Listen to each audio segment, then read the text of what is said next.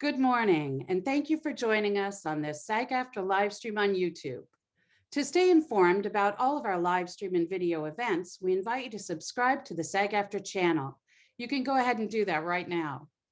Today, we present SAG-AFTRA and AFL-CIO's third annual Labor Innovation and Technology Summit, held virtually for the first time. We'll be pausing throughout as we have with us Nicole Pancino, Justin Maurer, and Sharon Pierre-Louis to translate the programming into American Sign Language. Nicole, Justin, and Sharon will be switching off throughout today's events. The presentations will begin momentarily. We have many different session formats today, and we'll announce at the top of each session if we'll be taking questions from the audience. If you have questions that you'd like to direct to today's guests, please submit them at sagaftra.org/summit questions. That's a web address. You can go to sagaftra.org/summit questions and send us your question. We will get to as many questions as we can, but we have a day packed with programming, so the Q&A sessions might be a little short. Send us your questions though, and we'll get to them either during sessions or after. We'll be monitoring that box, and we'll pick up all questions as time permits. As a reminder, today's program is being recorded, and you can watch the replay right here on SAG-AFTRA's YouTube channel, along with more great content. Please note that SAG-AFTRA does not endorse any platform, product, or service. The program today is meant for informational and educational purposes only, and what you're viewing does not constitute an endorsement by the union.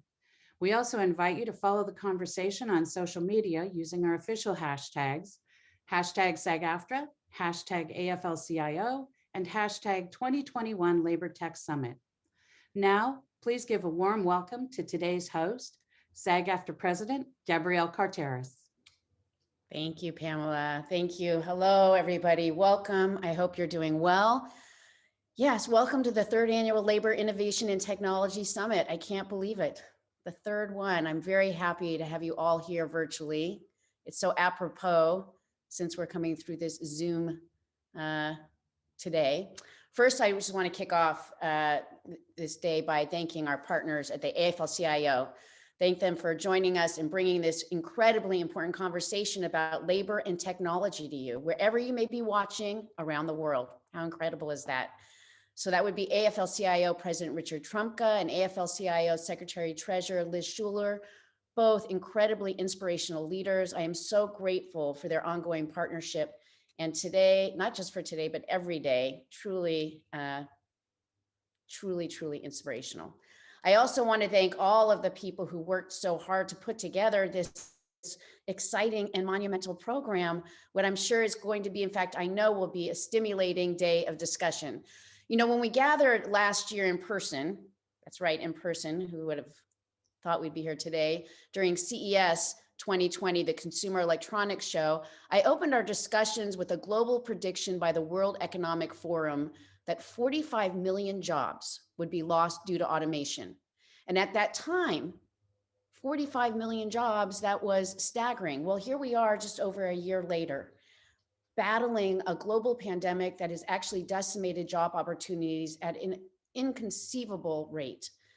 Little did we know that the COVID pandemic would disrupt lives around the world in unthinkable ways, and as a result, accelerate automation.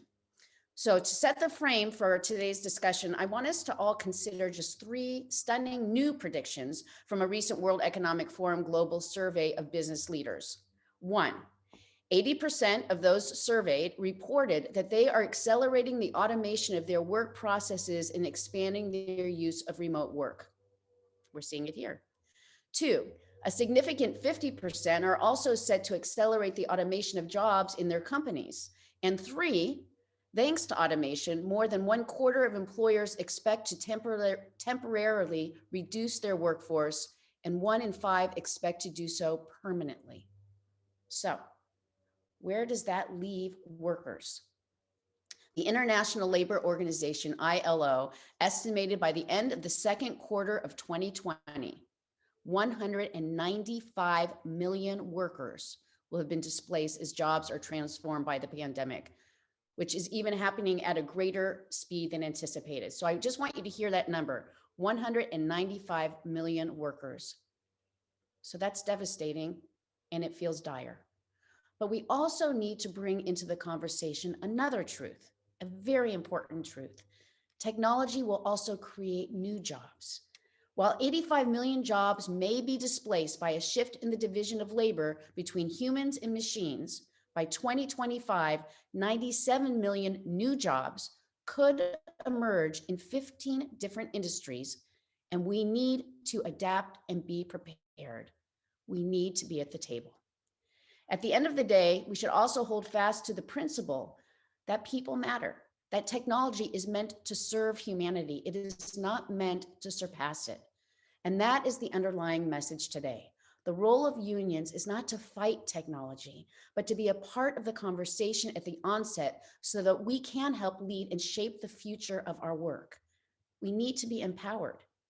And as technology evolves, we have to make sure that humans are treated fairly and that they can make a decent living and can do their jobs with both dignity and respect. The issue of massive worker displacement raises significant national policy questions that go to the heart of creating a just and caring society. First of all, what kind of safety net needs to be in place to assist people who are displaced from a job because of technology, even if it's temporary? And how do we fund it? And how do we fund broad unemployment benefits and job retaining programs? So I observed the tension between technology and workers' rights with my own eyes. Actually, last year, one of the big attractions at CES was a fully automated restaurant operated entirely by robots. That's right, entirely, from food preparation to serving customers. So to me, it was actually astonishing to watch it. It was interesting, and in some ways it was troubling. Yes, they appeared to be great efficiencies in the operation that could lead to a faster customer service experience. But one has to ask, isn't the warmth and humanity of the people who work in a restaurant also part of the customer experience? So after a year in quarantine, I think that we have actually seen the answer. We've learned the importance and value that should be placed on human connection, because I know I miss it. In fact, I'm sure that we all miss it. So I thought of the thousands of people who depend on having their jobs at restaurants to make a living, from the line cooks to the servers to the cleaners. And if we lose them due to technology, the question is, where will they go? How will they make a living, especially those with skills that may not be easily transferable? So today, I think especially about last year's tour of that exhibit, because the pandemic has in fact hit the restaurant industry incredibly, incredibly hard.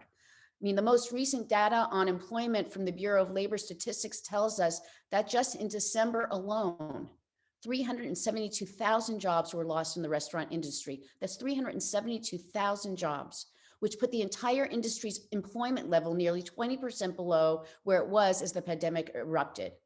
Now, I can't help but think of how many people lost their livelihood in such a short time. Unimaginable. And how devastating a shift to robots would be. It would be greatly compound the loss for so many people. Within the entertainment industry, the technology versus humanity tension is right in your face. Two significant trends paint the picture. Now, I don't know where I would be, and I'm sure you would agree with me, without Netflix, Hulu, other streaming services. Yet the sudden and extreme pivot to streaming during this pandemic poses an existential threat to performers' ability to make a living. I emphasize not because of the technology itself, but primarily because of the way large corporations are exploiting technology to either change or blatantly ignore the fundamental pillars that have built over decades of collective bargaining to ensure that workers shared in the financial bounty that they create. To ensure that they shared, I want you to hear that, in the financial bounty that they create. The second is the continued dramatic growth in deepfakes. Now, if you're tempted to write this off as a problem with limited reach, consider the potential implications of a technology that can take, store, and manipulate an actor's data, or politicians for that matter. For actors, that means putting their image, movements, personality into scenes they had nothing to do with, and then making that data a reusable commodity, even without an actor's consent. Imagine. But deep fakes are not only a challenge for performers, they are actually a real threat to our democracy. Because as we look at the current political terrain, it's not hard to see how the manipulation of information and the falsification of truth can actually ignite hate and division. It can endanger lives and tear apart communities and even split families. Lawmakers across the country are slowly coming to see the seriousness of this issue. And to be fair, some have been quicker to take action than others. So the work we're doing as a union is vitally, vitally important. The work that we do as unions across the globe, vitally, vitally important. Throughout modern history, unions have been on the forefront and in the front line of protecting workers. That's been the case through every new technological advance dating back to the invention of radio, the advent of the moving picture, the rise of television, the creation of the VCR, the explosion of CDs and DVDs, and now streaming. That is the landscape and the challenge before us, and one which I think will be finely illuminated throughout this summit today. And that's what makes me excited. To shape this conversation, we have an incredibly outstanding lineup of experts and visionaries who will share their insights with us. And as I mentioned, we're going to dig deep into how the growth of movie streaming is challenging existing power and bargaining relationships in the industry. We're going to take a deep dive into the world of volumetric video technology. Exciting, mind-blowing.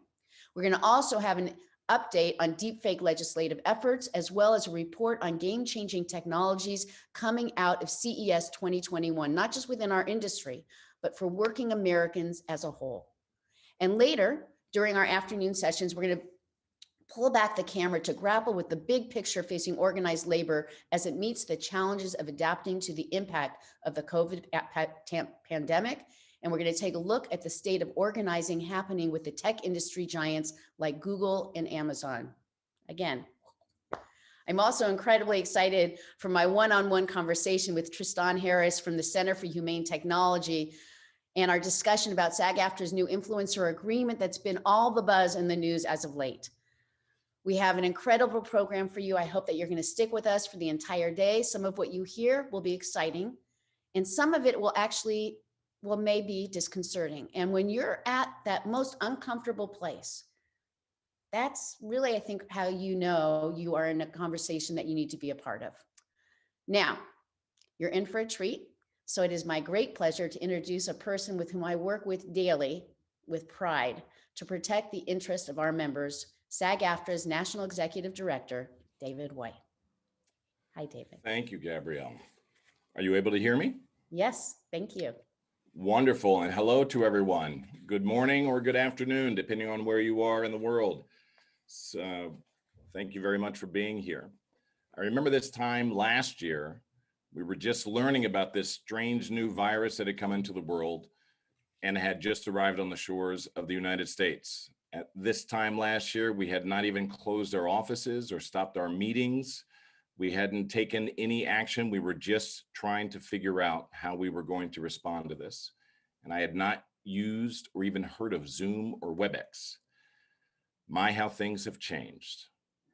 And I think we are all thinking right now about how central technology has been to these changes, how important technology has been to help us manage through this period.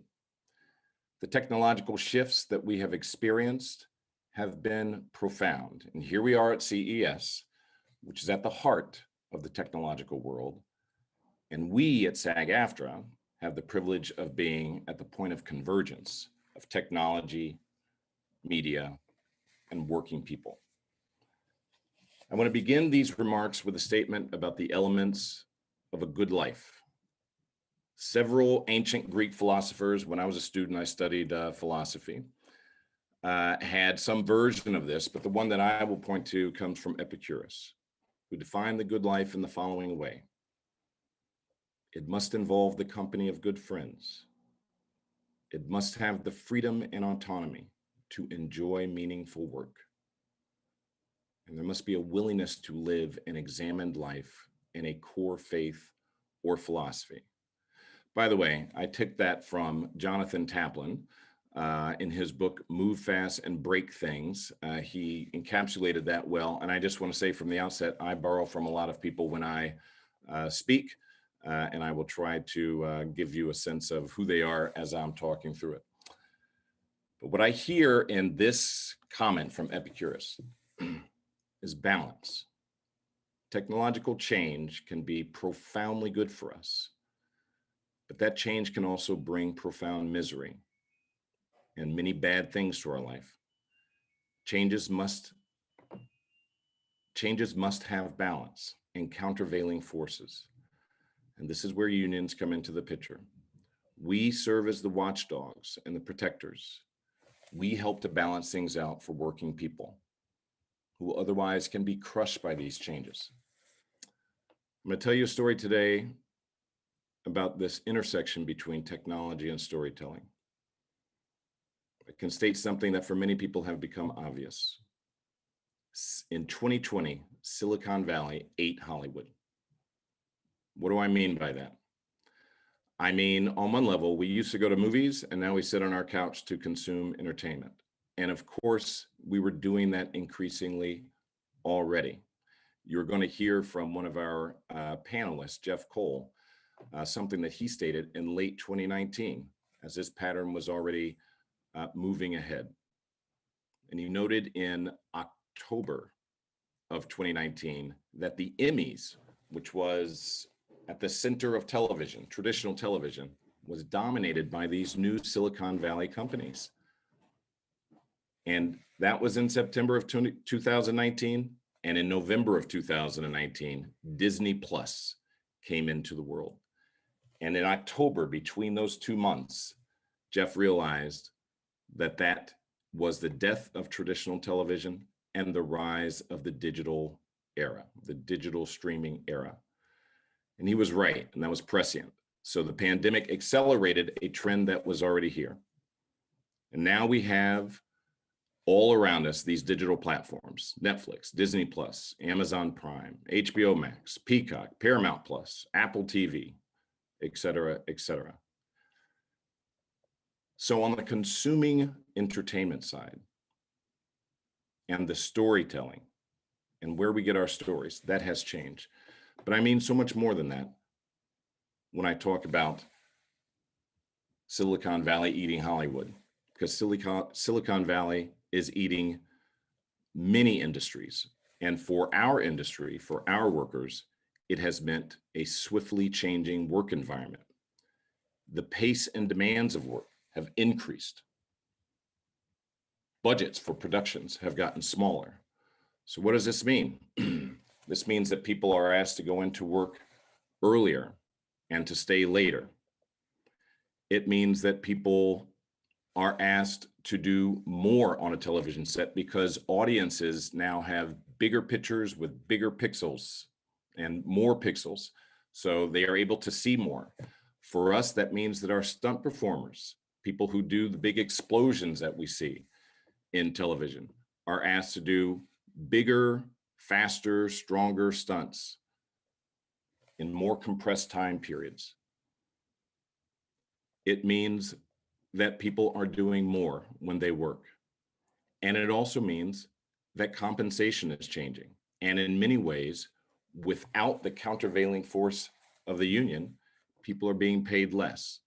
So one, we experience this industry, what people are experiencing elsewhere, which is the bargaining leverage that people have for their wages is getting less and less. And this begins to hollow out the middle class. And this is happening with our members as well, and will continue to happen if we are not careful. We have a unique payment structure in this industry, something known as residuals, which are payments that people receive whenever their work is exploited. So anytime you see a rerun or anytime you see a television show that showed last year, someone is getting paid for that. The people who contributed to that are getting paid for that, in addition to the company.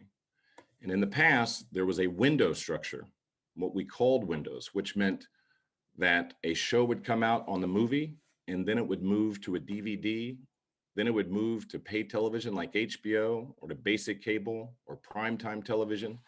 And every time that happened, people received a little bit of a payment. The company received $1, people received 10 cents. And that is how people have made a living. But now when you think about it, when you watch Netflix, all of those shows sit up there on that platform, and that's where they sit. Increasingly, windows are going away. And that means the original bargain that people had for their upfront compensation.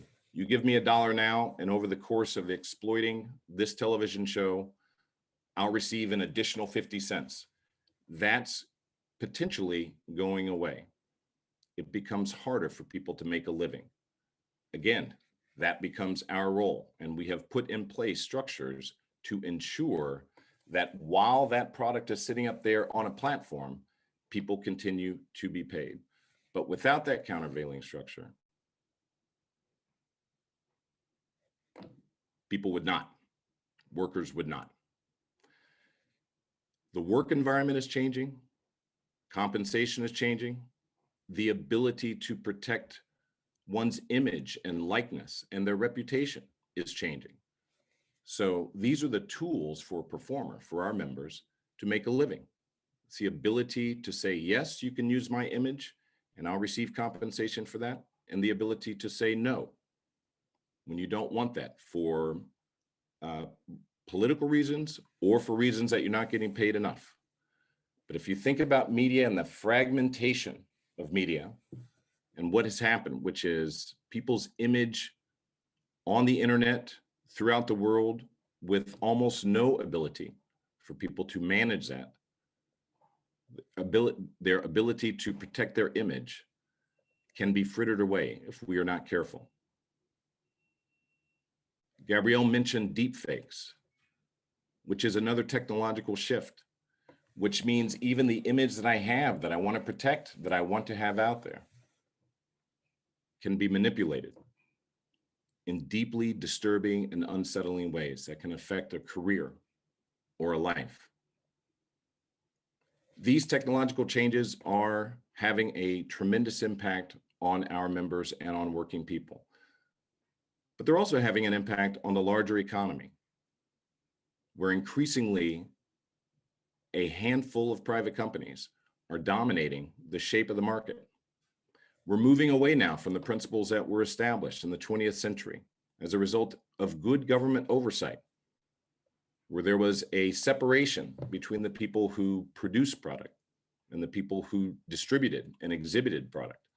You couldn't own a theater and a production company at the same time. There were rules around that, and those rules increasingly are going away. You can have a producer, Netflix or Disney Plus, that is also the distributor and the exhibitor. You watch that show on Netflix or Disney Plus or any one of these other platforms. And the lines that separated those companies are disappearing. And this has profound consequences for the economy. There's an opportunity for self-dealing and for conflicts of interest in these companies. And it's increasingly difficult for people to understand how to separate that and to understand what's actually happening underneath the hood of the companies. And that means that efforts to have good antitrust are almost non-existent right now. It's hard for people to understand how these companies work, and it's hard for our legislators to. How does one have oversight over an algorithm? What does good legislation even look like?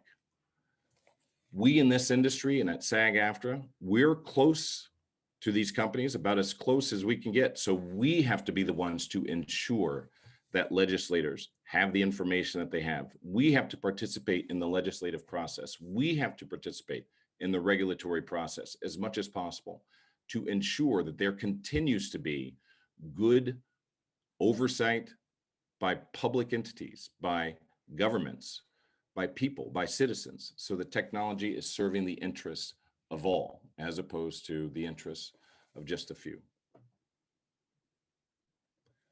Again, we knew that this was coming.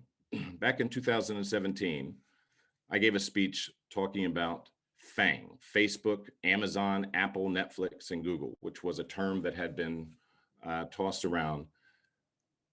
And many commentators talked about FANG taking over the world. When you add Microsoft in there, These are the companies that are increasingly shaping the global economy. And one of the first industries that they disrupted was the media industry. So again, that has been our role. There are fewer and fewer entities with the capacity to push back against companies like this in a world where they have an unrivaled ability to donate to politicians, to have lobbyists in state capitals, in DC and across the world, and to shape that regulatory environment, to shape the economy. And it is only through collective action. It is only through vehicles like labor organizations that we as a society make sure that we push back, not to eliminate, not to shut down, but to ensure that there is a balance, to ensure that people can have meaningful work, to ensure that technology, as Gabrielle just stated, serves society, and society is not serving technology. We embrace technology at SAG-AFTRA. We always have, and we must. But we also embrace this concept of balance. And we embrace the power of collective action. So along with Gabrielle and all of us at SAG-AFTRA, I want to welcome all of you today. This is going to be a fantastic set of events, set of activities that we will see throughout the day. We welcome you and thank you for being here. And without further ado, I think I have to give a moment. I would like to introduce our next panelist, Jeffrey Cole. David, delighted to be here. What a great introduction. Hello, Jeff. It's so nice to see you. Jeff is the president of the Center for the Digital Future at USC Annenberg School of Communications, and he is a well-known expert worldwide. He founded and directs the World Internet Project, which is a long-term longitudinal look at the effects of computer and internet technology. And that includes a study that is conducted over 35 countries. He regularly consults for the White House, for Congress, for the Department of Defense, and for companies around the world. Jeff, it's wonderful to have you here. It's great to be here, David. So let me start off with the question that a question about what I just mentioned, which was your statement in 2019 that traditional media, that the era of traditional media was gone and that the era of digital streaming was here. What did you mean by that?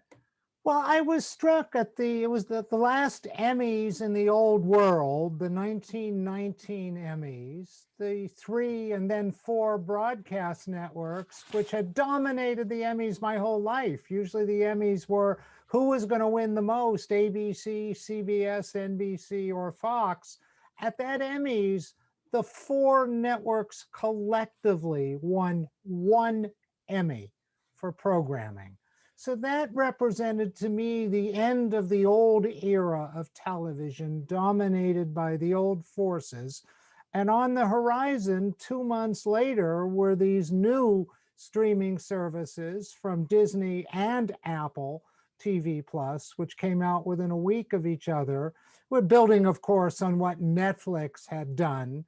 You know, keep in mind, 10 years ago, Netflix was the red envelope business. His biggest competitor was Blockbuster. And it seems so like, interesting, that's right. And so to me, that was sort of the period when the old era of television ended and the new one began. And just one other thing, you did such a great job, and I'm not just being polite, at talking about how lines had been blurred. Well, the other line that had been blurred and was so clear in that period, the line between film and television is unrecognizable.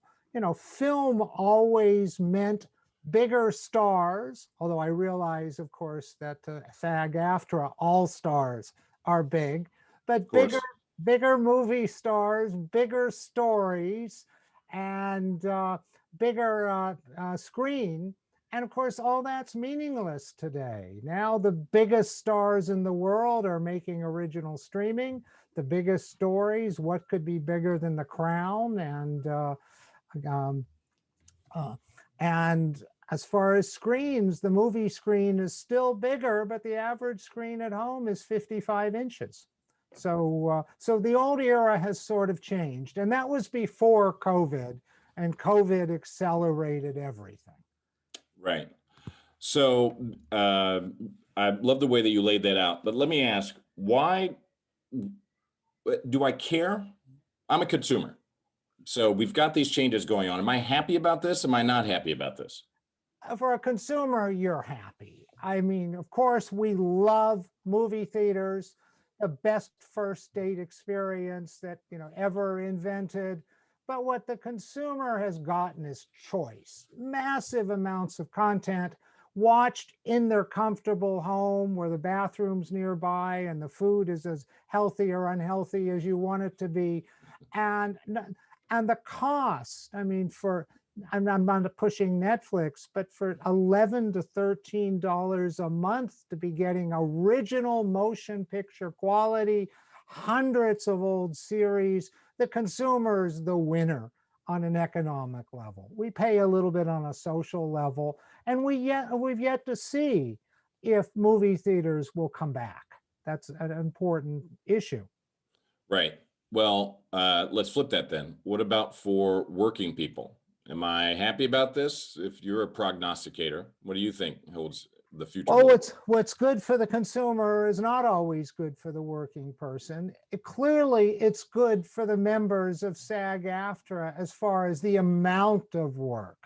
John Landgraf was the one at FX, was the one who charted that 3 years ago, there were 550 scripted presentations, originals in town. That's just burgeoning. There's far more opportunity, but it's not at the same levels. Whether we're going to continue to see actors paid potentially $20 million a film, whether budgets can remain at $200 million films, $200 million per film for some high-end films remains to be seen. So the impact on members of SAG-AFTRA is unclear. The top members will always do well, maybe not quite as well, but where the rest of the membership falls remains to be seen. One of the things that we get most concerned about at SAG-AFTRA is, as you say, not the top earners, although they too have their challenges in this new world, but the middle class and the potential for hollowing out the middle class. What do you think about that? What's the likelihood, the trend? Is that moving towards hollowing it out, or do you see optimism there? I'm not terrible. I mean, first of all, the middle class takes their lead from where the upper class is. So we'll see what happens there. But I'm more concerned actually about the immediate effect of people behind the camera being hollowed out. We learned, for example, in the first days of the pandemic, the late night shows, Colbert, Fallon, Kimmel, they went into their homes. It looked like public access television the first 2 weeks. And then they found their groove. They got their orchestras together, their writers, and all of a sudden they were able to produce really quality looking, and I mean looking, shows with crews of 20 people. I worry about whether those other 180 who put it together before the pandemic will ever have long-term jobs. So I think that's where the hollowing out. You still need your members on screen. Nothing replaces that. The question is what they're going to be paid. And I will see. There may be some adjustments. I hope not.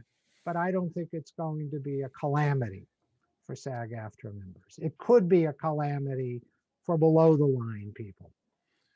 Well, we're concerned about everyone, so I don't like to hear you say that, but I will say that I'm happy to hear that prognostication for performers. So we'll take each positive that we can. We talk about how media is fragmenting, and we have all of these platforms now, do you see those as continuing to expand, or do you think there's a limit to the expansion, or even snapping back and some of these will collapse and turn into larger conglomerates, but fewer platforms? Well, to consumers, to viewers, we don't watch platforms. We watch shows. Right. And, I was brought up when everything was network television, and then cable came along. And you talk to, back when I used to teach, you talk to my students, they made no distinction between broadcast networks and cable. And now they make no distinction between broadcast and cable and streaming. It's all content. You follow the content. That's why I've been saying, it's sort of a cliche now, I've been saying for years, that we all grew up with content is king. Well, content is kinger than it has ever been. We follow the content. So yes, there will be new platforms. We won't know where they come from. It's amazing, the platforms that have disappeared. The VCR changed my life. Television on demand. Well, that's been dead 15 years. And the DVD not far behind. So we don't know where the platforms will come from, but we watch great content. And that's what really put Netflix in place, when they could go beyond reruns and start offering great content. They're starting with House of Cards, and now, truly motion picture quality content. We go where the content is. Disney built Disney Plus on The Mandalorian, which many people enjoyed far more than the Star Wars movies in the theater. It's great. It's a great point. How many platforms do you have right now, Jeff? I still have television, of course, broadcast and cable. I'm an old guy, and I have about 3 streaming services. About 3. And my belief is, I don't want to be jargony in this, but what's become known as SVOD. SVOD's just, all of the streaming is video on demand. That's the VOD. The S is the subscription. The streaming services, you pay a monthly fee. Netflix, Disney, Hulu, now HBO Max, although HBO Max is a special case. Maybe we'll get to that. And I believe there's only a market for about 2.5. I think we're going to pay for about 2.5, which is why NBC Universal decided it was too competitive trying to get into that 2.5. And they created Peacock as what we call an AVOD, an advertising video on demand. There is a pay package for Peacock. The evidence is nobody wants to pay. So it's really an advertising supported. And I think that's where the growth is going to be. But I subscribe to 3 SVOD services. And then later we can talk a little bit about PVOD. I hate to, which is largely happened because of the pandemic, when studios had movies they couldn't put in the theater, and they were too much money wrapped up in the movie, and they didn't want to sell them to streaming services for the subscription, so they charged starting at $20 just to watch the one movie, sort of and that's a work in progress. All those acronyms can be difficult. The main ones, SVOD, which is subscription, like Netflix. There's TVOD, which is transactional, like Apple. There is AVOD, which is advertising based, like CBS All Access. Is there another main one, just so that the audience knows? Other than the PVOD, and of course CBS All Access in this world is about to become Paramount Plus. I know the Plus label seems to have stuck. Peacock got ribbed for what a silly name for the channel, and I came to their defense saying, all Disney and Apple did was add a Plus, and all HBO did was add a Max. But Plus seems to be the winning term. That's right. Let me switch gears a little bit to talk about algorithms, and which is in the common lingo, but can be scary for those of us who are trying to understand where technology is headed, and how we as consumers are unwittingly shaped into certain decisions as a result of algorithms. So if I pull up, if I search for a television show, or if I search for something on just a Google search, what comes up on my screen will be different than what comes up on your screen, because these algorithms are figuring out who I am and what my interests are, et cetera. In media, these algorithms give us particular television shows, they recommend certain shows, and there can be bias built in to that. What are your thoughts about algorithms, and what are your thoughts about our ability to know their impact and to shape their impact, as opposed to simply being victims of them? Well, we have to be careful about revealing too much, or we'll become enemies of Amazon and Google, and you know what can happen there. But we learned when we first started using the internet that we'd enter something into Google, and then miraculously a half hour later, there would be an advertisement for the thing that we looked at. Now, sometimes that was incredibly convenient. You would then see Amazon show you the product that you looked up at a discount. Algorithms in media, the casebook study that they're looking at the Harvard Business School is Netflix. Netflix decided, after they moved out of the red envelope business, within a couple of years, they wanted to do what HBO did, was move into original production. HBO built its reputation not on showing movies that had been in the theater 3 months earlier, but on Sopranos and Sex and the City. So Netflix wanted to do that. They were willing to spend a tremendous amount of money on their first or second production. Their first was actually something called Lilyhammer, which was not that successful. But they looked at all the data they collected from Netflix users. Now, some of this may be urban legend, and some of this may be rewriting of truth, but according to Netflix, they found that people's favorite director on things that they were watching on Netflix was David Fincher, who directed Seven and The Social Network. One of their favorite actors, this is a different era, was Kevin Spacey. And one of, not their favorite, but one of the better reviewed and liked television series was the British television series House of Cards. And allegedly, Netflix used that data to put Fincher and Spacey together, make House of Cards, and the rest is sort of history. But that's what algorithms can be used to find out what people watch, because with broadcast networks, you only had ratings, numbers. This can really find out where people go back to repeatedly. And as with the Google or Amazon, used properly, it can create entertainment and guide us to entertainment we like. It can know us better than us, but it is also revealing an awful lot about ourselves. You know, Jeff, can you tap your camera a little bit? You went a little blurry. Oh, I'm sorry. I apologize for that if I cover. That's all right. You are there. Yes, that's better. You tell us, you are a visionary about media. You're not actually a media professional yourself, so it's no worries.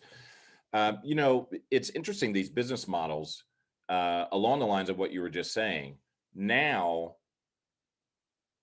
are looking for niche audiences. They're looking for audiences that want to see particular content, as opposed to in the past, a network that had a show in prime time had to try to get to as many people as possible. So one show would be made for millions and millions of eyeballs, and those shows had to often be watered down to the lowest common denominator to ensure that it was attractive to as many people as possible. Now it's flipped, which is product is made for Jeff Cole, which is different product that might be made for David White. And while that is, I guess that is part of the positive potential for the future, stories that are more relevant to increasingly diverse audiences, whether we're talking about traditional lines of diversity, race, class, gender, et cetera, or just an explosion in storytelling. The business model seems to embrace the possibility of that and to give us real potential for that. Does that sound right to you? It sounds very right, and it's one of the great strengths of streaming.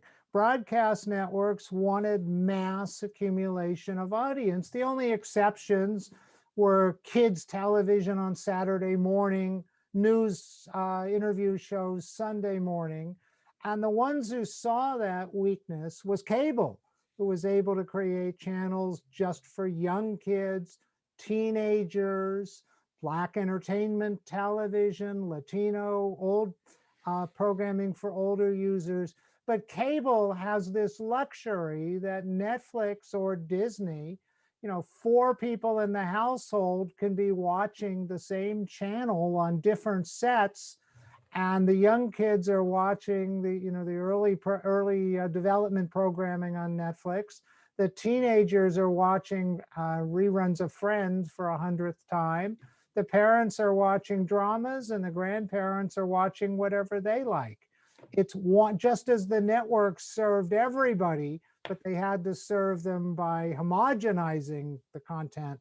Netflix and the other streamers can serve everybody very specifically. This is where the consumer wins. The choice, the incredible choice.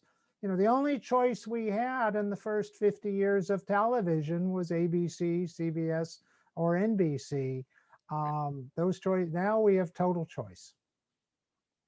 And what do you think of this idea that I focused on a little bit in my speech, which is we have more choice, but that choice, you just mentioned all of that coming from one company, Netflix, or all of it could come from Amazon or any of these other companies. The collapse of the traditional lines from a producer and a distributor and an exhibitor, does it mean anything? Is that something that we need to be concerned about? Sure, it means something. It means when one company gains too much control, we're seeing that they can exert influence and change the market in unnatural ways. We're seeing this discussion with the tech companies, the FANGs you mentioned. Yesterday, I think what Facebook did in Australia was a brutal display of arrogance when you control the market by essentially cutting news off to an entire continent. And that's what can happen when you don't really have competition. And we've grown up in a 3-network environment, a 6-studio environment, and there has been enough competition to give producers a choice to support exhibitors. That's all collapsing. And if Netflix, as the most powerful one today, controls the market, they set prices, they begin to influence whether people's ideas get seen and in what shape. So that's always frightening. And I should add, that coming out of the pandemic, we can talk about what happened in the pandemic, but coming out of the pandemic, Netflix is the most powerful entertainment company in the history of the entertainment industry.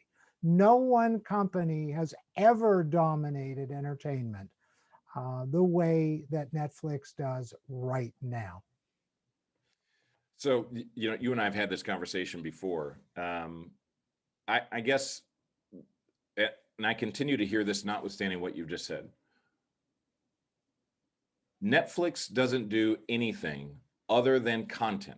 Unlike Apple, which builds phones and does other things, and Amazon, which sells you books and has a cloud service, Netflix just does content, and they get their money from subscribers.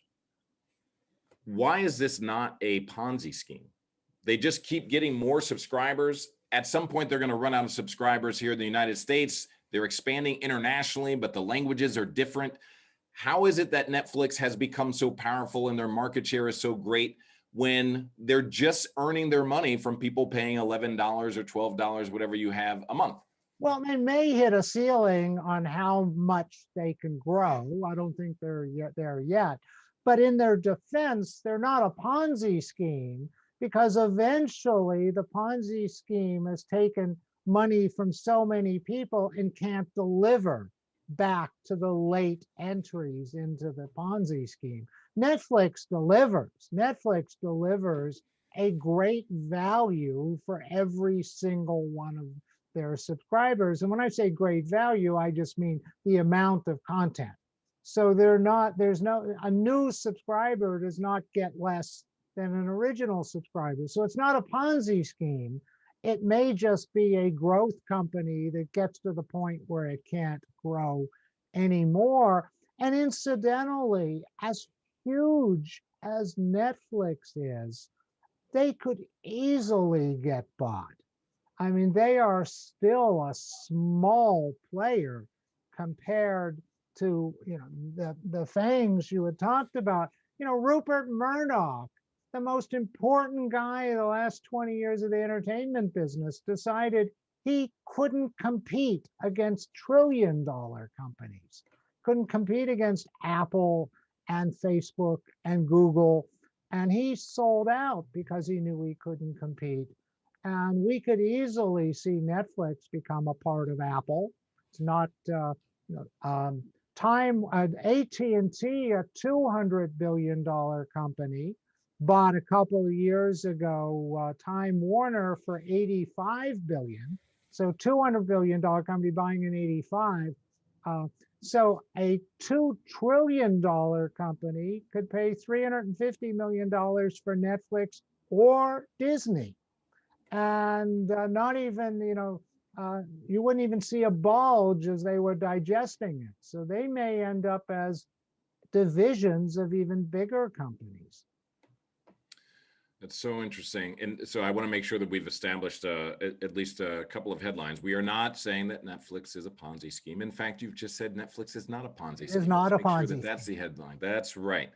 And you mentioned AT&T.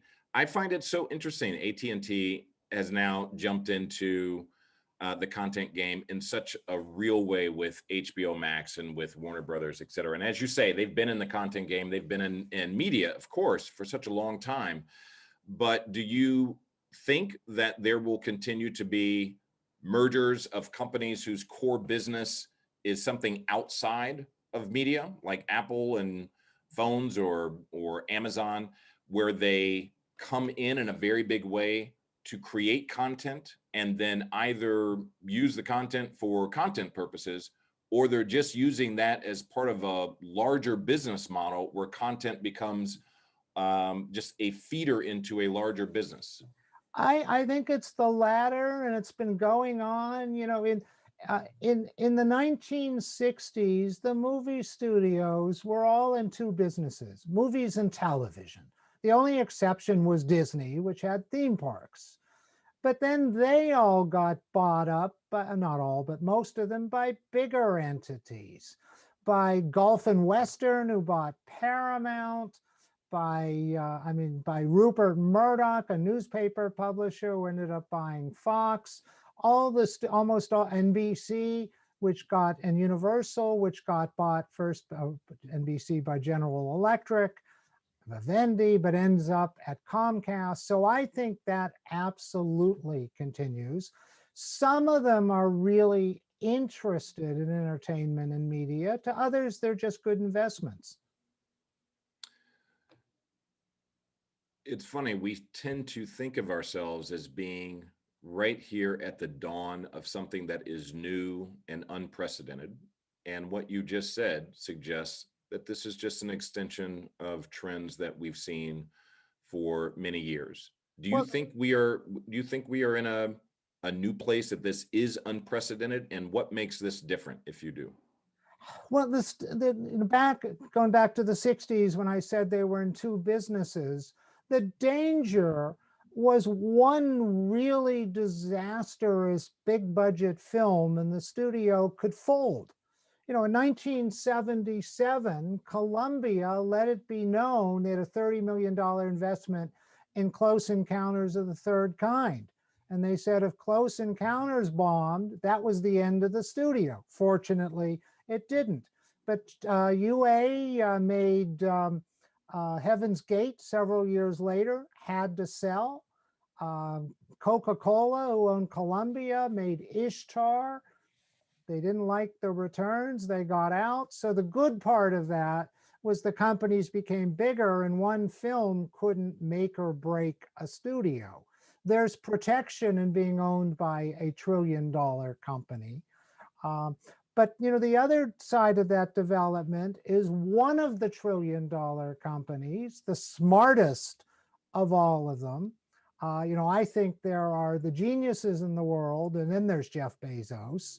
Amazon decided we don't want to buy a studio. We'll start our own. Well, we don't need a big studio lot. We can go rent one. I think you're going to see more of that. I think less takeover of existing and more building of their own. And it's interesting if you look at the path Verizon is taking as opposed to AT&T. AT&T bought one of the best studio brands in the world. Verizon doesn't want to build a studio or buy a studio. They're going to focus on 5G, among other things. So we're entering the last couple of questions. I want to talk with you a little bit just about AI, and your own studies have taken you outside of media to look at the technological shifts that are happening with automated automobiles and healthcare, et cetera. It still seems to me that so many of these companies that are using technology in so many different ways are attracting consumers through media and through content. I'm just curious. I guess my question is this relationship that technology and artificial intelligence and algorithms and media seems like it's increasingly going to be woven into the fabric of other parts of our economy. Does that sound right to you? It already is. All of a sudden there's a chip shortage and automobiles can't be made because this is happening literally right now. One of the coming global conflicts is going to be over chip production. AI's extraordinary. We use it.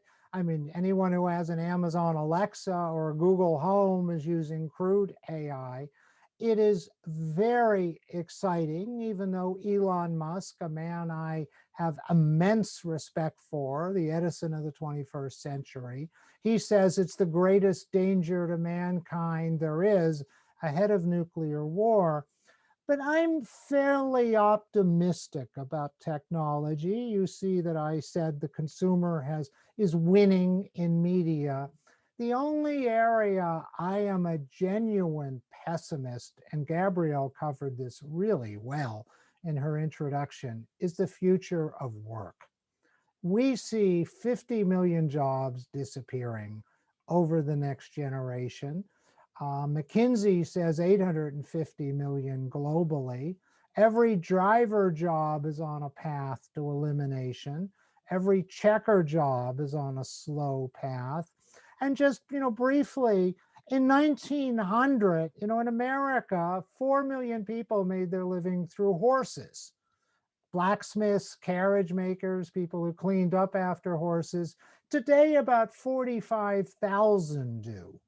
But historically, the new industry, in this case, automobile production, creates more jobs than the old industry loses. Not this time. We've never seen jobs fully rebound from the big recession. They're not going to come fully back after the pandemic. And I worry because if we're left with lots of unemployed people, and if we had guaranteed basic income, that only solves the do I eat problem. It's still what's my purpose in life. But if these problems aren't addressed, we're looking at depression, drug abuse, suicide, even potentially civil unrest. I warned you, this is the one area I'm not optimistic about. All right, and we have to go, but I do. We What a can't great leave it at note that. to end it on. Give me one optimistic, very quick nugget on that.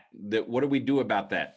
It's not universal basic income. Give me one other thing that we can leave our audience with to have them smile, as opposed to Well, start let's talk crying from about that last statement. SAG-AFTRA. I don't think you're a deep fakes aside. I don't, you're in one of the professions that really are not going to be replaced by AI. We fall in love with actors. We want to know all about them. We follow them from film to film. I think you're safe from that. I can't say that to all the people I talk to, but I think your future is pretty bright.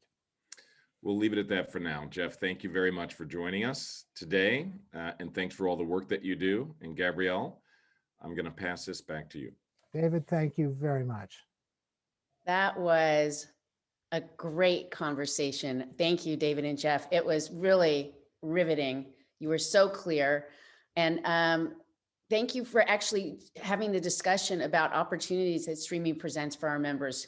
And it's very hopeful. So I hope you're right on that. Really good conversation. Thank you. Okay, everyone, we're going to be right back in a few moments with our next session, volumetric video and the future of entertainment. So stand by.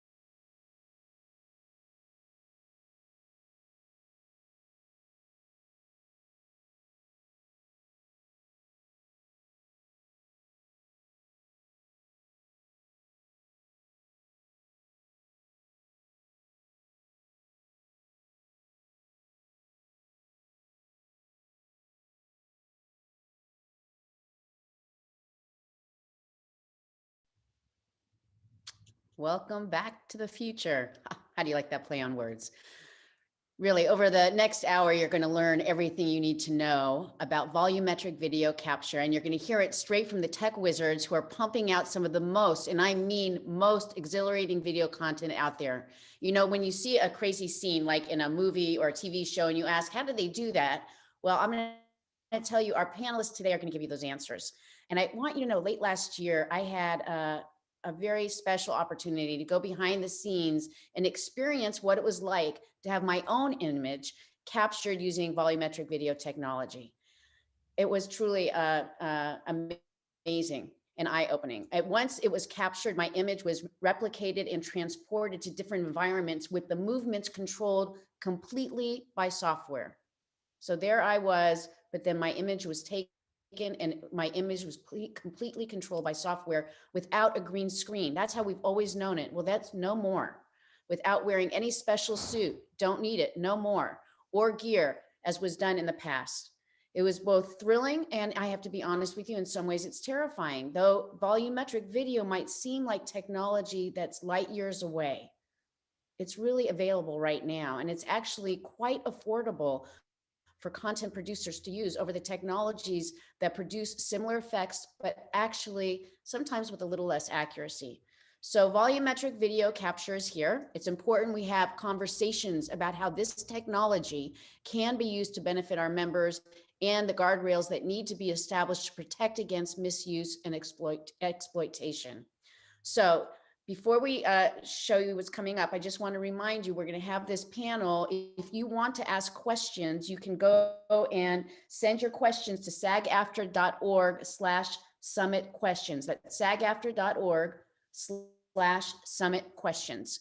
So here's some footage from that experience. And what you're going to see here is a very basic application of the technology. Our panel of experts are going to share some more sophisticated examples of holographic technology in action. And then they're going to do a deep dive on the challenges and opportunities that this new technology presents. So let's just roll that video right now.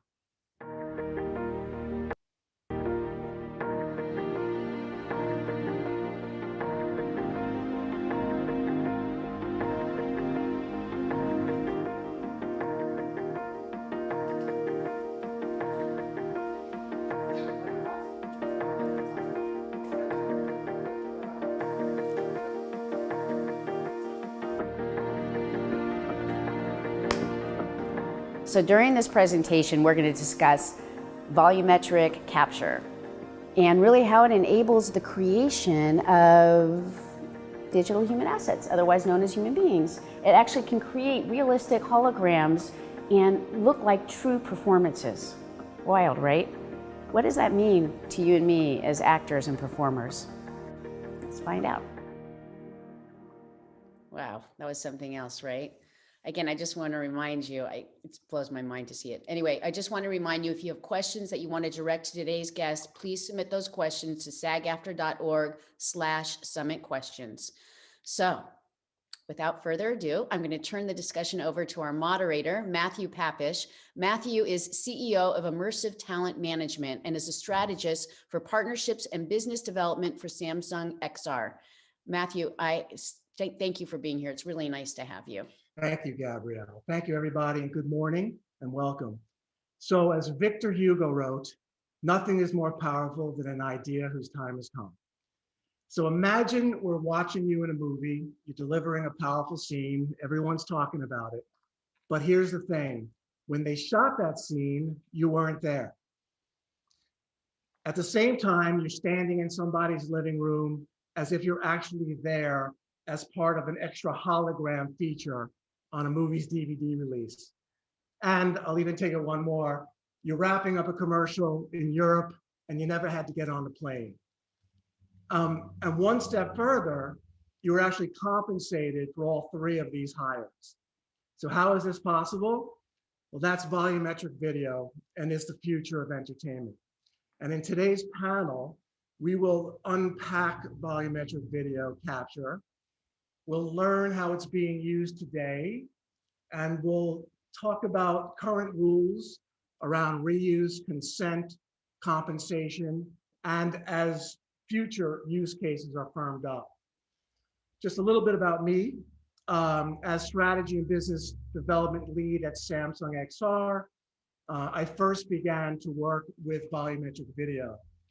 And as our engineers continued to develop the technology, it became apparent just how sophisticated and how accurately it was able to capture the volume of a person or an object in 3D. And while the capture technology was evolving, there was software that was able to alter and retarget body and facial movements after the person is actually scanned. So that began to unlock mind-blowing amounts of potential ways that these assets can be used and reused over time. However, I also knew that in order for this to become a legitimate tool and drive employment opportunities and have real income potential for performers, it needed to be organized and governed by rules that ensure protections and appropriate compensation. And as Gabrielle said at the top, in the right hands, volumetric video is a game changer. But without basic rights, it could be abused and it could be downright dangerous. So about a year ago, I reached out to the leadership team at SAG-AFTRA, and we began our collaboration, which leads up to today. So for today's panel, we pulled together a best-in-class group of experts working in and driving the space forward. We're also fortunate to have Duncan Crabtree-Ireland, SAG-AFTRA's Chief Operating Officer and General Counsel, to help us get into the weeds. But before I introduce our panel, we prepared a sizzle reel that will demonstrate some of our work. But first, I do want to take a moment to acknowledge SAG-AFTRA's president, Gabrielle Carteris. It's really been a privilege to work alongside an organization like yours that's so willing to address new technologies, and one that believes so deeply in democracy and truth and has the courage to protect its members at all costs. So I speak for our panel, we want to thank you. So, okay, Aaron, let's roll the tape.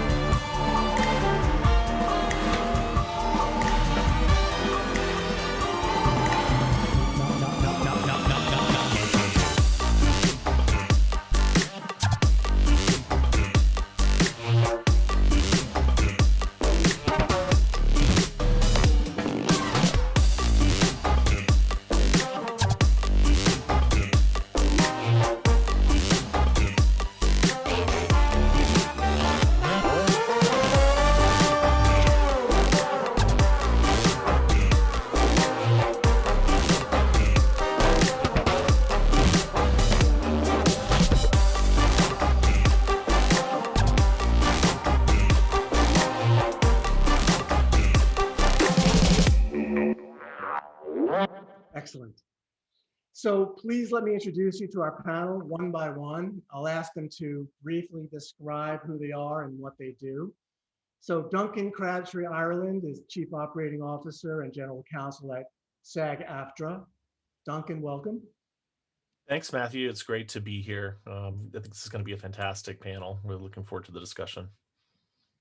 Great, thank you. Piotr Uzarowicz is the Head of Partnerships and Marketing at Arcturus. Piotr, welcome. Thanks very much, Matt. Appreciate it. And just in terms of a brief introduction, you got my title right. Absolutely. Arcturus developed Holosuite.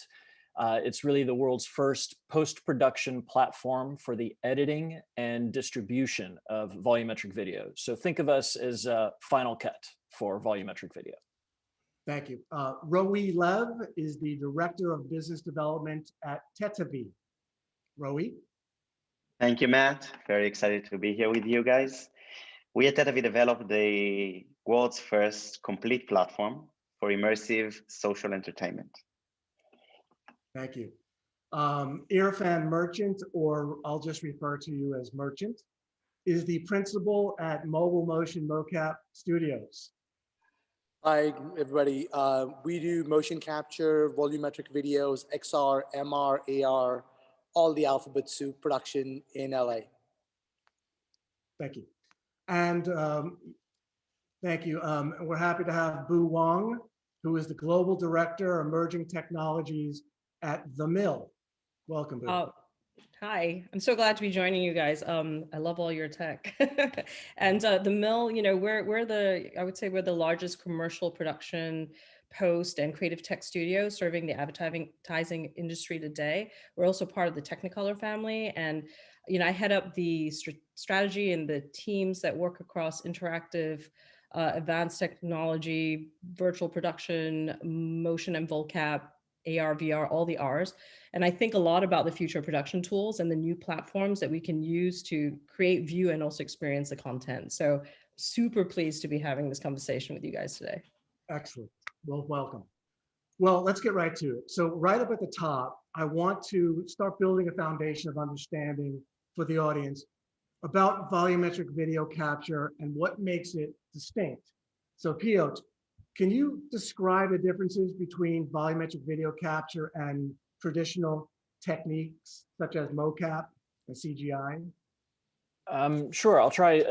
Briefly, I could start by saying that volumetric video is recording video in 3 dimensions. You're capturing that object in real time in 3 dimensions. So software algorithms, so imagine a studio in the round with any number of cameras from 3 to 150 recording you all at the same time from all of those angles in a room.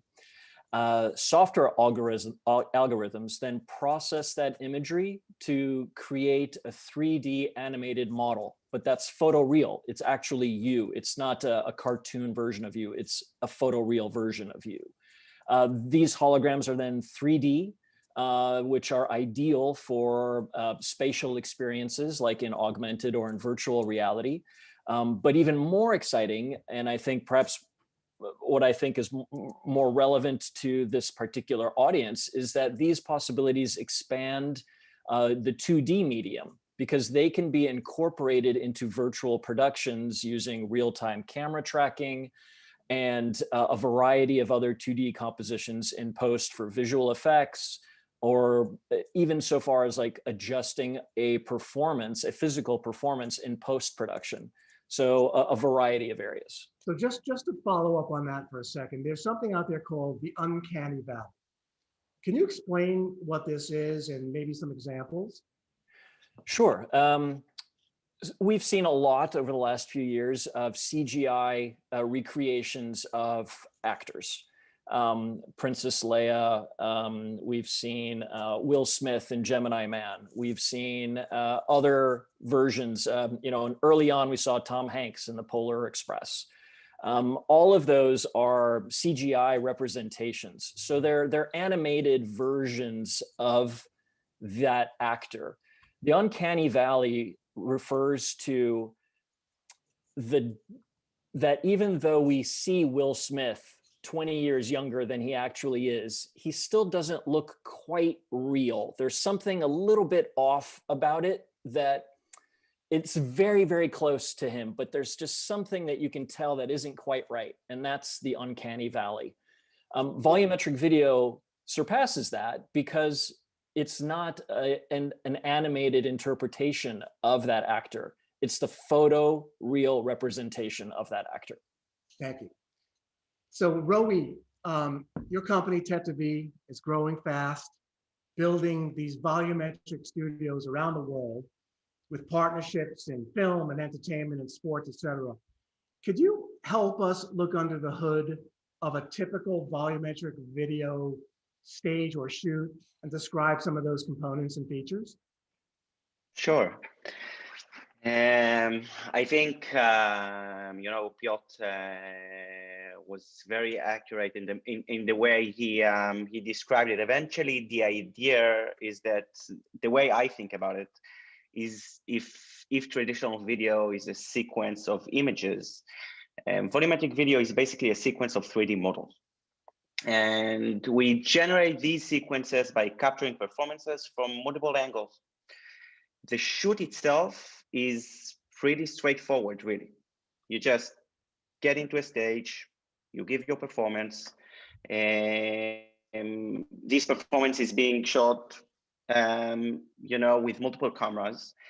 And then later, the real magic happens when you process it and stitch all this together. I think, you know, this is a really good example of how the final product is really greater than the sum of its components. Yeah. When you have a 3D representation of yourself, you know, it really opens up a new world of opportunities. Yeah. Which will hopefully we'll explore some of those today. Yeah. Merchant, you represent kind of both the old school visual effects producer and now a volumetric video studio owner. And we know that volumetric video technology could capture the volume of a human so precisely, like 100% accuracy. What are some nuances for a performer when they're actually being captured volumetrically? Do they need to be directed? Just explain some of those nuances. The main thing you want to do is get an authentic performance from an actor. And the volumetric video is the actual direct translation of an authentic performance, because you're not driving another character or an asset with mocap. You're actually yourself, which is the most important thing to an actor. And you do definitely want to direct them and have interactivity between the corresponding actor that they're reacting to. And the reason we think this technology is going to be really amazing during the COVID times and in future is that you can have an actor in Australia doing a performance with an actor in London, and we're getting the data and we're collecting the two files and putting them together in post in virtual production and creating an entire scene with it. So there's a lot of advantages to it, but also you have to get the performers used to performing individually by themselves and reacting to reactions from another person, which is not actually there. So yes, they have to be directed, and there's no tape or video, so you can do as many takes as you like. It's all digital data at that point. And so the flexibility is definitely there to allow the performers to give variants of performances and takes and allow them to express themselves in any and every way they want. And it's a really great tool for the director, because once you've captured a performance and you've realized that the person should have been looking a little here or there, you can actually go into Holo Edit and edit their gaze or the direction or the action, because out of Holo Edit, you have full control of the digital asset that's coming out.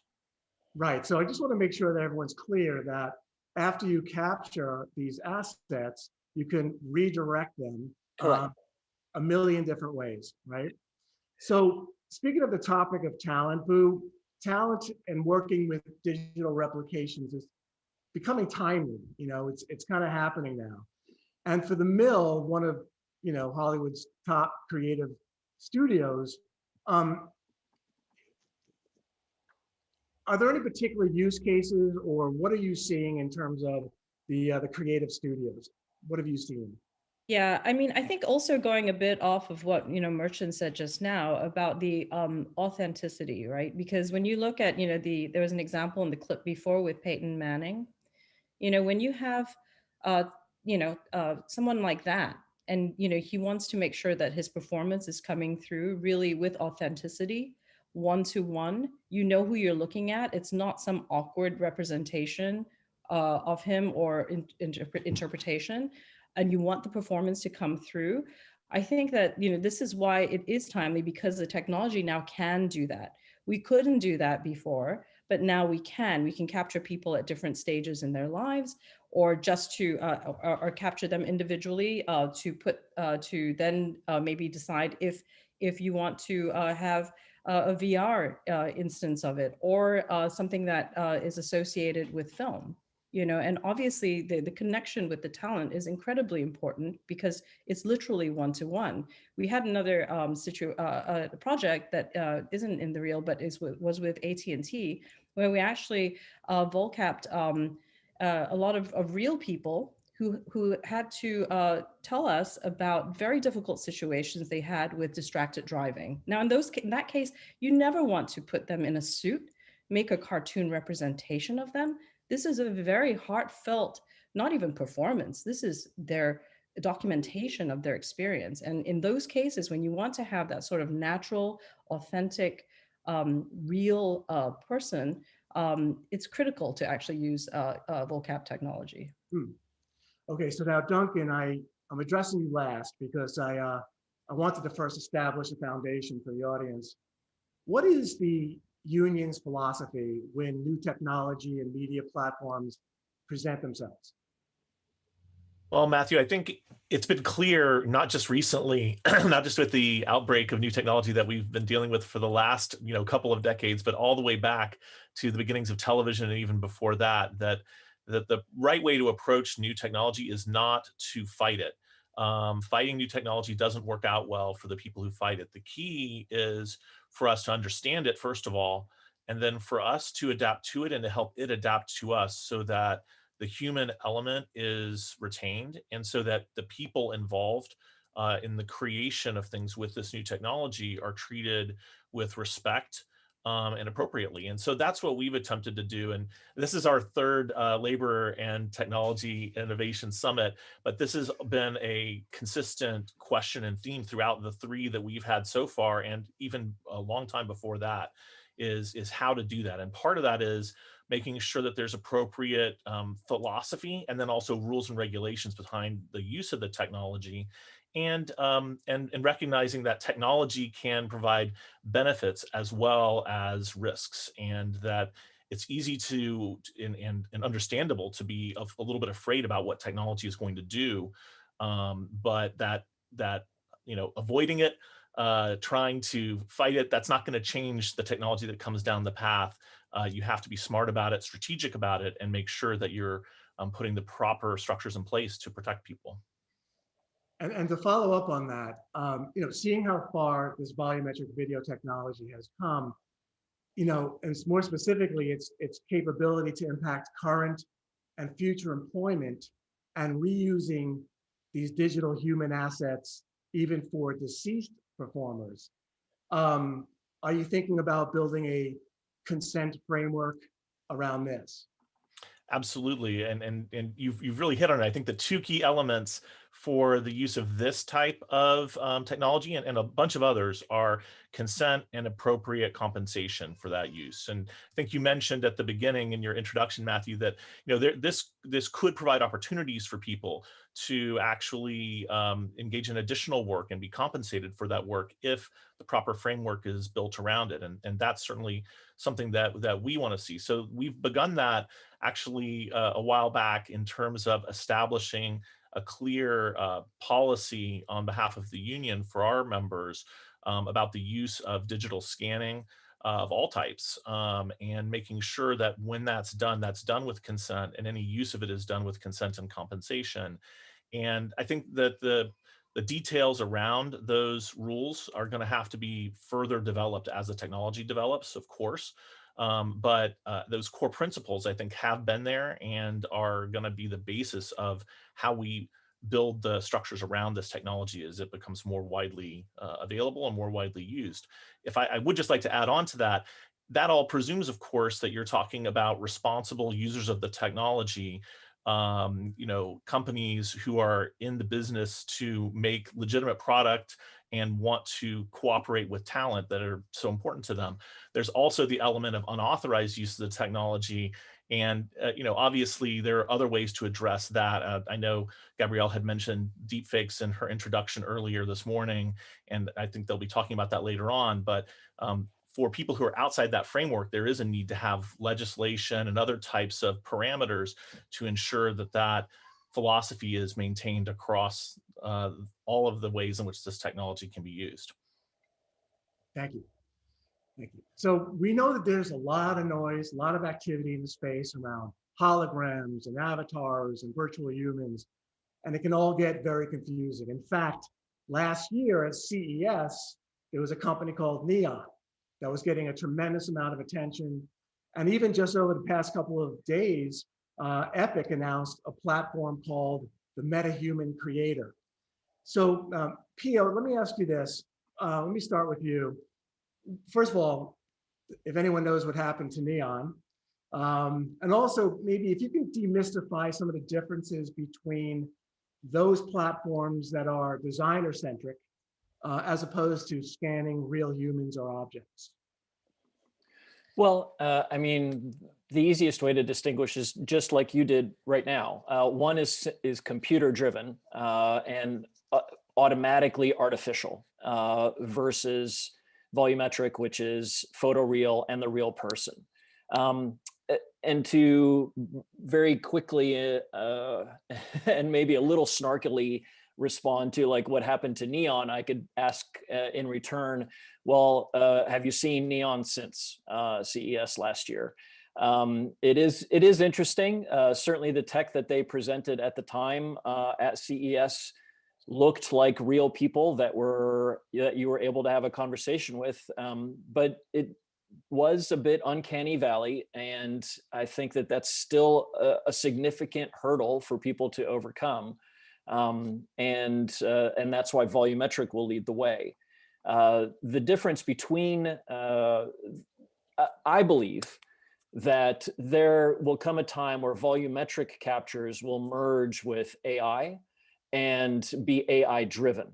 So your performance, the natural language that you may use will be driven by AI, but will be a real person as opposed to an artificial one.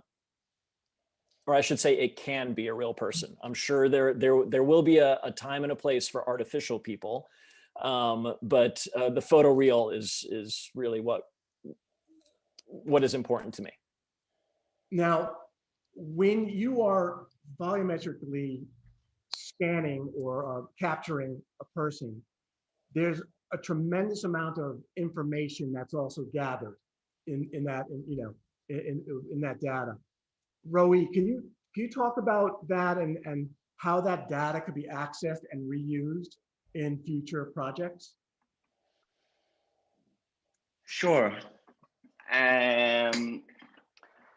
Really, I think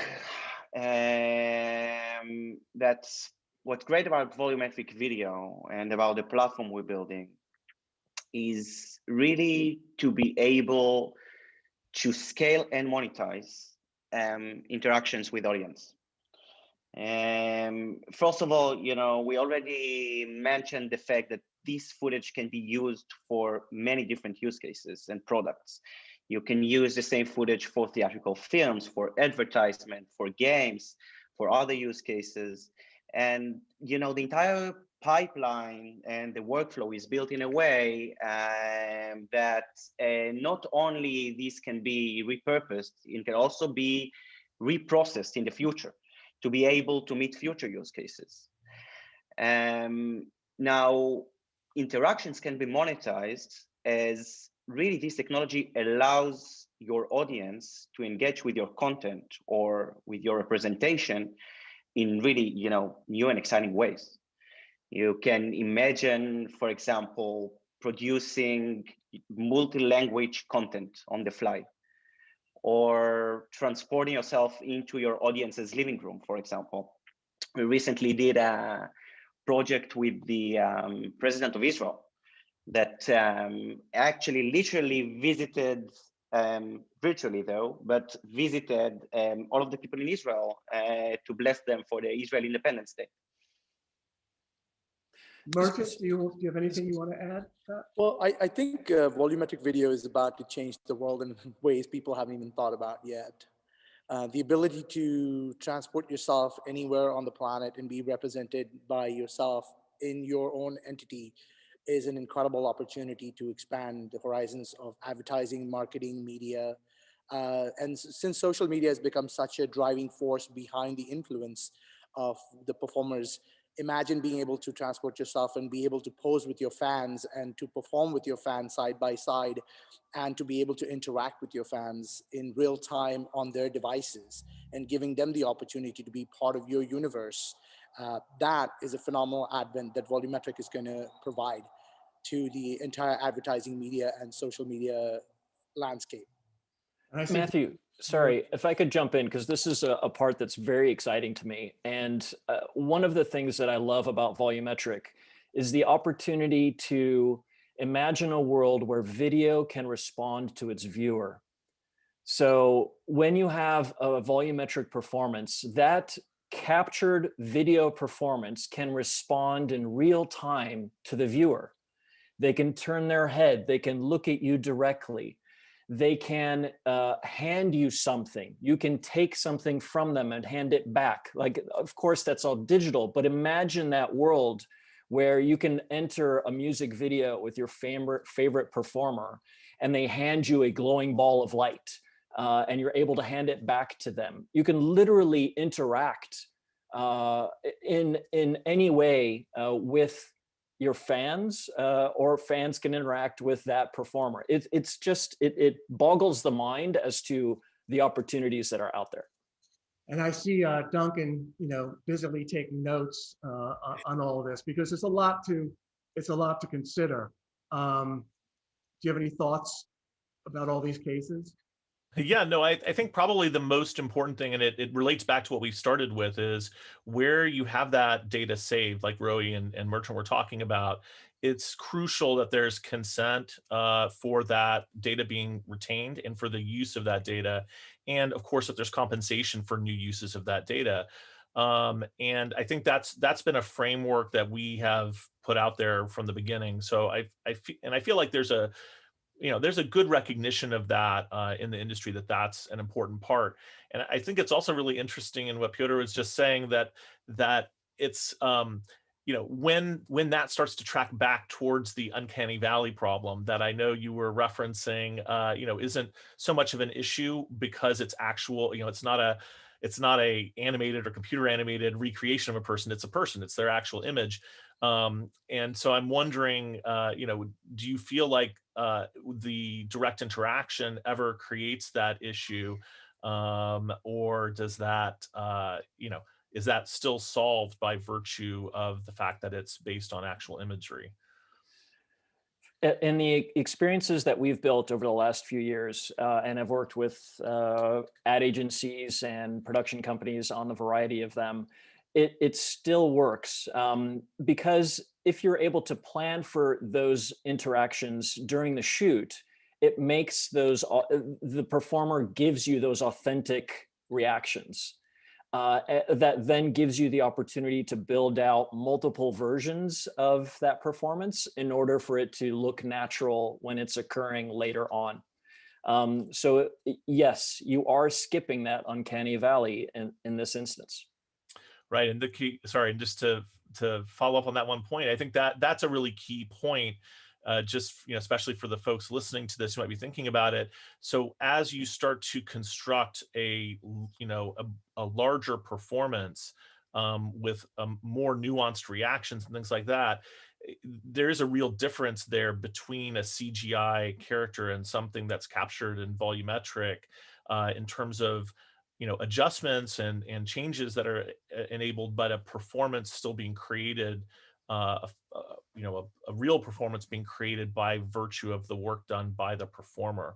And so I think it's important that we recognize that, because that is a key difference between the type of CGI performers that we've seen in the past, where uncanny valley has been a real problem, and what we're talking about here. But it's also could be a bit reassuring to performers that the human element of their performance isn't supplanted by the concept of volumetric video. Right. Yeah, and I think if I can just add to that really quickly, is like if you look at, if you kind of relate this to what we have had for a lot of years, which is if you have video, you can either play back that video, either separately because you shot them on green or married to their background. You can adapt that by changing their lip sync in post. Got a lot of history in that one. You know, but now you basically, if you have volumetric capture, you're capturing them in 360, so you can change their angle and all of that. You can either use it as is to keep it completely authentic to their performance. This is exactly what they said, no changes. It's true to what they did during that session. Or you can, you know, in the cases that we've brought up today, where you can modify their performance slightly. I think that, you know, even if you have the, we've taken into account that it's a photoreal video scan, basically, so you don't have that uncanny valley of look. You know that their features are in the right place, you know their eye sizes are right, and the space between the nose and the mouth is correct.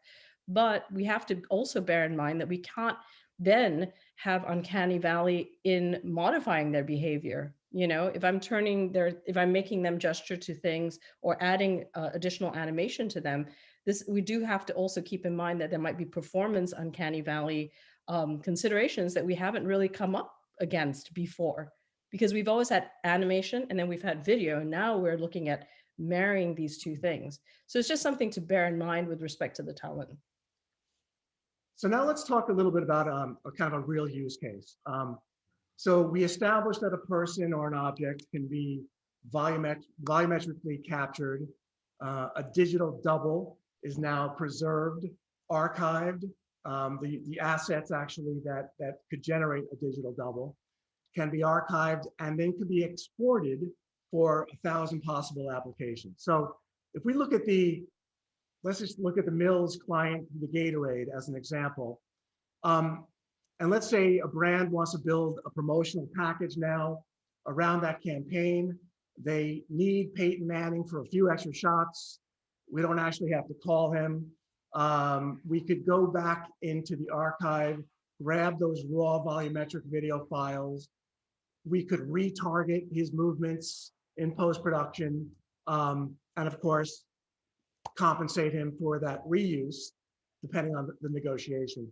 But let's just say now that there's a production company that wants to use Peyton's body and movements, but they don't make his, you know, they make his likeness indistinguishable to avoid compensating him, kind of like a deep fake scenario.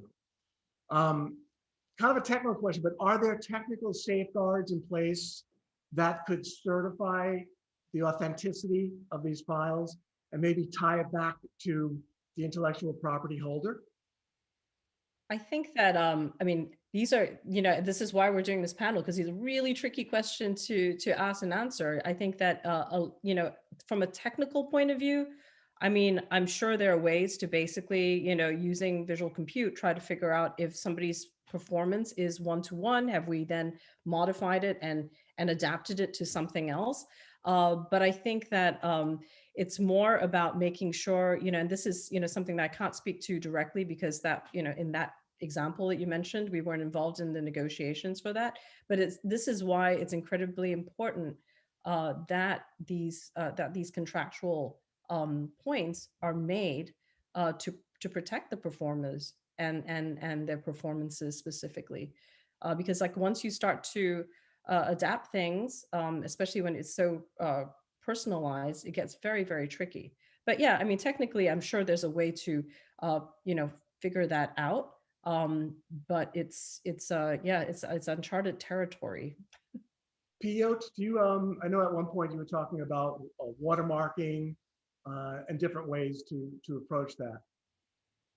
There for sure will be a way to DRM all of this, that there will be a digital rights management tool that allows you to track your own capture.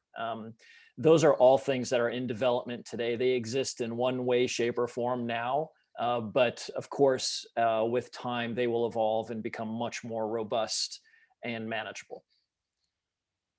Duncan, we know the pandemic has hit the industry kind of hard. where production costs are actually up 20, 30% due to pandemic precautions. Do you see where volumetric video can benefit production efficiencies in the future? Where do you see that? Yeah, and I think that's a great point. It could definitely benefit both from a safety perspective, from a performer and crew member safety perspective in terms of reducing the need to do reshoots or to have fewer people present at the same time on sets, et cetera. I think that is a potential real life benefit to cast and crew resulting from an increased use of this type of technology. Again, all of it within the framework of there being consent for that use and an appropriate compensation for that based on whatever the framework is that it's being used in. But I think that's kind of one of the exciting things about it is the ability to use that flexibility to help protect people. And right now in the pandemic, that's one great example. But I think even beyond the pandemic, hopefully someday soon we'll feel like we're beyond the pandemic. And that could be applicable for a number of other types of scenarios where there are safety considerations as well. So I think that's an exciting aspect of it.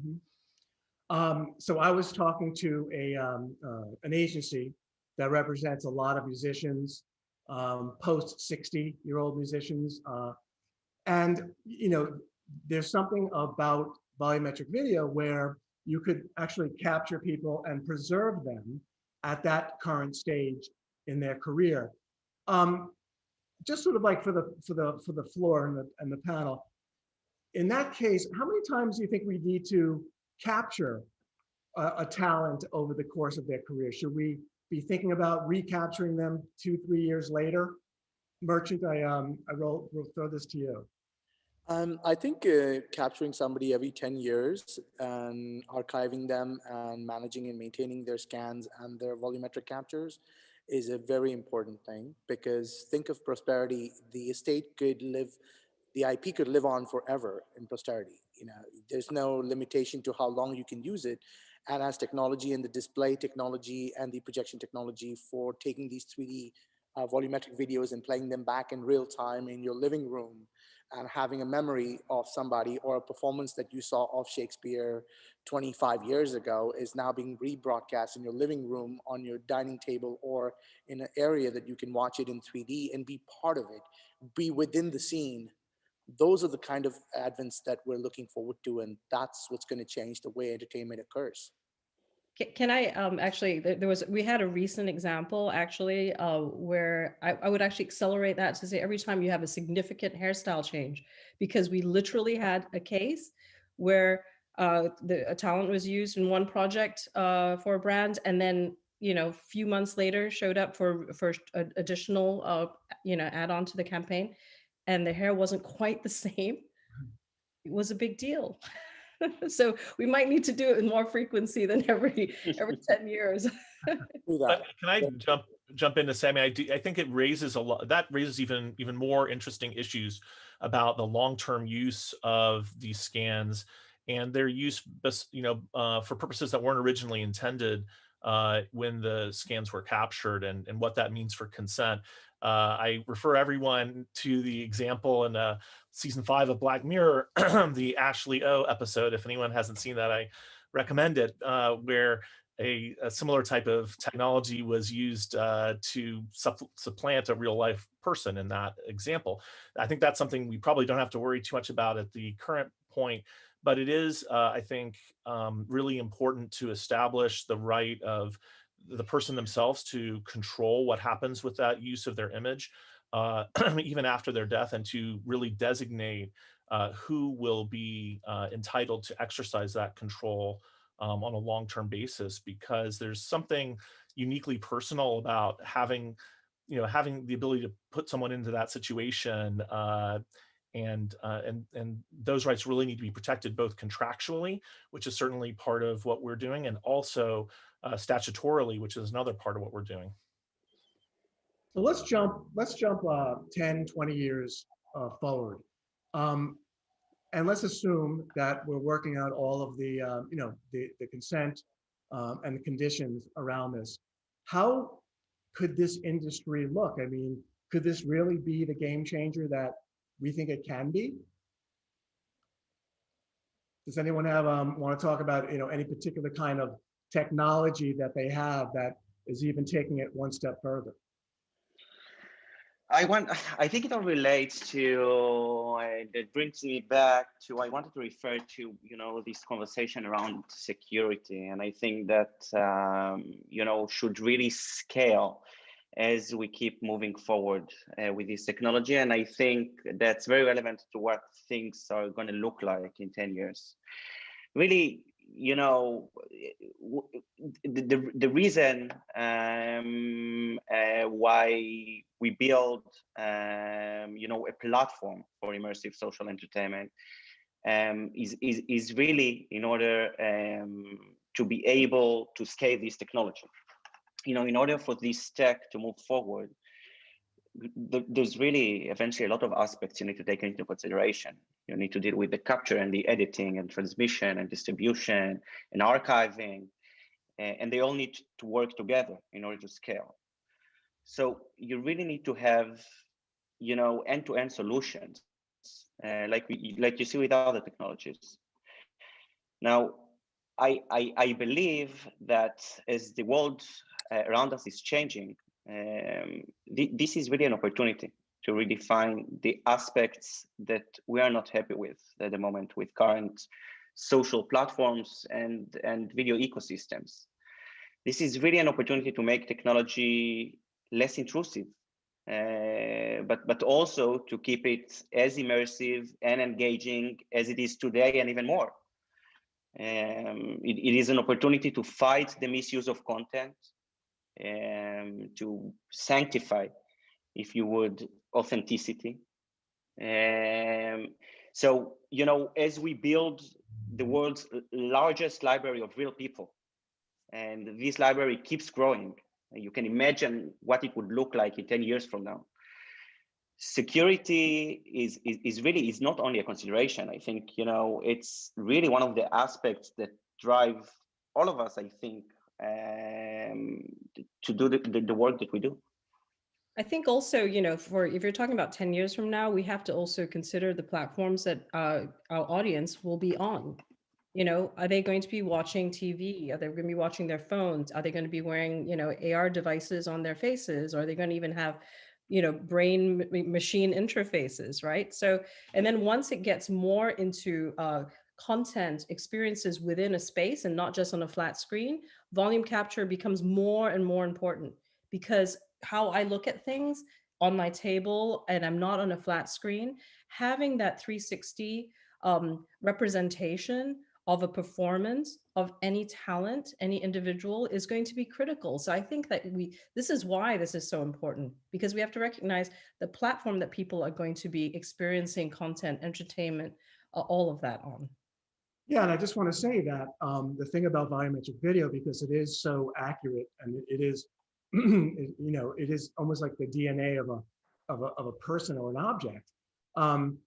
It becomes a little less about what that platform, that delivery platform is, right? Because you have those assets could be updated, the technology could be updated, and you now have this sort of bank that you can pull these assets from, and of course compensate it correctly, but use it for a lot of different platforms.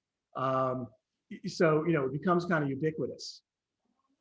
The other thing that I think is really important for us to remember is that as this technology gets applied to larger, more substantial types of productions, that when you really think about it, a lot of the most compelling content has to do with the connection between people, right? It's not just one person by themselves doing a monologue. It's about performers in particular interacting and creating that compelling story that people want to watch, that rivets our attention. And so one of the challenges that I see with the technology moving forward is how you do that, how you take larger stories with more participants and use volumetric video to capture them without starting to move into the uncanny valley area, where you start to have interactions that are close to real, but not close enough so that they are desirable. Because one of the things, you know, the uncanny valley stuff is, you know, the closer you get without getting there, the more sort of icky it is to people. That's why people don't like it. And so it seems to me that volumetric has a lot of potential, but probably in some way that allows the performers to truly connect with each other as they're creating that performance, and then giving all the benefits of volumetric, but without creating that artificial type of interaction that's kind of the hallmark of a lot of the other types of technology where those performances have been artificially created or combined in a non-realistic way. Yeah. So I want to say that since I've been working in volumetric video and tracking it, studios have been popping up all around the world. I know Tetavi has a lot of those systems, or a lot of systems. And Piotr's company, Arcturus, actually tracks a lot of the growth with these volumetric video studios. So it is popping up. So is there any particular training? How does somebody learn how to work and operate with volumetric video tools? Merchant, you have a... I think the simplest answer for that is working in a volumetric studio, because there is no educational guideline or a facility where you can go and learn that. But hopefully within the next 3 months, we're going to try and rectify that and have a facility in Los Angeles where you can do virtual production, XR production, volumetric production, and understanding the workflows and the technology and use cases. And that's the only way currently. And there's obviously YouTube videos. Everybody's got at least a few hundred videos out there. But I think it's going to take a little bit of time for education institutes to understand that this is a technology that's available. It's going to become mainstream in the next few years.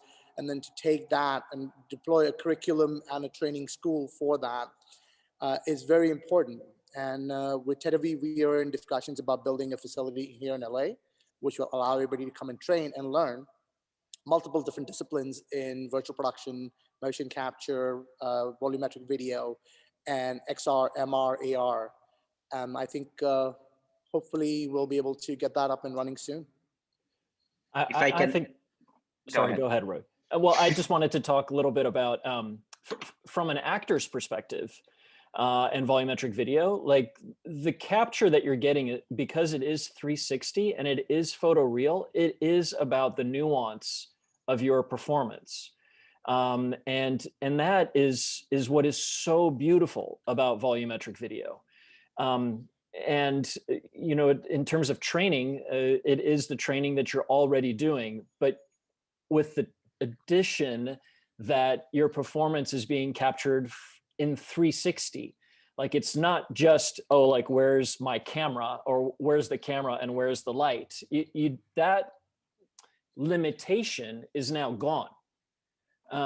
And you're able to really capitalize on an entire 360 performance of what you want to communicate, rather than just where's my camera and where's my light. And the other thing about volumetric video is amazing is that you can take it into a game engine like Unreal or Unity and relight the actor, reposition the actor, reorient their gaze. There's so much flexibility. Traditionally, if you went out on a location and shot the golden hour, you'd basically be there for 15 minutes at 7 in the morning and 4 in the evening. Whereas in virtual, we can do it anytime we like. You want day, night, sky, starry sky. You want a bright storm. It's all possible. And to relight the actor with those enhancements and making them feel that they're in that environment, that is a key critical piece that has just made life so much easier in these times. I wanted to add that, you know, the way I see it, this is really just the beginning. You're going to see, you know, this technology growing and scaling to, you know, new levels, and accessibility is really key in order for that to happen. So, you know, you saw some examples. I'm going back to the video you guys saw in the beginning, using green screen and using some intrusive tech. Really, we're now in a day that these things are not required anymore. We have portable solutions, and these productions can be much, much easier and simpler to set up. In the near future, you will be seeing new consumer-facing solutions as well. And once we get there, you can think of it the same way as we think about video today. We're going to have the big studios managing professional productions, using professional solutions. But on the other hand, you have tools that are accessible to consumers, to everyday users, to be able to really produce immersive content at home. Great, great. We have about time for questions, about 8 more minutes. This has been fantastic and interesting panel. I want to thank everybody. Question, with technology moving at such a rapid pace, how do we ensure that the laws are kept up? Duncan, I guess that's for you. Well, it's a lot of work. It's a constant focus. Honestly, from a SAG-AFTRA point of view, we have an amazing government affairs and public policy committee of members and staff department as well, of people who are really focused on these issues and how they affect our members and actually others. There's a lot of work we've done that benefits even people outside of our membership, future members and just people in general. So we are focused very much on how to protect image rights. We have a whole digital image rights campaign. We've enacted legislation successfully in California, New York, and other places around the country to address that. And I'll just put in a plug for the Beijing Treaty on the Protection of Audiovisual Performances, which is an international treaty to help protect image rights, among other things. It's been ratified by more than 30 countries. The US hasn't ratified it yet, but I'm hoping we will soon. And so there's it's a constant battle. It's a constant effort, but I think with the kind of consensus that I've seen in this panel today, and with a lot of people around the world about wanting to help people protect their image rights and just protect their right to control the use of their face, their likeness, their voice, I feel like we have a lot of support for making sure that the right protections are in place. Here's a question which is talking about casting, and maybe Boo, you can jump in on this. Do you see where these, representations could be interesting for casting purposes? I think that especially this year, I think that could be really interesting. In particular, and also, as we, and even beyond this year, it's like you were talking about global casting purposes, how many tapes, sorry, in the old days, but anyway, have you seen, right? And it's like to be able to run sessions that are, you actually see the entire performance. And that you don't, and these are pros and cons to this as well. You don't have to necessarily play to camera, because where's your camera? So, but I think that it really does unlock a lot of things. Assuming that we can have enough of these, the capture pods, for lack of a better word, distributed everywhere, I think that this can really, really open things up. Yeah, we just had sorry, Matt. We just had a conversation with Elite Modeling Agency where we're talking about discussing of scanning their entire catalog of models. Yeah. So they don't have to travel the world, that you basically are able to send an any AR app, which is a laptop, iPad, phone, and you're able to have the model right there in front of you in your selection and be able to get it all done really quickly and not have to have the model travel everywhere. I want to thank everybody on this panel. It's been awesome. It's an incredible medium. We're very excited. We're excited that SAG-AFTRA is understanding, is learning, and is building rules around it. I want to thank you, Gabrielle, for having us. And please, we're here to support. Please reach out through me if you want anytime, and we'd be happy to take you through it. Thank you. That was really fabulous, Matthew. I thought this was.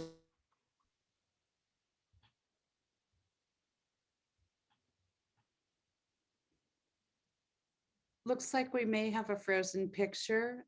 Thank you, Matt, so much. We'll see if Gabrielle is back with us shortly and you guys can wrap up. and we'll get ready for the next panel. Thank you so much. Well, thank you for having Great me. panel. Thanks for Thank having you. us. Thank you very much. Thank you. Cheers. Thanks, everybody. Yeah.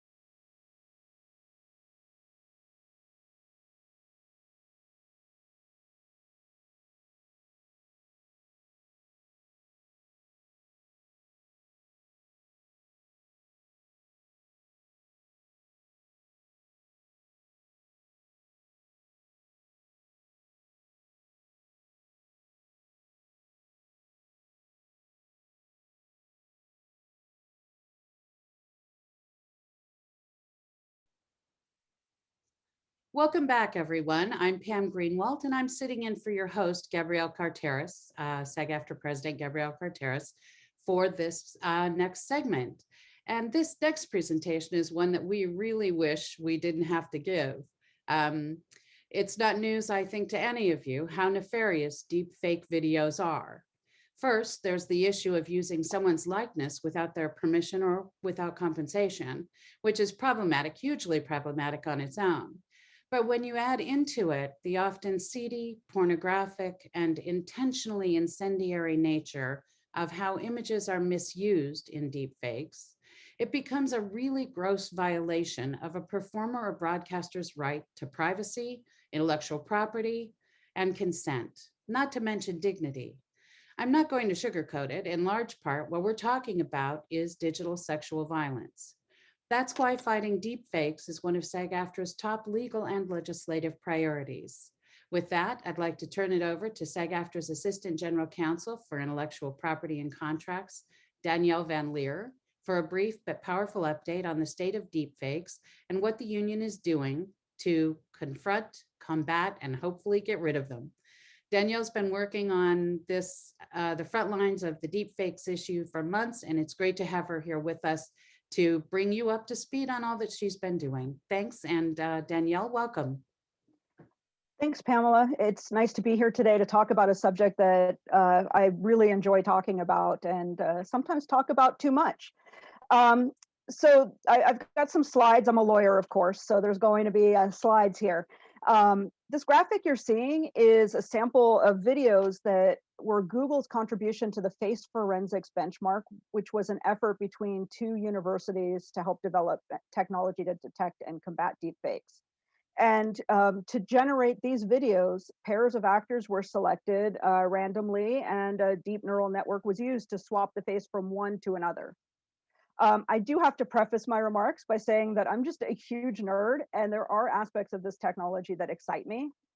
On the other hand, it is advancing so rapidly and without restraint, and that's where it becomes really terrifying, as Pam mentioned. So for the next 15 minutes or so, we're going to talk about the good and bad of this technology.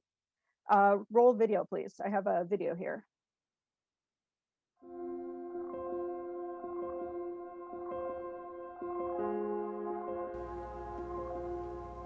Fate has ordained that the men who went to the moon to explore in peace will stay on the moon to rest in peace. For every human being who looks up at the moon in the nights to come will know that there is some corner of another world. Fate has ordained that the men who went to the moon to explore in peace will stay on the moon to rest in peace.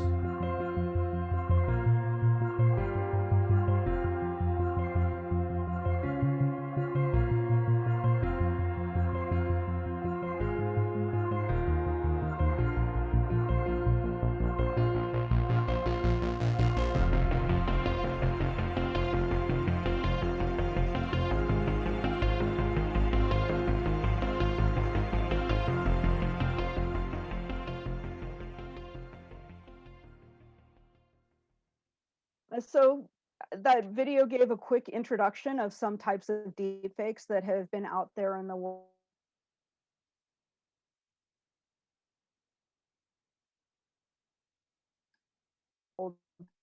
Recently. And yes, that was me as Maleficent, and two short clips in just about a minute using a single selfie on myself. And it was just as a way to just how far this technology has come.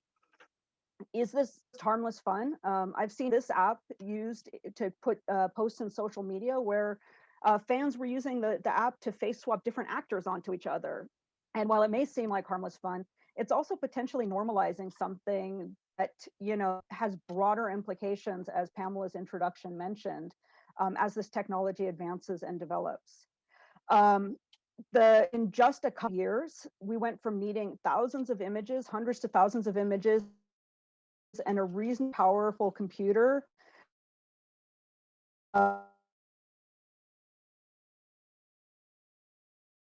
with a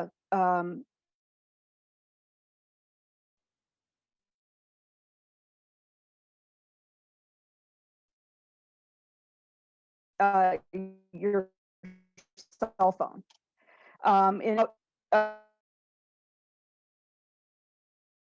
And then had to leave it running on the computer overnight to generate it.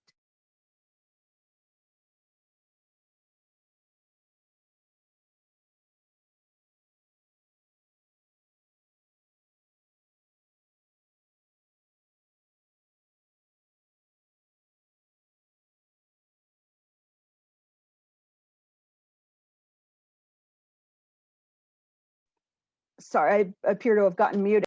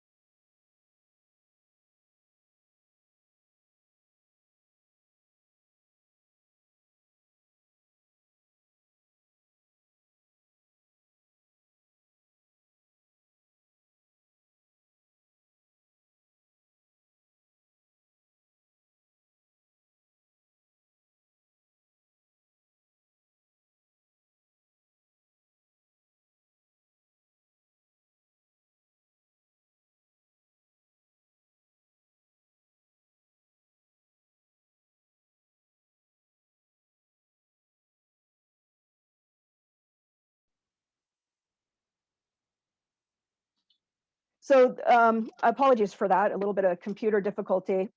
But so the video that I showed was created just with my cell phone instead of hours on a computer, a powerful computer.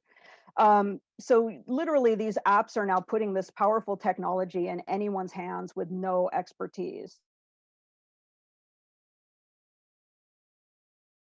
And Pamela's right, there's a very dark and seedy side to deepfakes. In doing my research over those men in black paralyzer things were real.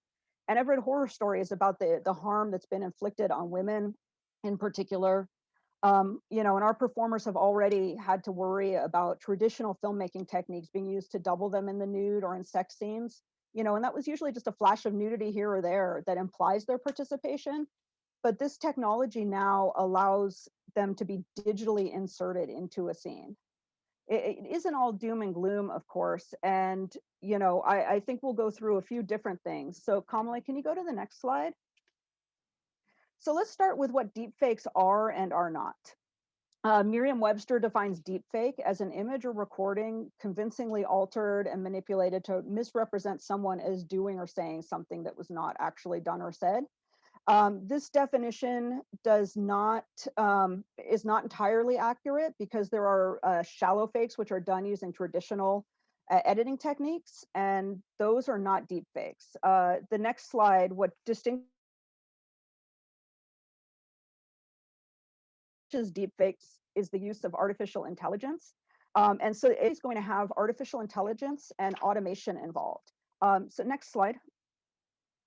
When I was preparing for this presentation, I came across an article talking about how deep fakes have now gone mainstream. And I'm going to look at a few of these points that are made here because I think it's very important to show how they're normalized. Slide.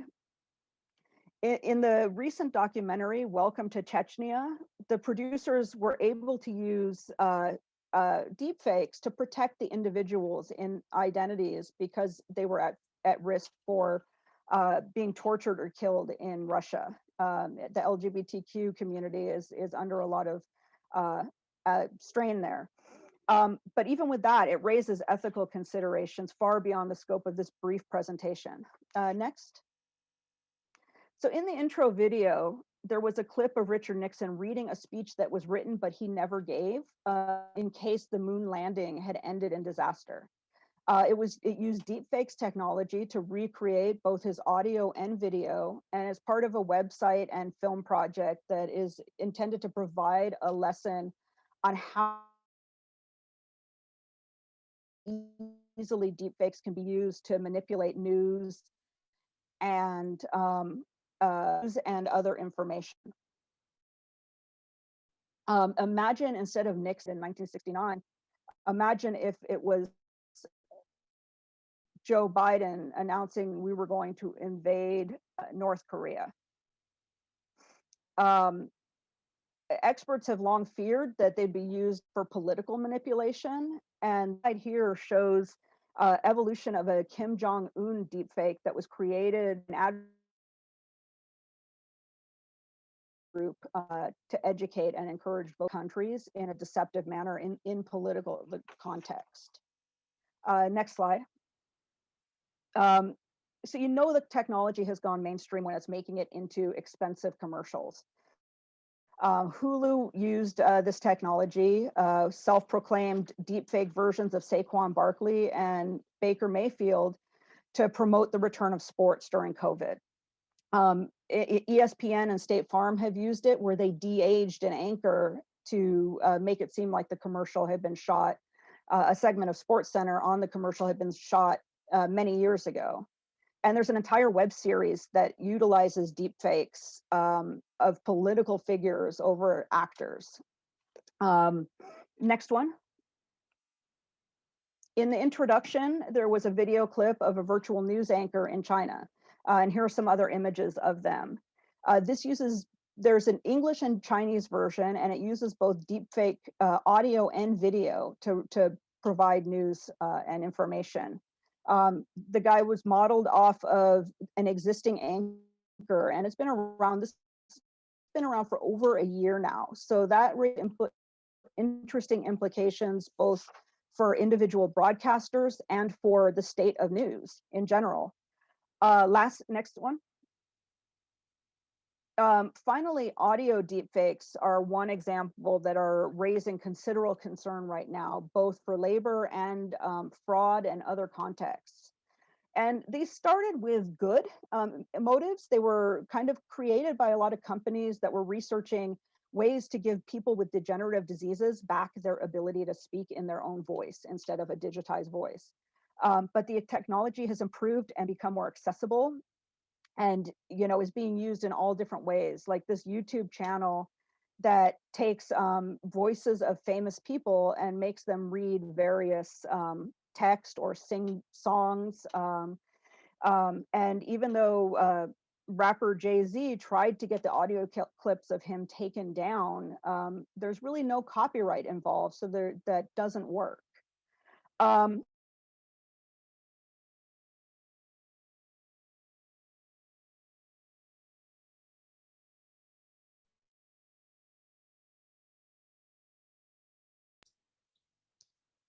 And a lot of companies are using this technology in, say, customer a new equivalent of the business email compromise attack. So instead of a fake email being sent to get somebody to wire money, they're using it as a way to trick somebody into wiring money using the voice of an executive. So imagine having your family member's voice calling you up saying that they're stuck somewhere and they've been in an accident, need you to wire money to someone. That raises whole new implications.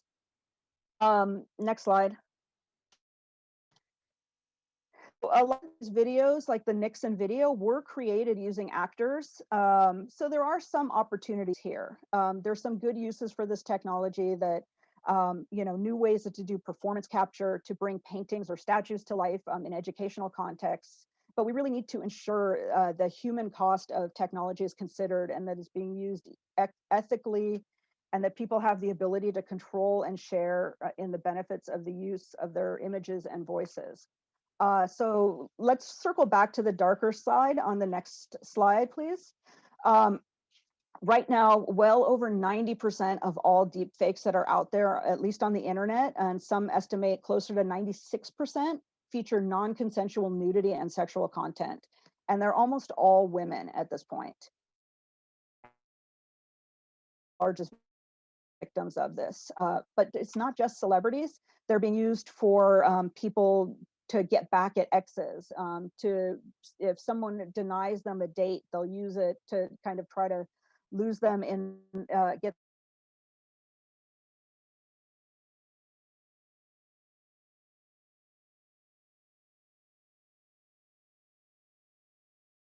a job. Sensual nudity. Sexual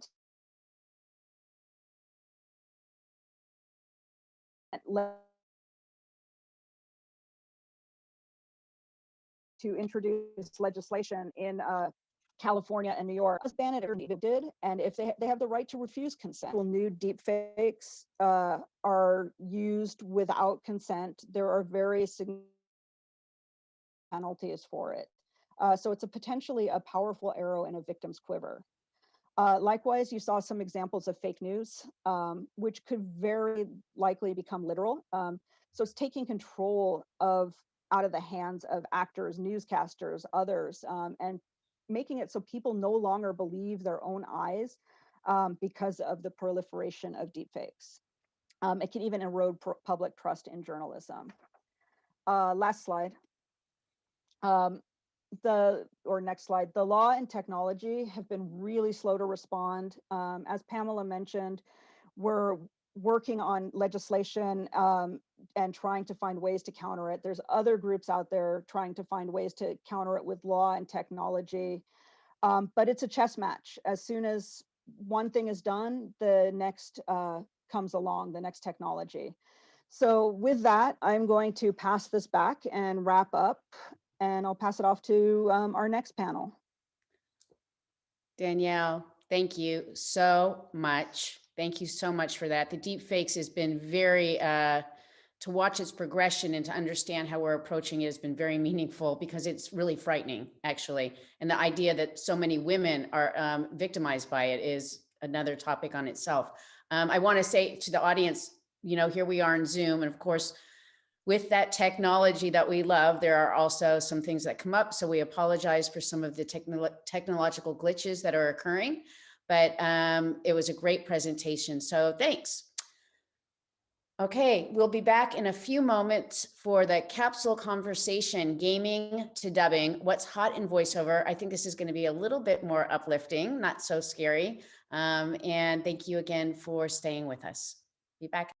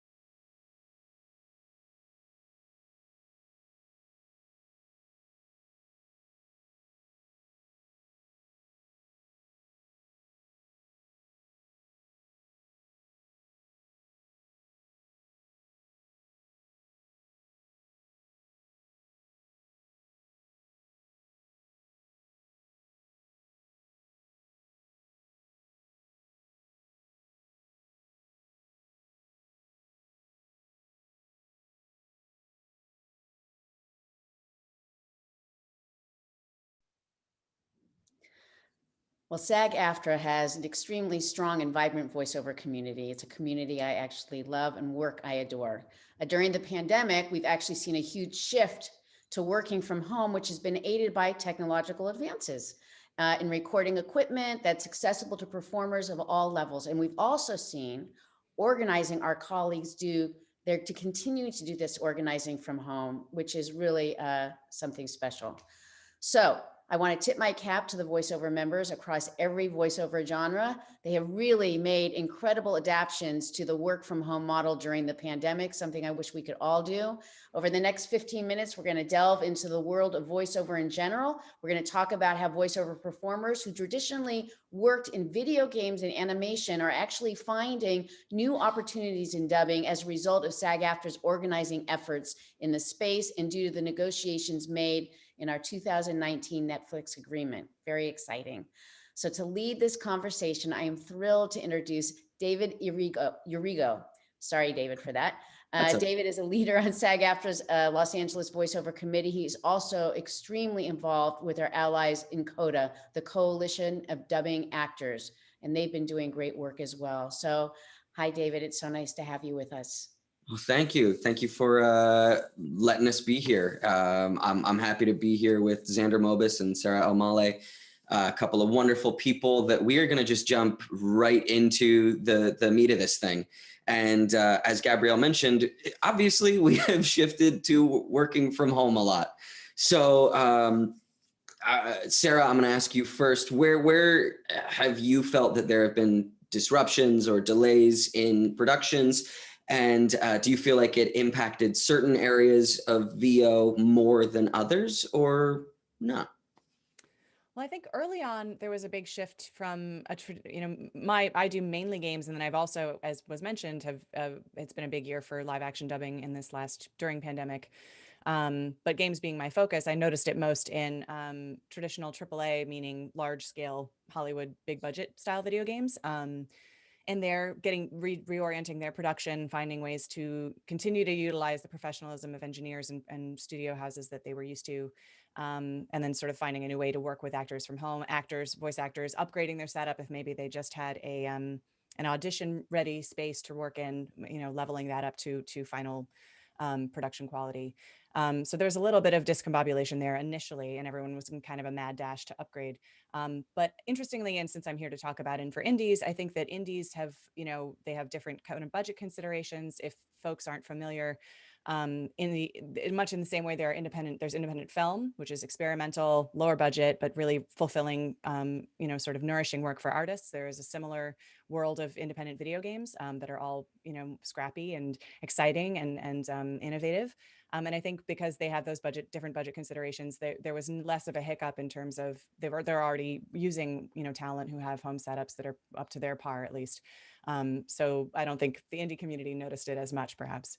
Cool. Does that answer? Yeah, your question? Yeah, no, that's perfect. And Xander, how about you? Did you feel like there were a lot of disruptions and delays in the dubbing space? Yeah, it was interesting for the first, I think, month of like lockdown.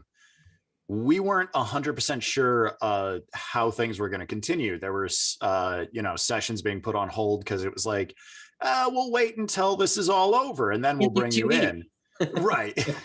And then, so I think there was kind of a mad scramble at the start to sort of feel out what the best way to continue was. And we pretty quickly settled into, all right, everybody, this is the equipment you need in order to produce professional sounding audio. This is how you need to treat your spaces. And it was really nice. It was a lot of VO people coming together and helping each other out to really get things going. And as far as slowdowns, honestly, we've kind of seen the opposite in a lot of ways. Dubbing has been huge over the last year, right? Yeah, well, since Coda started organizing the dubbing space, it's grown over 870%, I believe is the number, of union contracts for dubbing work, and that's continued to grow this year. So yeah, that's been good actually. So did either of you have to upgrade your home setups, or were you already like gangbusters ready to go? Sarah? Okay. Well, I used to live next to Amazon Studios construction and a playground. So I was in the exact wrong spot to be in. So in the sense of upgrading, yes, I bought a house. So like I moved whole places to live. And then I kind of did probably an individual tech hardware upgrade on each piece, maybe. I know I replaced my interface. Actually, this is the same mic I've had for the last 10 years, so not this bit. But yeah, so and then connectivity was a huge thing. That was another thing in Culver City, was that the internet neighborhood wide was just absolutely choked, and you could not there was nothing to be done about it.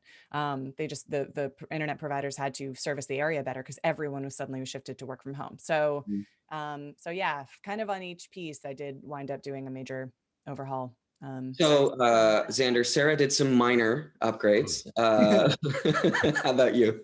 Just a few. Well, I didn't buy a house, but we did definitely have to upgrade our microphone, our preamp, our software. We really had to go through, like, everybody all of a sudden had to have Source Connect, which was something no one besides the techies in the community really knew what was going on. So there was a while there where we were hitting like certain people in the community just being like, what does port not mapped mean? Help. Yeah, it's been a major overhaul. Nice. And so Sarah, I found your answer to this when we were preparing pretty interesting, but how do you feel that the casting process is different during this time? What did I say? How's the casting process different during this time? As far as who's up for consideration based on their tech setup, or? That's a good inroad. Just answer organically. I'm sure it'll work. I don't remember what I said that intrigued you, and now I'm in my head about it. But casting process. Let me think. I mean, I suppose there's always that layer of consideration now where there's, people are looking for, certainly with commercials, I would say there's no longer as much wiggle room for whether or not you have a competitive or a final polished sounding setup at home. I'm hearing industry folks weigh in and say that they may never go back into physical studios. I think there's a big difference. So again, this is based on the talent then to have, if they want to be available to that kind of work, having that setup becomes more important. I do suspect that games, I don't know, and I'm not a mind reader, so I'd hate to make a prediction, don't hold me accountable, but that they, there is the nature of engineering a game because of the exertions that when some things are quite loud that you do all of a sudden out of context. I find my relationships with my engineers are deeply significant for games. And, there may be a need for consistency across multiple performers that would lead them to want people on the same equipment and in a controlled space. So as far as how that impacts the talent, games may eventually go back, I would say, when we can, or are in some cases going back. But absolutely, I think commercials may not. Prelay animation is likely to do the same. But Xander, do you feel like the casting process has changed very much for the dubbing space? I don't think so. I think there does have to be consideration now, not just on, hey, is the acting good, but does it also not sound like they recorded it in a bathroom? Whereas before, plenty of people used to record their reads on their cell phones. Right. So I think that is a new consideration. But as far as like what they're looking for in a performance or those kinds of things, no. All right, so now for some meat and potatoes. In a couple of minutes, Sarah, what can you tell us? What is In for Indies? And we're going to talk a little bit about like actually organizing from home now, and if you can highlight technology, even better. Highlight technology. How do I summarize like multiple years of organizing in 2 minutes? But it's so In for Indies, as I mentioned, there is this world of indie games, and I had come out of as someone who had focused on games professionally and creatively for a long time. I came out of indie games into and moved to LA and kind of joined the world of AAA as well. But that was my passion and my background always, and I never kind of wanted to lose sight of it, even as I discovered other work and enjoyed other work. So the low budget agreement that we put together in the last.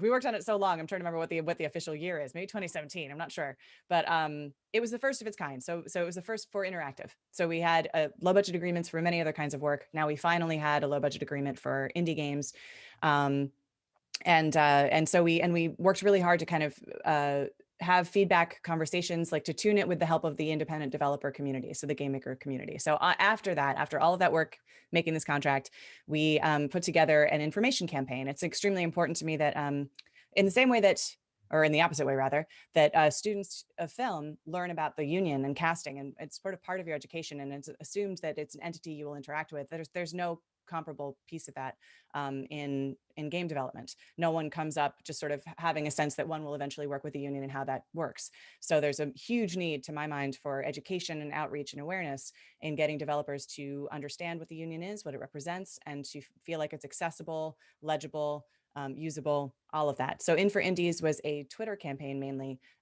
to galvanize talent who are excited to work on those kinds of projects, talent that maybe developers have played and whose work they already appreciate, and to share some of those educational materials so that developers know more about how to go about using the contract once they know that it exists. So outstanding. That's fantastic. So Xander, will you give us a scoop on what is CODA in like a 2-minute blurb? Yeah, so CODA is a grassroots organization, organizing group. Boy, those were words.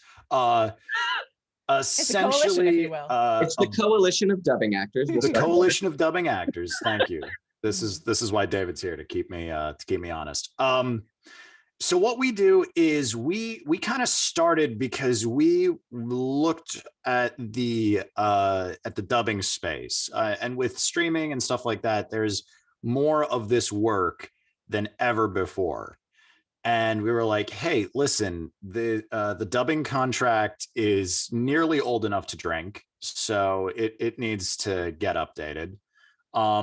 And there's so much of this work, and yet the dubbing contract isn't getting used very much.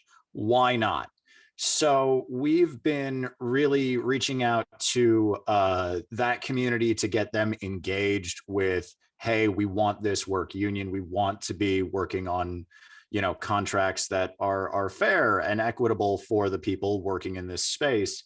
And we're also we also worked heavily on getting the Netflix agreement for dubbing, which is a really nice, good, fun contract that's great, and everybody loves it. And a very big part of why we got to sort of boom in this space, right? That 820% increase is huge. Oh yeah, no. Since we introduced it, the amount of work on that contract is skyrocketed. So, like 2 sentences from each of you, how have you been able to build and sustain your community and organizing campaign virtually? Sarah?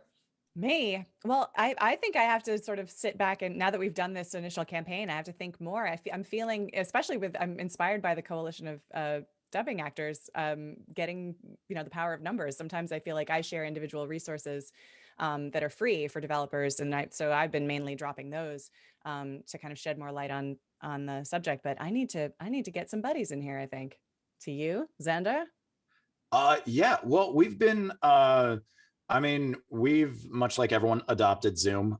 We've had to, take everything that used to be in person. We used to meet in person. We used to have outreach and community events in person. Now that's all over Zoom, which means we're coordinating a lot more with Facebook. We're using, email chains to try and keep in touch with everybody. And it's more difficult than it would be in person, but we've managed to adapt fairly well, I think.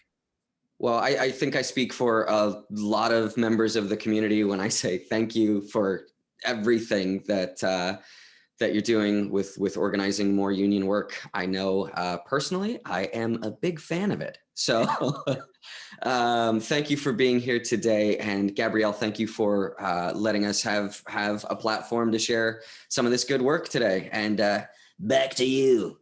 Oh, thank you, David, Sarah, Xander. I have to say, I love hearing all of this. It's wonderful to see what CODA is doing and the voiceover community is doing and the organizing. It's very exciting. So it was a very mighty conversation. But all of the heart and energy you put into supporting your fellow voiceover performers is really noticed. I just want you to know that it is noticed and appreciated. So we'll be right back in just a few moments with our next session, 10 Game Changers from CES 2021.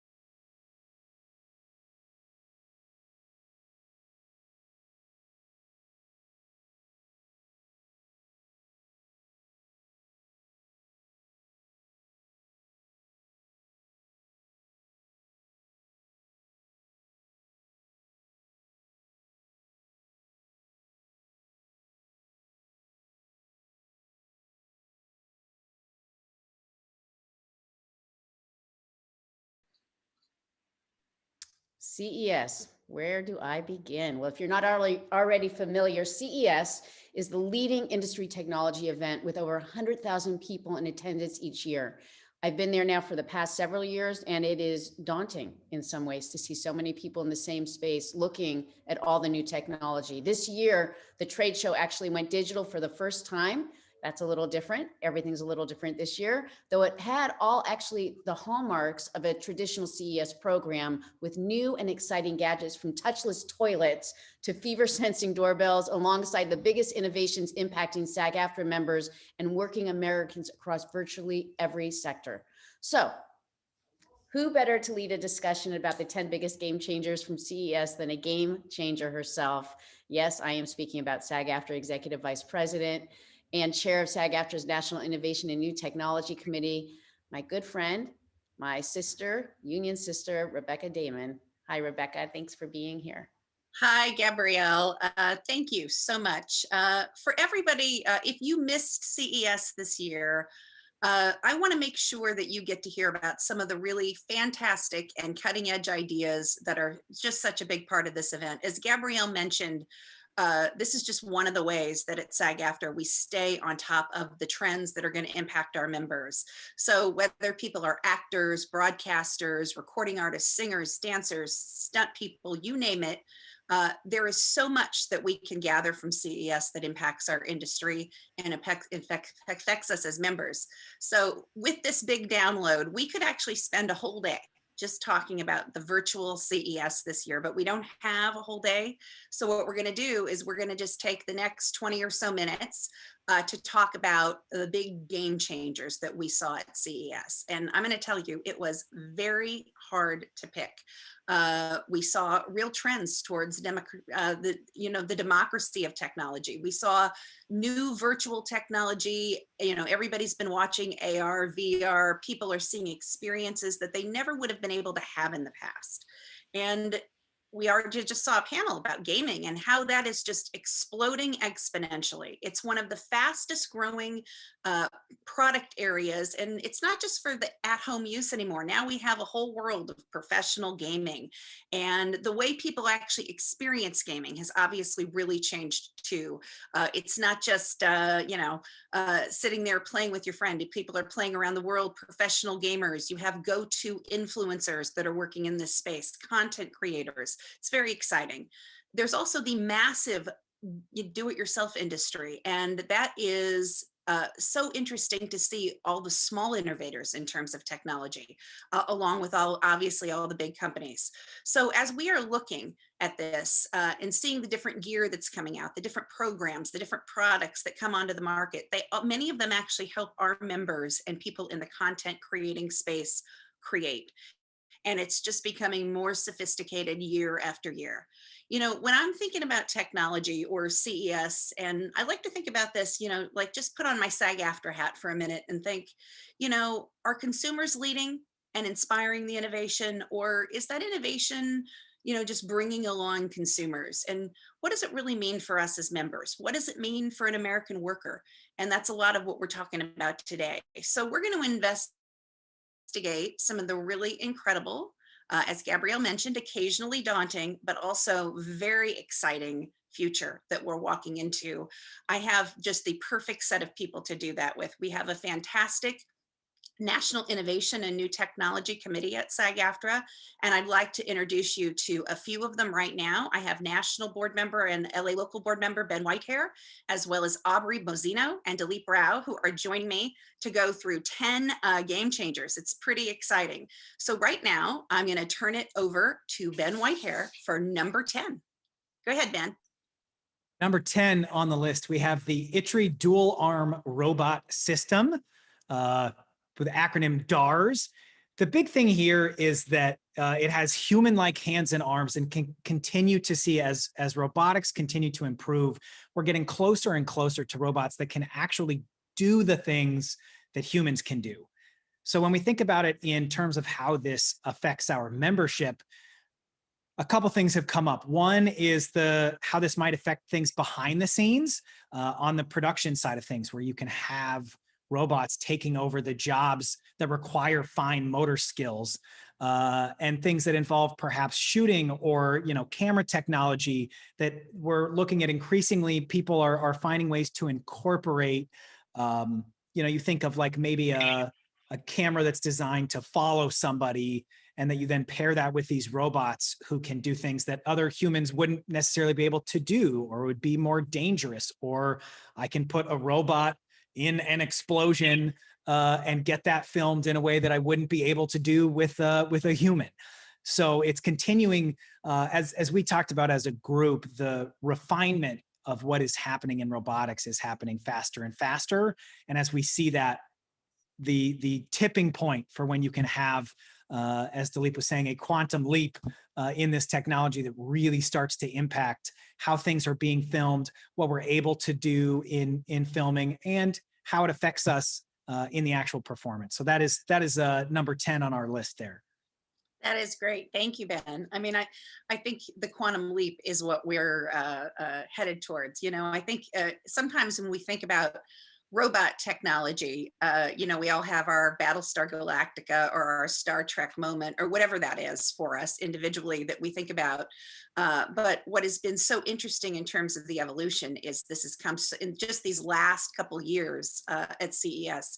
It's come just such a really far distance in a short span of time. So it's actually exciting, but like a lot of these, also just maybe for a few people, a little scary. We're gonna jump into number 9 with Aubrey. So number 9 is Lenovo's 5G enabled IdeaPad laptop. And this laptop's a little bit different than most because it has a cellular antenna in it that allows you to connect to the 5G network, which obviously 5G is a big buzzword, especially at CES the past couple years, and now even more so.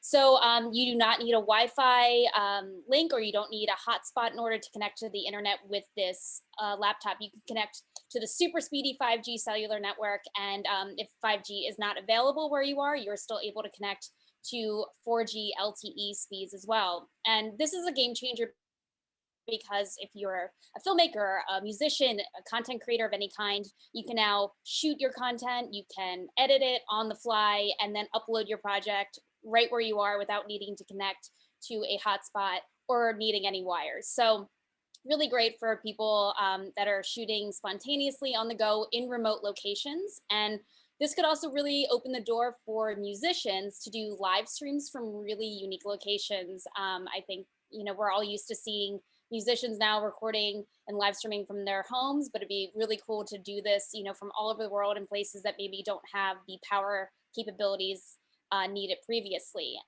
Also some just impressive implications for students as well who live in rural areas, who can now probably stay connected better to classes and teachers when they don't have very reliable Wi-Fi access. So just real cool product, a real neat laptop. That's great, Aubrey. Okay, we're moving on to number 8. I'm going to go back to you, Ben. So number 8, the game changer is really smartifying homes. We are continuing to see an incredible breadth of particularly devices that are making our homes more and more focused around technology. A couple things that I want for us to be thinking about is how does this affect us? Some of the things are fun. There's an ice cream pod maker that was getting a lot of traction. People are very excited about being able to make ice cream at their homes.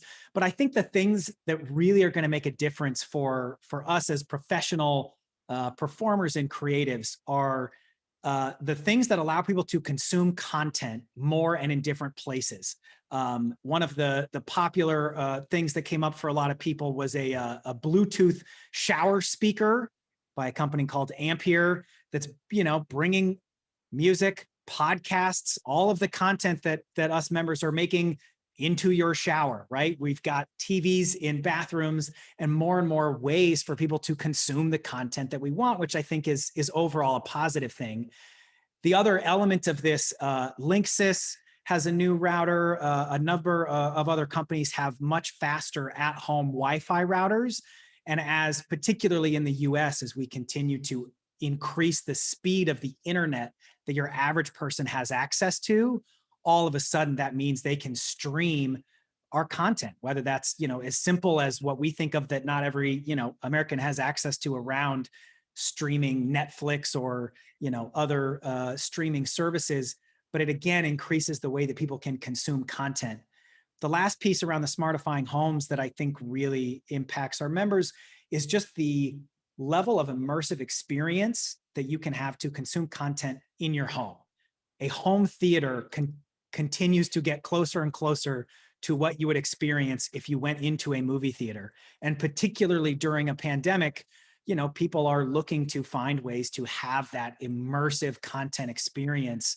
And it is upping the game in terms of the caliber of content that people are needing and how they're making the films. We'll talk some more as we go on about some technology that's helping people do that. But there are more ways for people to consume content in their homes. The level of that content is getting more and more sophisticated and continuing to bring that to more and more people. Great, thank you, Ben. Now, number 7, Dilip.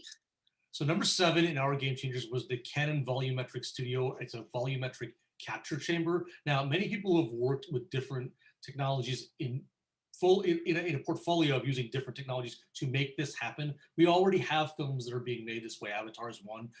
There's other special effects films that have a lot of this kind of capture where the camera both can be in the volume with the performers and the volume is capturing all performances. This is not stitching together stuff from various different camera angles. It is being captured all at once. Now, the implication obviously for this is that you can shoot the performances once and then reshoot them as you move the camera, which is the viewpoint, throughout the volume without a physical camera necessarily getting in the way. One of the videos they showed were a group of dancers and the camera's zooming around these dancers in a very Busby Berkeley sort of way. But in the past, the dancers would have all had to like scramble out of the way while the camera arm and the jib and in those days, the whole mechanism is huge. While it moved through the volume, they'd have to scramble out, scramble back in, and you'd have to time all that out with the camera, which is awesome. But this is now making where you shoot the performance once, and then you could do it from various angles.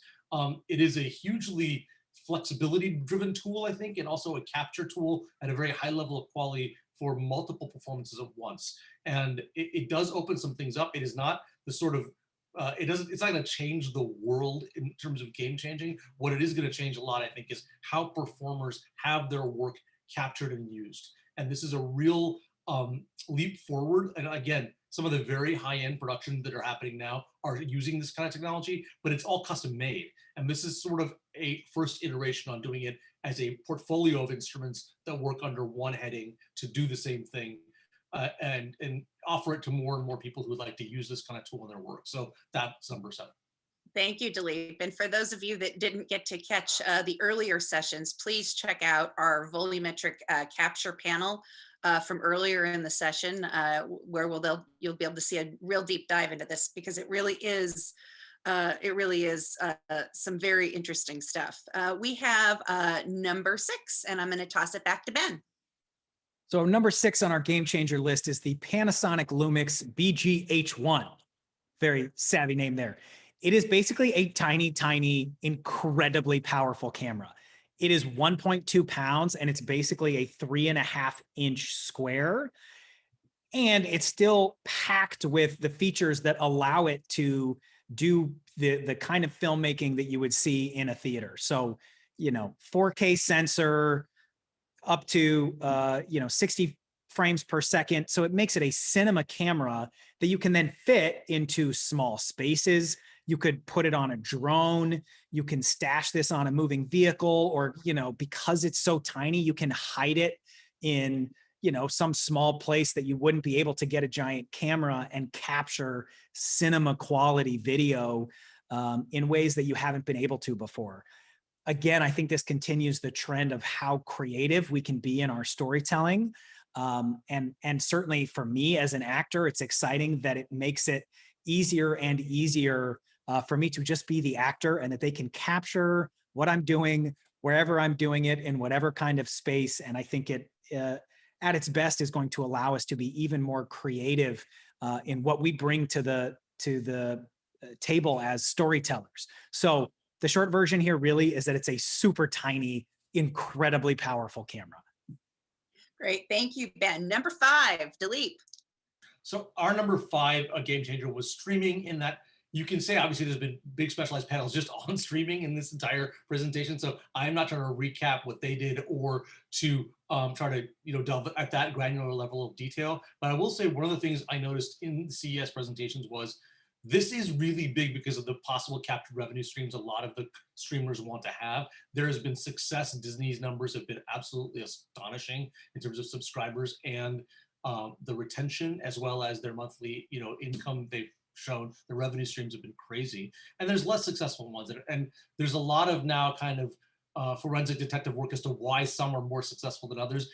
Content and the mental real estate some streamers can do right out of the gate seems to have a lot to do with it. Also, the rollout of the actual apps has been a huge analysis has been done on how easy those are to use and whether consumers like them or don't like them, and that does seem to have some impact. So streaming is obviously, during this particularly odd and weird year that we all lived. Streaming has been a big, stimulant for people who are locked up at home, stimulating entertainment that they don't get by going to the movie theater or going to live performance because of the pandemic. One of the questions that was also raised in some of the panels that I saw, some of the presentations I saw, was what the numbers will look like and the amount of streaming that will be consumed, not offered, but consumed in the time after the pandemic. And that remains to be seen. A lot of smart people have a lot of strong guesses, but I don't think it's very clear as to whether that is or isn't knowable right now. That's great, Dilip. We could not have streaming in the middle of this pandemic, that's for sure. And I'm going to turn it over to Aubrey for number 4. So number 4 is Next Gen TV, which is also known as ATSC 3.0, not the most sexy term either, but basically this is the biggest upgrade to broadcast television since the transition to digital broadcasting, which happened back in 2009. And what Next Gen TV is basically marries internet content with over-the-air signal. So you have a really customizable and very interactive experience.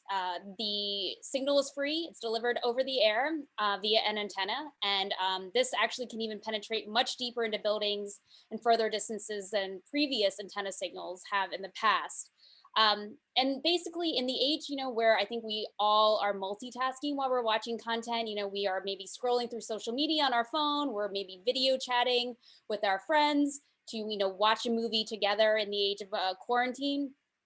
This Next Gen TV sort of allows you to customize your screen so you can have different audio and video feeds displayed on your TV in a much more elegant and streamlined way than if you're using multiple devices. So for instance, let's say you are a Boston sports fan and you were living in Los Angeles and you were watching the game from LA, you could get an audio feed from local Boston announcers over the video stream that you're watching from Los Angeles. So you can— We should outlaw that. Yeah, yeah. Depending on, exactly how much punishment you want to inflict on people around you as well. So that's one customizable thing. You can also work, they also working on a control loudness feature, which basically means it's going to help reduce the loud wild changes when you, switch between different channels. And also a feature called Voice Plus, which is allowing you to upgrade and boost up the dialogue over background noise. So it's more understandable, since a lot of us watch captions on the screen a lot of the time when watching content. Sony, LG, and Samsung already make next-gen capable TVs, and they anticipate about 50% of households should have next-gen capabilities by this summer. Aiming for 8K down the road. Right now it's 4K only. And just one thing to keep in mind is that it does track your viewing, and so you will get more targeted ads, which is a upside downside depending on how you look at it. But it's a really immersive picture. The HDR and this wide color gamut and sound upgrade really, really makes it for an impressive signal, especially when you think of it's coming over the antenna. Yeah, we could do a whole panel just on targeted ads. There you go. Thank you, Aubrey. That was great. Number 3, Ben. Number 3, gaming. For those of you who are like me and maybe grew up building computers to play games, you will geek out about a large amount of these specific technology in, you can see on the screen there, we've got things like smart N95 masks that light up and allow people to see, your face. You've got some transparency so you can see people talking, which was a lot of things that came up at CES 2021 have been in the health space and how the pandemic has affected this. So we're seeing it even with gaming companies and the masks they're making. You see the wraparound screen gaming chair there. And there were a number of developments like that continue to increase the caliber of the gaming experience that people can have and the number of people who can access it. So, we saw things like there was basically a new version of the Atari VCS, which is basically an all-in-one media device. So you can do things like 4K media streaming as well as gaming, and continuing to see, people accessing the type of theatrical content via their gaming device and seeing that trend continue. We're also seeing huge leaps in just the technology around processors, video cards, next-gen laptops, where you can continue to have high-end gaming experiences on mobile devices. So whether it's all the way to your phone or things like the analog pocket, which looks like a Game Boy, but has adapters in it for, Game Boy Color, other different cartridges where you're actually playing the games on that. People are able to have and access these games, whether it's from their phone or on their laptops, anywhere they are, which again puts our performers who are doing performance capture into more people more often that are consuming that content. And the last piece I'll say on that is the technology is also affecting the post-production process. So the gaming technology is often what is leading the charge in faster, easier, cheaper post-production editing. All of the video work in the gaming space has a huge impact on the filmmaking process. And hopefully we will see that continue to make it easier and democratize who can make content, because the technology makes it easier and easier to make world-class content on the backs of often the gaming technology itself. Thank you, Ben. And number 2, Aubrey. So number 2 is lovingly referred to as the holodeck, but it's basically it's called the Illuminarium, but Panasonic with this company Illuminarium have partnered to create a immersive digital attraction that is best described as the holodeck from Star Trek, if you're familiar with that show. And it's basically designed to transport you to different cultural destinations, natural wonders, sort of anywhere in the world in a completely interactive and immersive experience. It is a 360, you can see the photo here, 360 visual experience. And there's 4K projectors in a 30,000 square foot space. So it's really massive. And the picture quality is just really stunning. The first one's going to be opening in Atlanta later this summer. And you're going to be able to roam through a wild safari without getting actually eaten by a lion. And then there's going to be one opening in Miami and then Las Vegas very shortly. But the idea behind this is to sort of democratize access in at least a digital way to some of the world's most extraordinary places and experiences. So you don't necessarily have to buy a plane ticket to go. You can sort of experience it in this holodeck world, which I'm sure some people have various feelings as to if that's a good thing or not. But the future, Star Trek has finally come true. It's here. There you go. I was going to call you on my mobile phone or tricorder, that sort of thing. I feel the same about the holodeck. It's exciting. And now we're to number 1, Dileep. So the number 1 game changer, I think this is the most important thing I saw overall, because it continues to be a real, I think, challenge to what we do, and it may one day be something we look at differently, but is synthetic performance, or the invention of human performance, or the creation of human performance that doesn't originate with the person, or the synthesis of performances such as deepfakes, where someone has done something else and they're used to make a whole new performance that they have not given permission to do. And so the real breakthrough here is, I thought, it is iteratively every single CES, every single time you see this technology debuted, it is iteratively more quickly achieving a verisimilitude to human, palpable human reality than it is something that just looks like a video game, right? And video games themselves now are becoming like this too. So in some ways, it's a threat to actors, it's a threat to performers, news readers. The thing I wanted to highlight more than anything, though, is in watching these presentations, which, this year you got to see just the people advocate for the product without a live panel, like no one was there to listen to them. So they were more unvarnished in what they were saying. And the intent communicated by many of these different types of groups were, wouldn't you like to replace the performer? Wouldn't you like to not hire the actor openly, right? Or how about a journalist who's a broadcast journalist that's not a person, right? And you could advocate their point of view, whatever the implications of this are. You don't have to necessarily have a human being whose standard will be violated by what they're doing. It's not a real person. They don't have to pay the actor, but apparently they think this technology is ambitiously free. It's not, right?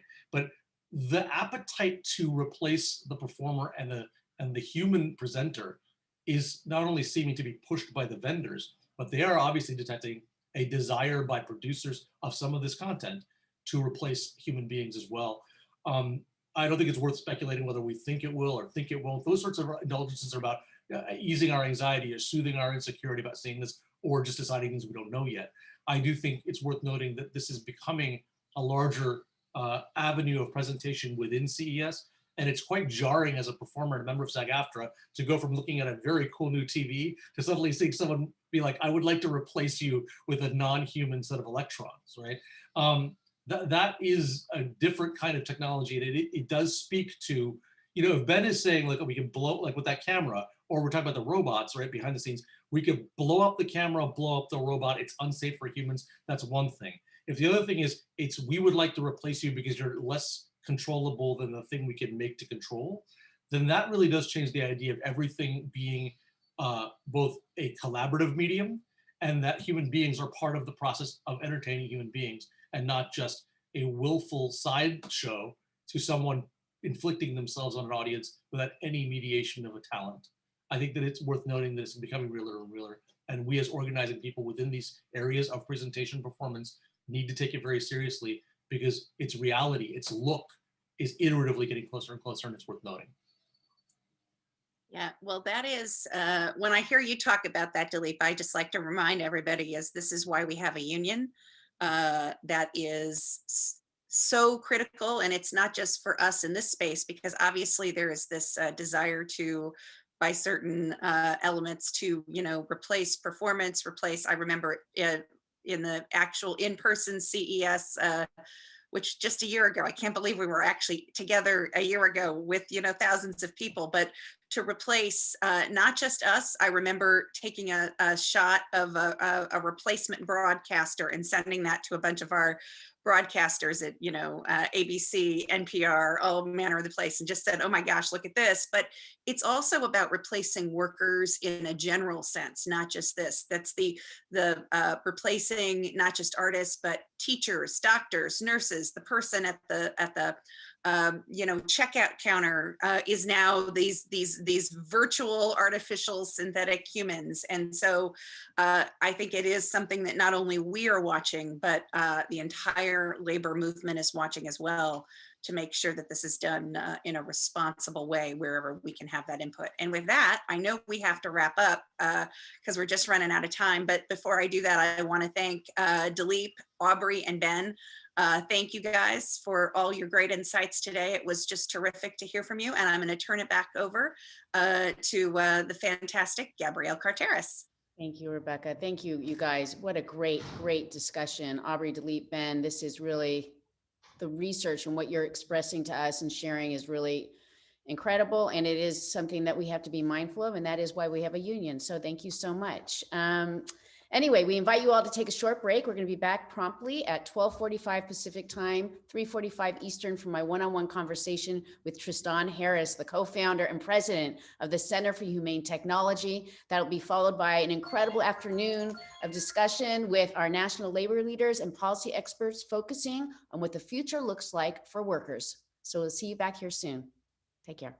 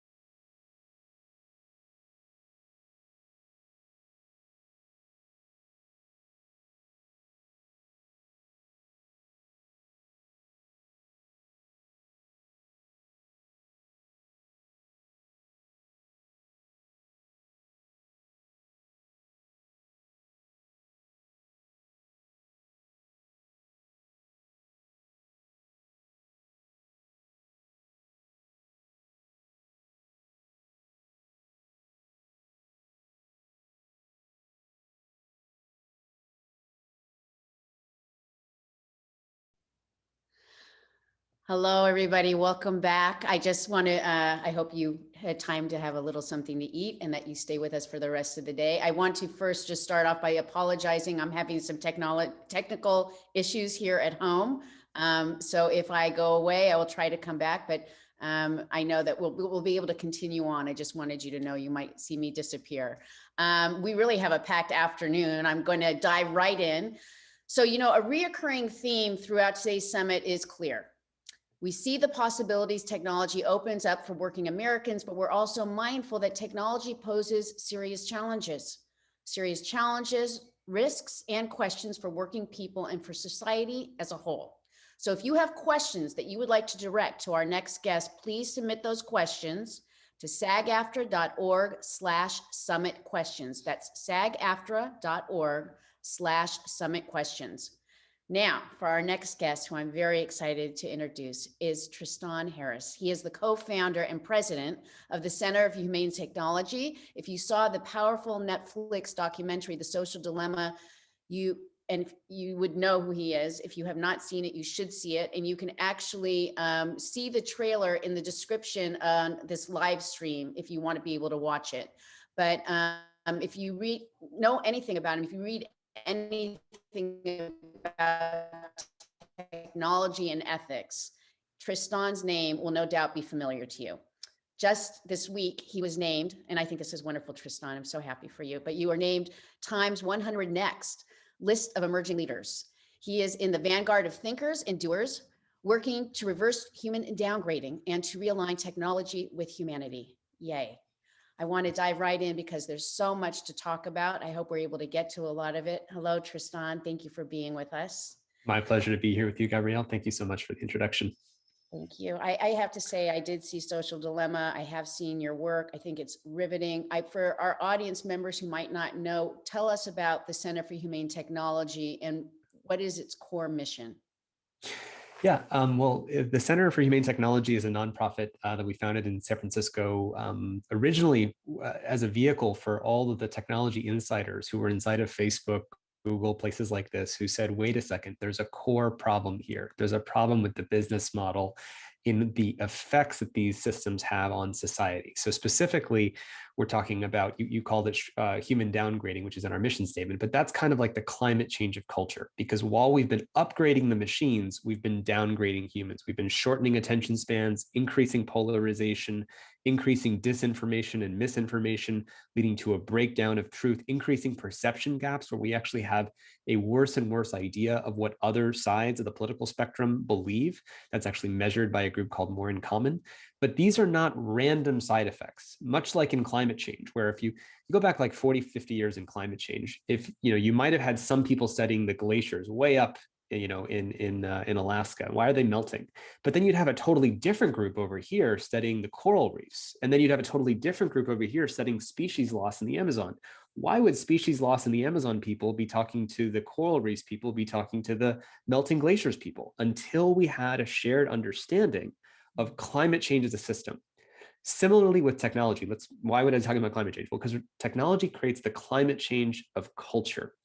That we have shortening attention spans over here. We've got some teenage mental health problems and depression and isolation and addiction for kids over here. We've got political polarization over here. We've got deepfakes and breakdown of shared reality and shared understanding for our democracy over here, leading to things like the January 6th event. But these are not disconnected problems. We have to realize there's a shared thing that's driving all of these problems to happen, which we describe in the film, The Social Dilemma, which I highly recommend for everyone to check out. And that is that this business model of commodifying and mining human attention from human souls, taking the free consciousness of your mind and turning it into predictable slabs of human behavior, much like a tree is worth more dead as 2x4s than alive as a living tree, and much like a whale is worth more dead as whale meat than a living whale. So long as that's true, and there is a race to commodify and make money, in this case, our mind is the tree. We are the tree. We are the whale. We are worth more when we are turned into predictable slabs of dead human behavior, which is to say, you're like a zombie pressing, on the screen, and your kids are worth more that way than we are as a living, breathing, thriving democracy. And so that's really the core thesis of the film. That's the problem that the Center for Humane Technology was founded to solve. And it comes from my previous work, both as a design ethicist at Google, where I studied some of these problems from the inside and tried to change Google from the inside for several years. And I left because I was not able to make enough change inside of Google. And now, there's really a global conversation and many different organizations who are working on this vast scope of problems that we are all immersed in. No one is free from this, because even if you don't use social media, you might be one of those people listening to this right now, you still live in a country where everyone else does, and their beliefs and their event and the things that they're shown on social media will change how they vote, will change what policies they vote for, will change the outcomes of things like January 6th happening or not. And so I think we're all trapped in this boat together, and that's the conversation that we're in. Tell me something, what is the resistance to that's an incredible thing when you talk about the idea that our thoughts are being shaped, and the thoughts that are being shaped differently depending on where you're at politically, where you may live, what you might be watching. How do we as a society, because you're doing, okay, sorry, I know that I'm off right now. Hold on. Okay. I don't know if you can hear me at all. Can you hear me? We can hear you, yeah. It'll probably come back in just a sec, I'm guessing. But if not, you can keep going with audio. Hi. Can you hear me? We can hear you. Oh, great. Okay. So I'm sorry. I'm trying to go back and forth it's just too ironic that this is happening during this. But anyway, that being said, how do we as a society, it's so wonderful, the organization that you have. What is the resistance? Why, when you say you were working within Google, and it's not just Google, but it's in, other tech companies as well. What is the resistance to even really exploring this? Why did you have to leave in order to be able to really tackle it? Yeah, well, I heard you ask two questions there. So one was you were talking about each of us being shown a different, something different. We're not actually seeing a shared reality. These systems are tuned to give us different realities. So I'm going to explain that. And then the second part of your question was, why did I have to leave? Why would these companies not change on their own? Well, they're actually connected, those two questions. So let's look at Facebook. How much have you paid for your Facebook account recently? Right? Nothing. But how are they worth, close to $1 trillion of market cap? Well, what are they selling? You would say, oh, they're selling advertising, but no, to get advertising, what do they have to sell? What's the product? Well, we are the product. Our eyeballs are the product, because advertising is only valuable if our eyeballs are looking at the screen. Their business model isn't just data. It's about making sure that we're all addicted. That's the attention economy. It's what we call the race to the bottom of the brainstem to mine human attention from people, which is to say, so now let's get into that first part of your question. We're all seeing different realities. The example from the film, The Social Dilemma, is that if you went to Google and you typed climate change is, you would see different results based on where you were. So if you were in the United States, you would see climate change is not real was the first autocomplete result.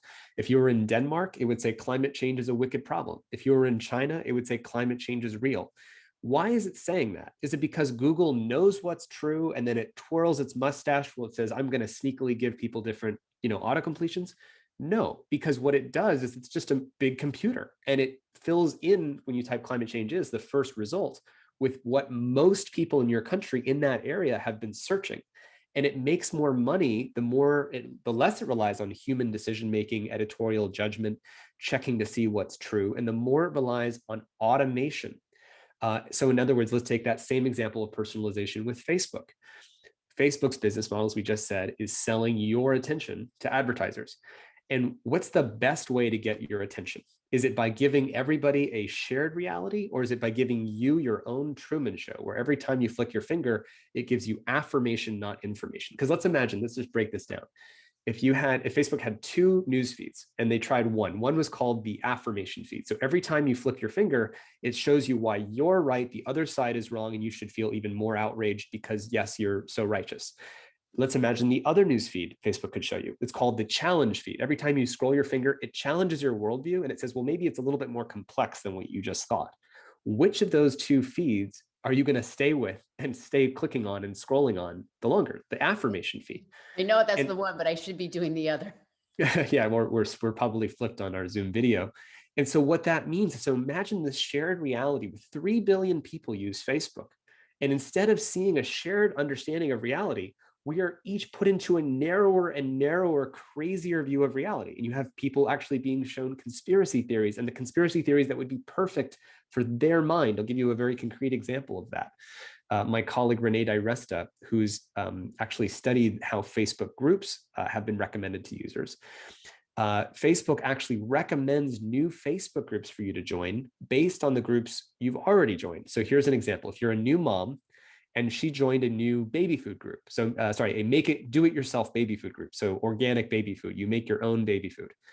What do you think, given Facebook's goals of saying, okay, I'm going to recommend groups for this user to join, was the most engaging group? So, moms like you who do it yourself baby food, you would love these other groups. What do you think was the #1 recommended group? The idea? Anti-vaccine conspiracy theory groups for moms. So these moms against vaccines. That was the top recommended group. Now, once you join that group, now let's imagine Facebook's doing the same calculation again. What would be the most engaging group I could show you? And the most engaging group was, I think it was Pizzagate, and then QAnon, and then Flat Earth, and then conspiracy. And so it started sending you down the conspiracy theory trail because those were the things that were best at keeping your attention. And now you zoom out and you say, society has been through this washing machine for about 10 years, going through this warping, narrowing process. And then out comes January 6th. And we shouldn't be surprised that each of us are living in a very different reality. You've got the guy with horns believing in a kind of a QAnon universe. You've got the Oath Keepers and believing this is Civil War II. You've got honest Trump voting people who said, hey, look, we genuinely believe the election was stolen because they saw news feeds of just infinite evidence that the election was stolen. But it's not as if there's this coherent thing that's happening. It's mass incoherence. And that's what the business model of mining our attention has done to our society. And that's the problem that we have to solve. So it's almost like a mass disruption that's taking place. And when we're hearing that, because you're saying country to country, it's different, but it could be different state to state, city to city, right? The algorithms could be based on. So as a society, what's happening when I'm hearing this, it's, I mean, it's quite frightening. I'm so thrilled that you do this work, to be honest with you. But the idea, it's changing and shaping our realities, right? So that we're not living in a universal universe anymore. It's a segmented universe, right? And so I want to ask you, because that manipulation actually in the tech environment actually scares me, because I don't know how to correct it. Do we turn off our screens? How do we engage with this technology and create still a universe of humanity that lives and understands the world in some agreement?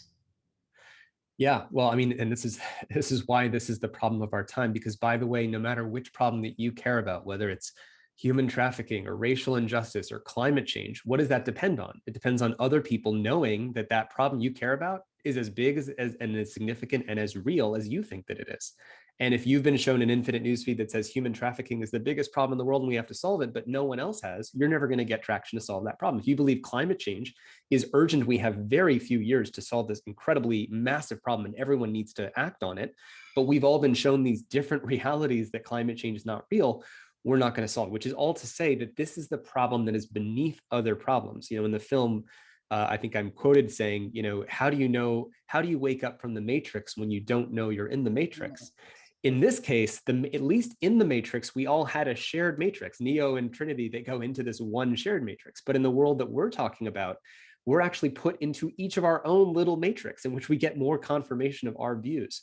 The first step to answer your question of waking up from this process is we have to realize that this has happened to us. It's like this mass hypnotic spell. And actually, the cast members of Hamilton, who I'm a huge fan of, did a new specific music rendition of Nina Simone's I Put a Spell on You in honor of the film The Social Dilemma, because we talk about this is the largest hypnotic trance ever performed in human history. We had 3 billion people jacked into a 10-year-long hypnotic induction, which has made each of us convinced of a certain reality. And that's the thing that we really need to change. And another concrete thing, by the way, people can do is to if you watch the film The Social Dilemma, one of the things that it does is it creates common ground about the breakdown of common ground. It creates a new shared understanding about why we lost shared understanding. So if you're with a family member and you disagree on just like what's going on in the world right now, and is there a global pedophile elite, or is there Soros running everything, or is Bill Gates, and everyone's operating with some different reality. You could watch the film The Social Dilemma, and at least it gives us a common understanding of why we're not understanding each other.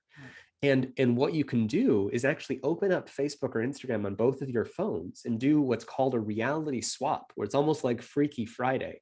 You can step into my reality, scroll through someone else's feed for 10 minutes, because, you know, you said, Gabrielle, not just in your local town level or local city level or state do you see a different reality, but even two partners, a spouse, they have the same friends, you know, they actually see very different news feeds, because it's not based on what your friends are doing, it's based on what would keep you clicking. So if you have a strong Republican and a strong Democrat, even though they're married and they have the exact same 200 friends, they're actually still going to see very different news feeds. And I think we need to have empathy for the mind warp that we have each gone through. And that's what we have to, you know, correct. God, it makes me think about, you know, I don't even know if there is a thing as objective when you're saying this. I don't know. You think you're just losing me. We heard you. You said, is there a thing such as objective truth when we're saying this? Yes. Well, so you know, there are certain objective truths. We can make measurements of reality, and that's science. But what's interesting is that it shows us that our attention, our selective attention, showing some people some objective truths and then lining those up in a row is very different than showing someone else a different set of objective truths. So if I show one person, here's 3 assertions of voting irregularities in the election, or even 5 or 10 in a row, you know, 10 examples means I'm going to believe the election was stolen. But if I show someone else 10 examples of each of those things being debunked, or a different set of examples, different people saying that the election wasn't stolen, they're not even talking about the same set of facts. They're talking about very different realities. And so that's what's so confusing, is it's really about human attention. And one of the things that we all have to do is, again, realize that this has happened to us and really ask the question for ourselves, what is worth our attention? And is this infrastructure that we have entrusted our democracy to be the basis of how we all construct reality? I don't think we can call that a safe infrastructure to construct our reality. And I think we should all really realize that we're all running malware in our own brains. We're all running bad code, that we have the mind virus has escaped from the Zuckerberg Institute of Virology. You know, you have the Wuhan Institute of Virology. People are saying the coronavirus escaped from is one assertion. But we really have the Zuckerberg Institute of Virology, in which he was baking and doing gain of function research on these narrative viruses, these sort of reality creating viruses. And then it escaped from the lab and it shut down the global economy, because now we each see a different reality, not because it gave us a physical virus that we can't breathe, it's that we can't make sense of the world. And that's, again, we have to create kind of the cultural antibodies to resist this by understanding what has happened to us. That's really the key. When you say cultural antibodies, do you see legislation being any part of that? Is a cultural antibody? I mean, I love the idea of sharing. My husband's a Republican, I'm a Democrat. I'd like to share our feeds. I think that's interesting. I can do that within my home, but as a society, I don't know how, you know, maybe we do that through education and schools and, you know, make that as a suggestion, but. Yeah. Well, so I think there's no, if you think about it, there's no magic switch. It's not like Facebook can just pull the shared reality switch or the button, and then suddenly we all see the same thing and we'll agree, because our minds have been tuned on different histories. So we're actually all, you know, in your mind, there's something called confirmation bias. It's sort of like when you go to, a car lot and you're looking to buy a car, whatever, an Audi or something like that. And suddenly everywhere you go, you see Audis, because your mind is automatically doing confirmation bias on the things you had been paying attention to. So when you believe, for example, the election was stolen, or if you believe the election wasn't stolen, you might actually see examples that are opposite to your view, but your mind doesn't search for those. It actually ignores those, and it selects for the things that confirm your pre-existing view of reality. So unless we understand ourselves, this is really more about a humanist movement, a humane movement to understand our own code than it is about understanding the code of Facebook. And that's really, I think, going to be the key to this is Facebook can't magically flip this switch. What Facebook and these companies could do, and they should be regulated, especially to answer your question, to change their business model, because so long as their business model is personalizing our realities, it's going to keep perpetuating and worsening these problems.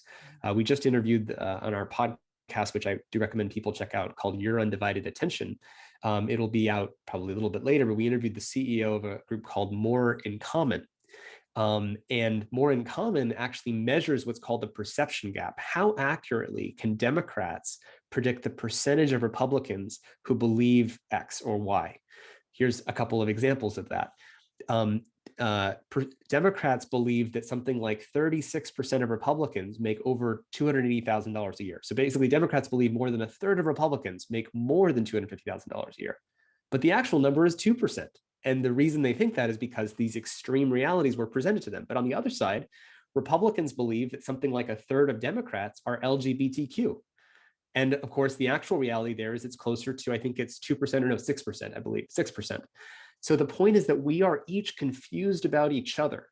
Now, if we can get humble and realize that we are not seeing each other accurately, and that when we don't see each other accurately, we end up in this more conflict escalating mind reading game where we are ready to sort of go to war with someone because we're expecting them to come to war with us. I think that is so interesting. It's basically that it's all being delivered to us, and we have to be able to differentiate and see what's happening. And you talk about that, and I think about advertising and what's taking place. You kind of touched on that before. It clearly shapes the direction of technology. That's what, in some ways, you're telling us. So many of our members are part of the economic engine, as you know, either directly in commercials or in content that's surrounded by advertising. And what would you say to, I guess, to the people who are working within the industry and telling stories? What are ways maybe they could even look to approach this to help change this dynamic? Well, much like climate change, where it's not like it's just Exxon that has to change. It's like actually each of us, to get to zero, everyone has to do everything they can. Like you actually have to have a full society effect. So when I think about what's it going to take to unscramble this scrambled reality, I'm imagining a world where each of us individually, every advertisement acknowledges this reality mind warp and helps us come back together. There's all of this talk about unity. The Biden administration is focusing on unity. But when you have a mind warp that continues to scramble our reality and shows us the hypocrisy of the other side, how can you have unity if you have a digital infrastructure which every day on social media shows you the opposite of unity? It shows you people who are not being uniting. And you say, well, why would I trust the Biden administration to be uniting? Because here's 20 examples of Democrats saying awful things about Trump people or something, and vice versa, by the way. And so unless we all realize this, one of the things that advertisers can do can be embedding this messaging about this reality scramble, this mind warp, the social dilemma into their messaging. So we're all acknowledging it, because as you said, the business model of these companies is advertising. I don't blame people who are working in advertising. They don't have another place to reach all their consumers. In fact, Facebook and Google have taken over and almost have a monopoly on the online, and really do have a monopoly on the online advertising market. Obviously, we'd like to eventually get them off of that business model and move to things like subscription and not be based on getting attention. That's what has to happen in the long run. But in the short term, to the extent we participate in advertising, how do we have positive messages? Just like advertisers are taking on racial equity or gender equity, how do we take on also sort of reality equity? How do we have a shared reality and unscramble what's happened to us? It's so riveting. I have children, and I think about how the technology is being fed to them, and that desire to be seen. It's their social engagement, actually, and which is so different than when I was growing up. So that thing of being a part of something and feeling connected and seen, and that the thousands of likes that are done when you're watching, and how that perpetuates more feeds of the same type of thing, and that affirmation that they're looking for. It's frightening, actually, in some ways. And on this really quickly with kids, because we talk about this in the social dilemma, what people need to know is that this isn't by accident, it's by design. I actually studied at a class at Stanford called the Stanford Persuasive Technology Lab, and there's a class that I took with the founders of Instagram. So my friend Mike Krieger started Instagram, and we were project partners. And what people need to know is that these, social validation, how many likes did I get? And I'm going to pull to refresh, and then I get a little bounce back, and then it's a little wait, and I wait 2 seconds, 5 seconds, and then suddenly I see how many likes I get. That's not by accident. It's by design. It works like a slot machine. And it's so good because we are all, even if we're an adult, how many times, we all do it as well. We pull to check to see, did I get a little bit more likes on that post I'm in? I just need that little social validation. I need it back. That's actually by design. And it's all because, again, that was good for getting attention, because a person who's pulling like a slot machine is a more profitable user than a person who's not addicted. And so again, all of this comes back to the business model, to the race for attention, and all of these things that we're seeing are not natural. And so it's affecting our children, it's affecting our democracy. The good news is, as long as we all understand it together, we can rise above. And to the question we talked, before we did this chat, how do we make sure the technology isn't controlling us, but that we're controlling the technology? We have to understand the way that it has been controlling us if we have a hope of controlling it. I have to tell you, Tristan, I could talk to you and listen to you all day. I think it's riveting. The work you're doing is very important. I wish everybody would join in on it. I hope that exponentially it grows as technology is, it's passing so many things, surpassing so many things that we've been known from the past. I would hope that we could all move with you in this journey. So thank you so much for being here with us today. I will try to get you back again. I'm saying it live so everybody hears it. All right. My pleasure. Thank you so much. Back in a few moments with Liz Schuler, AFL-CIO Secretary Treasurer, my co-host, my friend for today, and our afternoon keynote speaker. So stay tuned. Let's talk on centering unions in the future of work, and we'll be back in a few moments.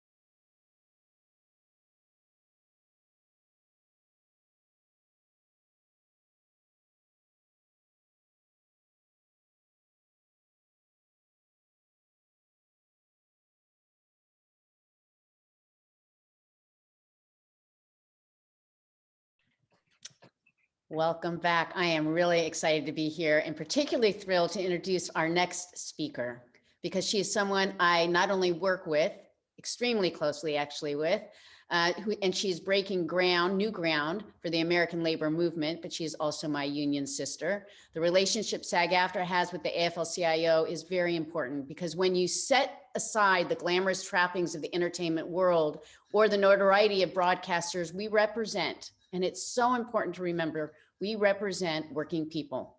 And in order to do that with as much as we can, we rely on the support of the AFL-CIO's 12.5 million brothers and sisters and non-binary members. So it is our pleasure to do what we can to support them in return. We really depend on each other. When we are united and deliberate, it's clear that we are much stronger, and we need to be strong to confront the technological challenges and the changes that are occurring. We need to be strong to recognize, shape, and embrace the opportunities that are available. And I don't know anyone stronger than AFL-CIO Secretary Treasurer Liz Schuler. In her role, Liz is the second highest ranking officer in the American labor movement, the first woman elected to that position. Let me just say that again so you can really feel that, Liz. The first woman elected to that position, as well as the youngest woman ever on the AFL-CIO's Executive Council. Liz's portfolio, which includes leading the AFL-CIO's technology and future of work initiatives, is large because her mind and her energy are truly, truly boundless. Liz sees, as we do, that we must adapt new technologies to our own purpose in order to stay relevant to the next generation of workers, and that we must harness innovation to organize workers and amplify the voice of working Americans. We are actually at a critical juncture in our nation's recovery, and there are so many questions left unanswered, but there's one question we know the answer to. Who's out there keeping the lights on? Who is out there educating our kids, putting food on their tables, caring for our sick, and delivering all manner of essential services? And SAG-AFTRA, we're going to plug it right here, keeping you entertained and informed. It's union members. So from my standpoint, there's absolutely no question that union members don't just have a place, but are driving the future of work. That's clear. So it is my high privilege and great honor to welcome Liz Schuler to share her vision on the future of work. Love having you here, Liz. Thank you. Wow, thank you so much, Gabrielle. And you said it, all of those workers that are on the front lines and especially your members, and thank you for your visionary leadership. I mean it. And to everyone at SAG-AFTRA for your partnership. This is our second summit together, and I am so thrilled to be a part of it. And I think the timing couldn't be more critical. So let's jump right in. Next slide. All right. So we are in the midst of a fourth industrial revolution, and each revolution is shaped by at least three things. One, technological breakthroughs. Two, innovation and how that technology is used to change work. And the third piece is the most important, and that's workers and how we organize to shape it. And the labor movement as we know it today, the power of collective bargaining, was born as an innovation response to industrial change. And we have been innovating ever since. So from steam mills and coal mines to automobile factories and modern cockpits in offices and through automation, the labor movement has always been the vehicle for turning technological advances into better living standards and better wages. But now this fourth industrial revolution, as they call it, is speeding toward us, and breakthroughs are happening faster than ever, changing life and work in every sector: healthcare, education, grocery, construction, transportation, and more. And all of this has been accelerated by the COVID-19 pandemic. And it's raising big questions about the future of work, innovation policy, algorithms, data privacy. All of these are now urgently in front of us. And the labor movement really is the only force or institution at scale in the country with enough power to put workers at the center of these issues. So next slide. The trade policy shifts and globalization that has happened in the last 30 years have decimated American manufacturing and moved jobs overseas. And there has been a major economic shift in our country. And now 5 tech companies comprise almost 20% of the S&P 500. That's right, I said 5 tech companies: Apple, Amazon, Facebook, Google, and Twitter. And big tech is the single biggest growth factor in the US economy, where there is almost no union presence. And because there aren't any unions, there's a mega power imbalance in tech.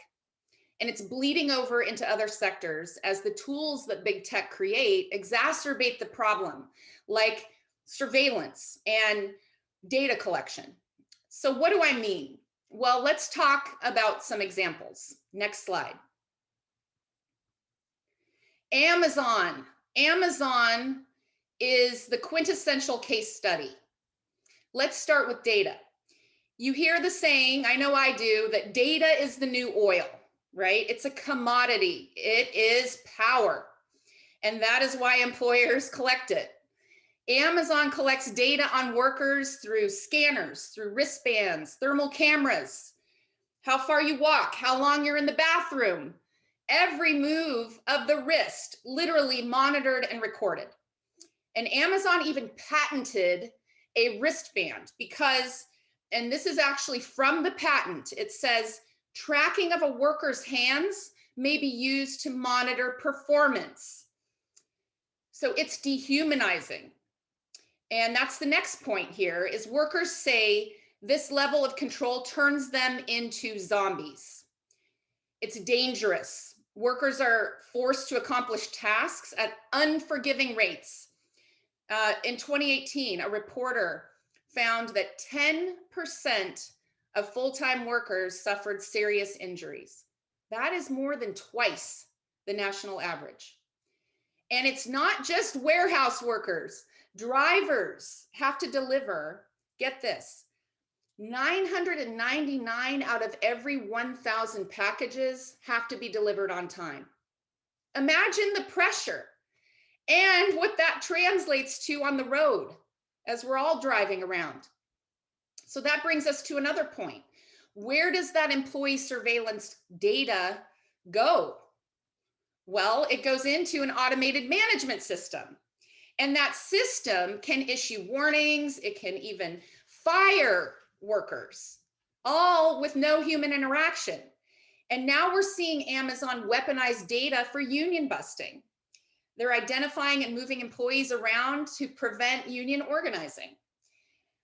And despite that, or maybe because of it, we're seeing an historic union drive at the Amazon warehouse in Bessemer, Alabama. Have you been watching this? So exciting. Voting is underway. We are hopeful. This is already a total game changer. No matter what the outcome, it is redefining what is possible. Next slide. So to put things in perspective, consider Jeff Bezos. He's a household name, right? He's stepping down as Amazon CEO. But of course, he is still going to have a strong hand in the company's decisions, right? So let's look at his wealth at scale. This slide attempts to show how Jeff Bezos' wealth stacks up against everyone else, okay? We're using this animated graph. Each pixel, those notches at the bottom on the screen, are representing millions of dollars. So you can see that tiny dot on the far left that represents $1,000. And then the small green square on the right is $1 million. And then as the animation is going, this is Jeff Bezos' wealth flying by, right? Each 10 pixels is $5 million. So what is the point? Well, the point is we are not even going to get to the end because his wealth is so vast. So as I'm talking, it's still going, right? So we won't wait for it to get to the end. You get the point. So next slide. This is what happens when technology is used to exploit workers. The gains, they're not shared. The imbalance of power and wealth is staggering. And we're supposed to celebrate when Amazon goes to a $15 an hour floor for its workers. And I would argue the major reason this happens is because there's no union to bargain their fair share of the wealth with what the workers themselves are creating, right? So at least not yet. And as the new CEO, Andy Jassy, starts to take on his role, he was the head of Amazon Web Services. And that is a whole new world of concerns. Let's go to the next slide. What is Amazon Web Services, AWS? Well, that is Amazon's cloud. It sells computing power, storage, tools. It is just a small part of Amazon, right? No, Amazon Web Services profited a cool $15.3 billion in 2020.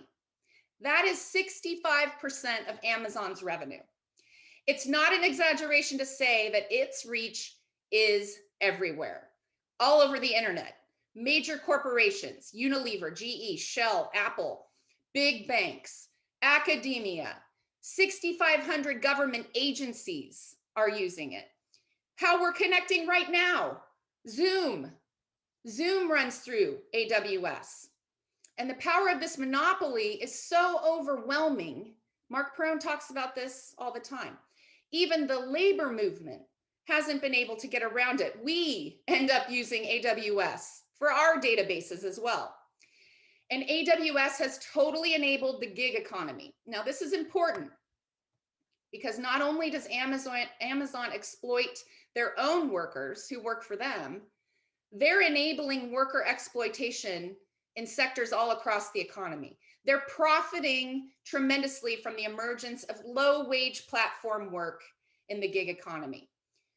For example, AWS has enabled the rise of gig platforms like Uber, Lyft, Instacart, TaskRabbit. They've all used AWS to scale up their businesses. And these companies are using, you guessed it, algorithms, data run technology to nickel and dime workers. So DoorDash, probably familiar with them. They claimed that their workers make $18.54 per active hour. Okay, well, a study actually found that after expenses, take-home pay per real hour was more like $1.45 an hour. So the way these companies get away with this is by misclassifying their workers as independent contractors. So they get less pay, little if any benefits, and no job security, all while doing the same work as full-time employees. And this is a racial justice issue because Black and brown workers are disproportionately working in these jobs. Next slide. And people often forget that this technology actually came from your tax dollars. Yes, government investment in research is what created these technological breakthroughs and innovation. And that is a good thing. But if we're collectively investing in research and development, then the profits and gains from these discoveries should also be shared collectively. And it should benefit working people and lead to good jobs, especially in the supply chain, so that manufacturing can grow again as we innovate. And workers' voices and perspectives should be included at every step of the innovation process, because we know, especially those of us in the labor movement, partnerships that center working people's experiences in the innovation process lead to better outcomes, equity, safety, and higher wage jobs. Just look at what's happening even in our own government with innovation policy. Agencies like the National Science Foundation, Departments of Transportation, Homeland Security, Agriculture, they have all launched National Artificial Intelligence Research Institutes, or AI Research Institutes. And I just saw recently the launch of an Institute for AI in Construction. And of course, coming from IBW, I was like, oh, wow, AI in construction that has like 40 partners. And then I'm looking, it's no, doesn't include a single building trades union. There is no worker voice. So this is hopefully where the Biden administration can help us. And he is very serious about including workers at the table. Next slide. So Google is an example of a company that was made possible with public funding. And it's an example of how the technology we use is based on what just a few powerful people decide. And you may have heard recently that several engineers at the company tried to organize a union to protest the bias in the algorithms used in Google searches. And of course, they were illegally fired shortly thereafter. And the day that the NLRB filed the complaint against the company for illegally firing these engineers, Google fired Timney Gebru, a champion for Black women in tech and an esteemed researcher. And she was the one standing up and speaking out about the harm that algorithms can cause communities of color. And here's what she was talking about. I'm going to show you two searches in Google. And one of them you see here, when you search the term, when did humans, the word humans, come to America? You get an answer that considers ancient indigenous peoples and cultures, okay? The next slide, when you change the word humans to people and search, when did people come to America? You get a different answer, one that frames history through the lens of colonization. It erases indigenous history and perspective. Next slide. So here is the difference side by side. Imagine how this impacts what our kids are learning when the bias confuses the facts. And that is happening through Google, all the searches that we do every day right now. And what is encoded into these platforms matters because everyone who is using them, their perspective and their understanding is being shaped by this. And there's no incentive, if you think about it, for Timney, who stood up, right? There's no incentive for a powerful CEO to listen to someone like her, to the tech experts and workers. The only way we can change that is by putting real power behind workers' voices. And the best way to do that is through labor unions. Next slide. And this is where I get excited. This is the uplifting part. You probably heard about CWA Code, which announced the Alphabet Workers Union with workers at Google. This is the first union in tech to be open to everyone. Engineers and custodians, employees, contractors, they are already making an impact. Just a day or two after launching in the wake of the assault on the US Capitol, Alphabet Workers Union pressured YouTube to deplatform former President Trump.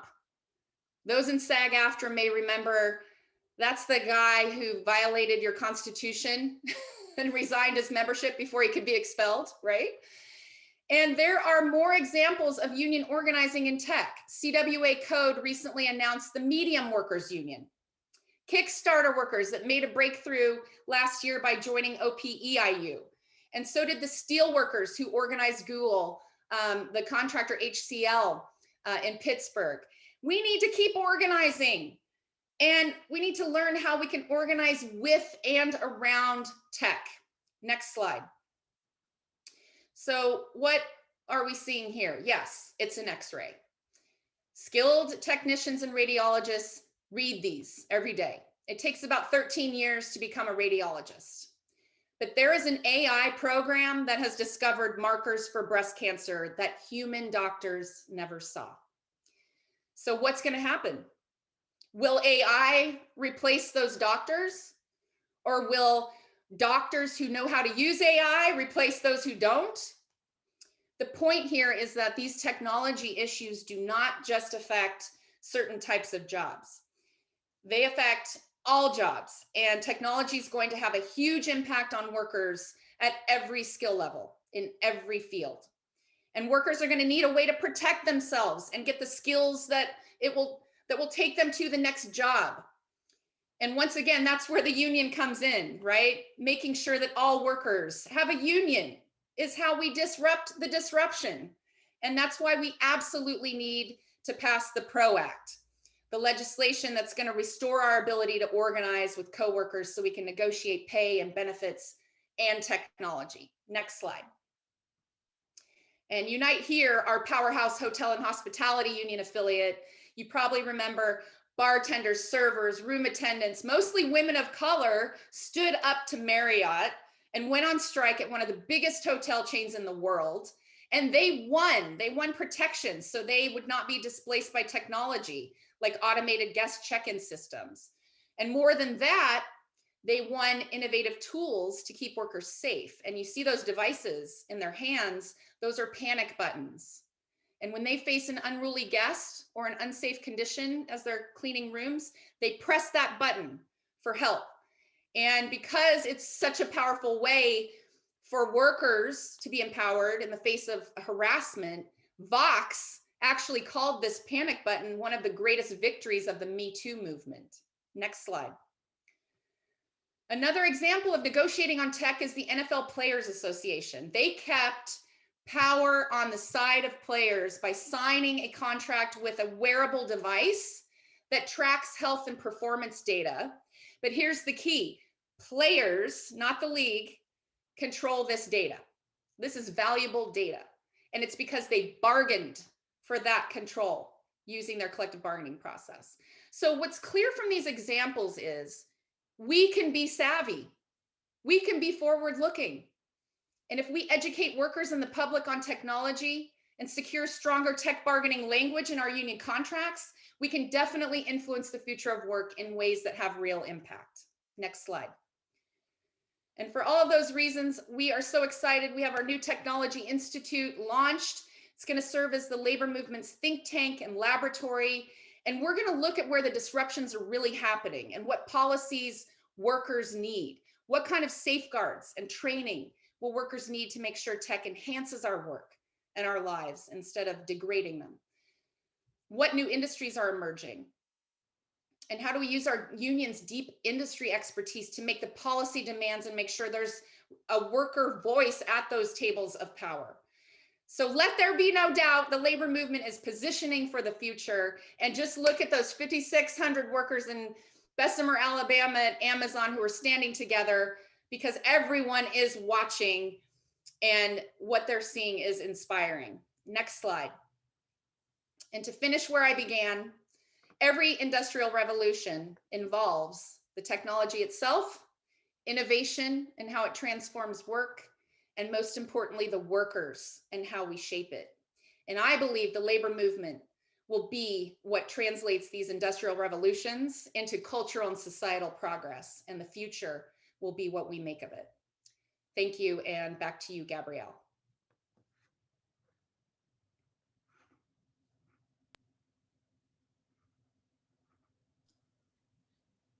Thank you, Liz. Gabrielle has been having some issues with her signal. She may be unable to come back on. That was a terrific presentation. We thank you so much for being with us today.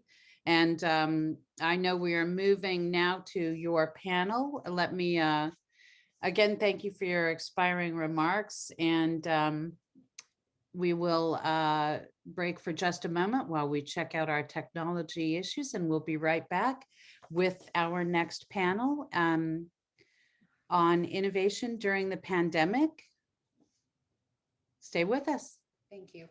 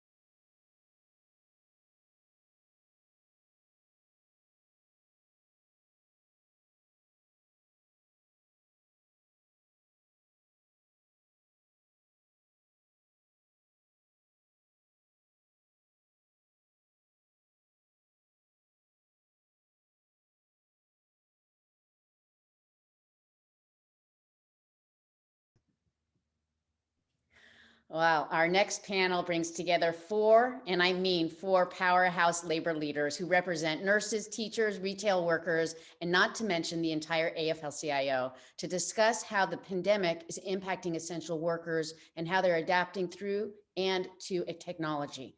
We're gonna look at where we are now and discuss what the future looks like for essential workers. Now, if you have questions, please, I want you to go directly to today's, that you want to share with these guests. Please submit the questions to sagaftra.org/summit questions. That's sagaftra.org/summit questions. And to moderate this panel, it's great to have with us and hand it over to Ryan Heath. Hello, Ryan, senior editor at Politico and author of Politico's Global Translations newsletter. Very excited to have you here and to have all of you with us. So thank you. Take it away. Thank you so much, Gabrielle. And it really is a star-studded panel that we've got for you over the next hour. Where I want to take this conversation is to explore how we go from technology being something that happens to workers to becoming something that workers can shape and benefit from. We know that inequality is eating away at the heart of America, and we're told that innovation is part of American DNA. So how can we flip that script and make sure that the benefits of technology are being shared with everyone? Now, our panelists don't need much of an introduction, but I'm going to give them one anyway because they do deserve it. So first up, we have Randi Weingarten. She's not just one of the most prominent union leaders in America, but in the world. And she represents 1.7 million education professionals. She's been through countless political battles, and I'm sure it's going to be the same again in 2021 as we navigate reopening schools. We've also got Bonnie Castillo, one of Time 100's most influential people in 2020. And via her leadership of National Nurses United, she's been calling attention to the shocking lack of personal protective equipment that her members have been dealing with throughout 2020. We've got Mark Perrone, who, as international president of the United Food and Commercial Workers Union, his members are keeping us fed by supermarkets, meat processing plants. They face truly atrocious exploitation sometimes in 2020. And I'm sure you've been reading about his union's latest battles for hazard pay. And last but not least, you just heard from Liz Schuler. We're bringing her back out again. You can see that she's an innovator and a fighter, and also one of the driving forces behind the union movement's new technology institute. So with that under our belt, I'm going to turn to you first, Randi. I'd love for you to make some opening comments. And I have a basic question that actually I'll ask everyone as they come in with comments. N95 masks, the most basic technology of all. Should they be mandatory and free for all of your members in schools? And is it going to take some kind of federal government regulation or order to achieve that? Take it away. Yes, they should be mandatory. Yes, they should be free. Yes, they should be, yes, no one should have to actually put them in a bag to recycle and reuse them. So, and I'm so glad that we're here that I'm here with these great, labor leaders. I mean, I think that we have seen this year, and Bonnie and I share, we represent about 200,000 nurses in the private sector as well, and have gone through these wars in terms of PPE and other protective equipment. But at the end of the day, what you have here in some crazy way when it comes to education is the obverse of what we would have talked about last year about technology. What we're seeing is a huge renunciation of remote education. We know that kids really need to be back in school learning, provided that it is safe. And we also know that there is a roadmap to make it safe. I had it right in front of me. We can put it in the chat. Part of it is, we have like a 2-page roadmap on how to make it safe. The reason I say that is, yes, it's complicated to make things safe in the middle of a pandemic, but we just cheered people going to the moon. We cheer when we lift up a rocket ship. We know how to make things safe when we prioritize them.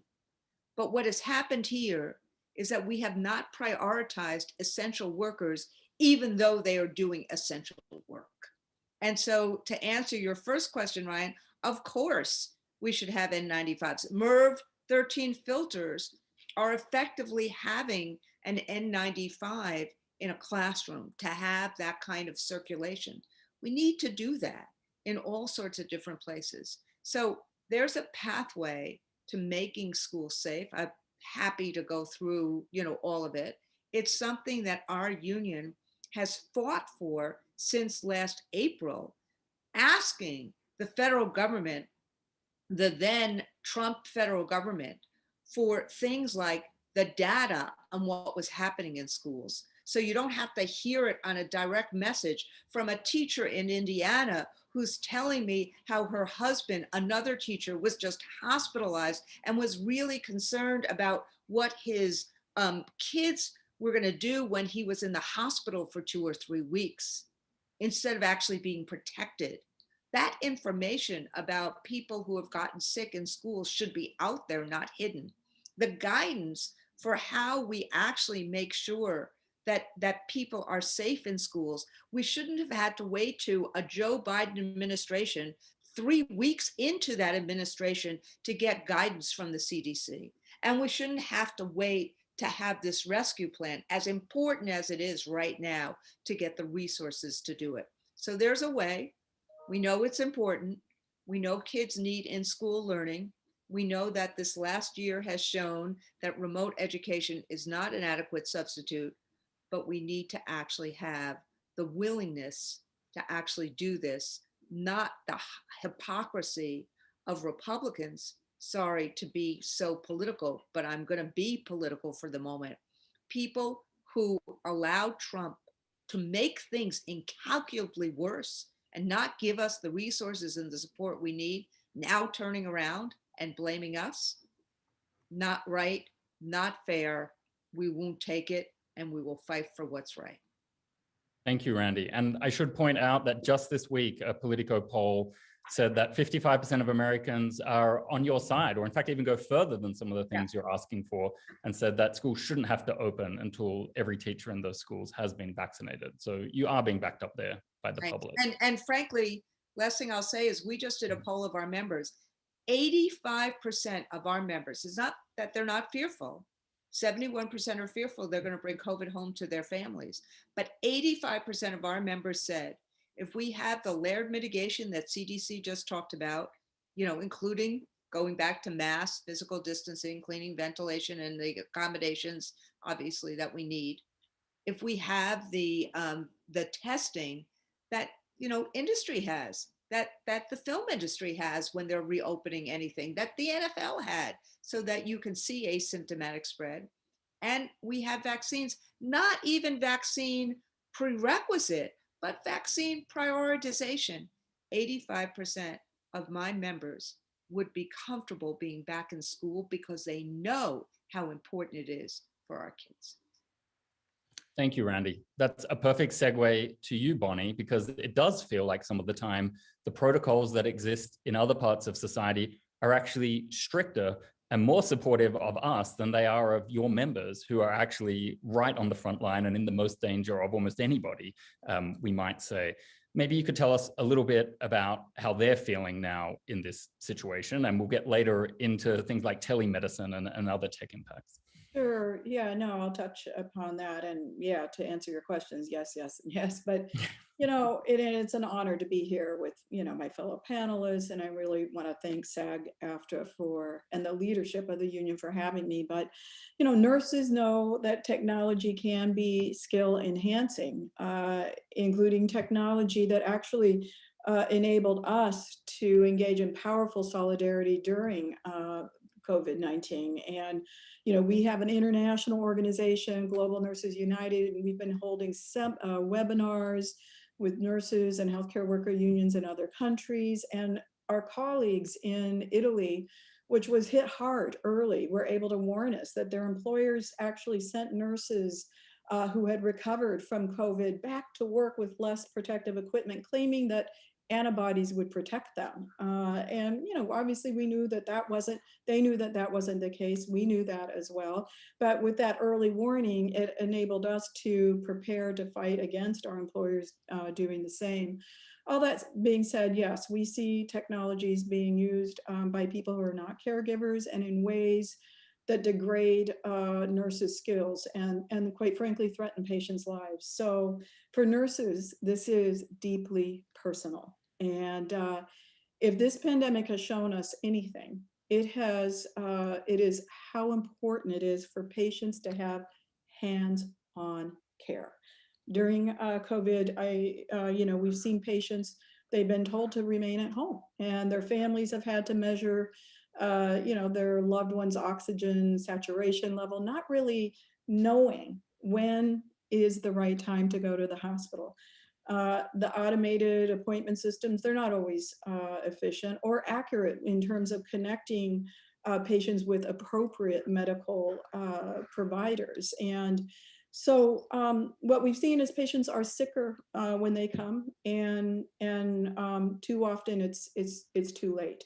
So, hands-on care is optimal care. That's the only way we can heal patients and control this pandemic. We can't effectively treat COVID patients remotely. And especially those without reliable Wi-Fi or even digital services.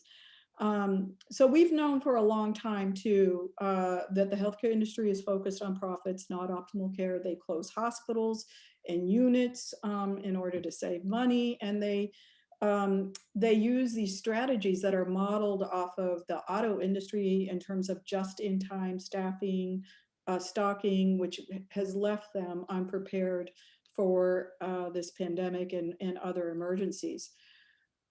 So the other thing that I will say is that, nursing, it comprises approximately 50% of the hospital operating expenses. So they've tried to use technology to cut our workforce. And however, the industry has had to comply with health and safety regulations that protect nurses, workers. And these were fought for and won by the labor movement, which has limited their ability to replace nurses and workers. And when the COVID obviously happened during the pandemic, what we have seen is, as you mentioned, a complete disregard for patients, nurse safety, from lack of protections to lack of a surge plan, with a disproportionate impact on Black, Brown, and Indigenous communities and nurses. In fact, we are still hearing from nurses who are being told to wear one N95 respirator mask for an entire shift, or in some cases for a week.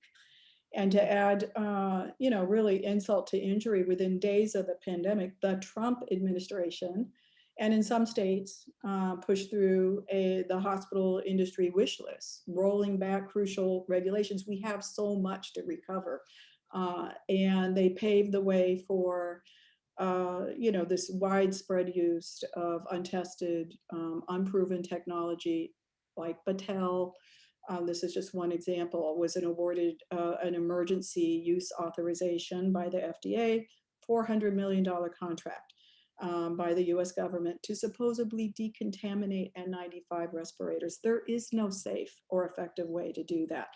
And this effort was a Trump administration priority. And he also issued an executive order to expand telehealth in August 2020. So it should be no surprise that there's a big effort to make these conditions permanent. And but it's focusing, on capitalizing the profit that has made our system so unprepared in this pandemic. And, as I said before, while it makes sense to utilize telehealth where it's appropriate, it's clear that the healthcare industry is taking advantage of COVID-19 to just ram through policy changes that are designed with the goal of de-skilling, automating, outsourcing, and this clearly would threaten safe patient care conditions. And all of you and us, will be patients at some time in our lives. So, you know, really, to summarize, it would make us all much more vulnerable in future pandemics, less secure. The only way, I think, really, to ensure that technology serves patients over profits is to build power in our workplaces. That's what we're doing now in terms of fighting back, but power in our workplaces and our communities and fighting back.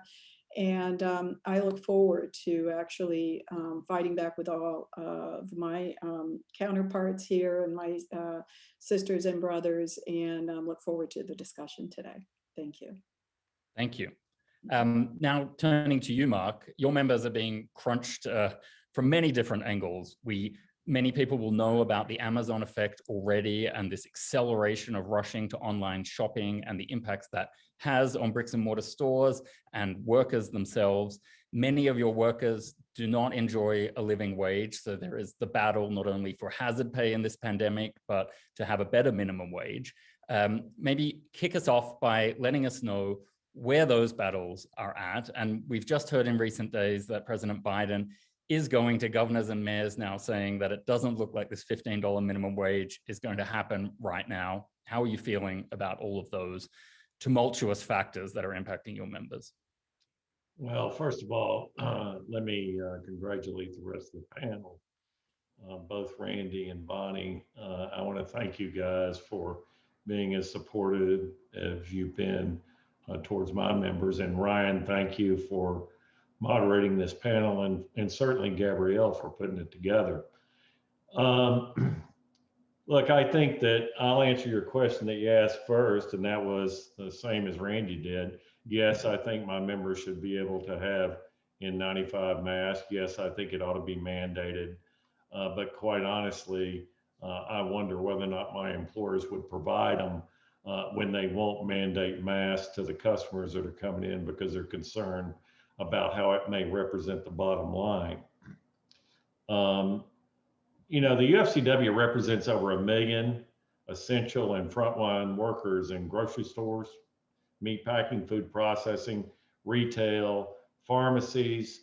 Yes, we represent some healthcare workers and senior care facility workers. You know, but before this pandemic, the work that our nation's food and retail workers did that was often ignored and taken for granted. By some, they were seen as easily replaceable until there was a pandemic, until people didn't want to go out. The truth is, they were wrong. It proved how much this nation depends on an army of essential workers, and that the national necessity of these hardworking men and women has come at an incredible personal and emotional cost. You know, Randy talked about her survey of her members. We just did a recent survey. Over 90% of our members remain deeply concerned about this virus. In fact, more than half are more concerned today than they were 30 to 60 days ago, even though the number of hospitalizations are down. This is their reality daily.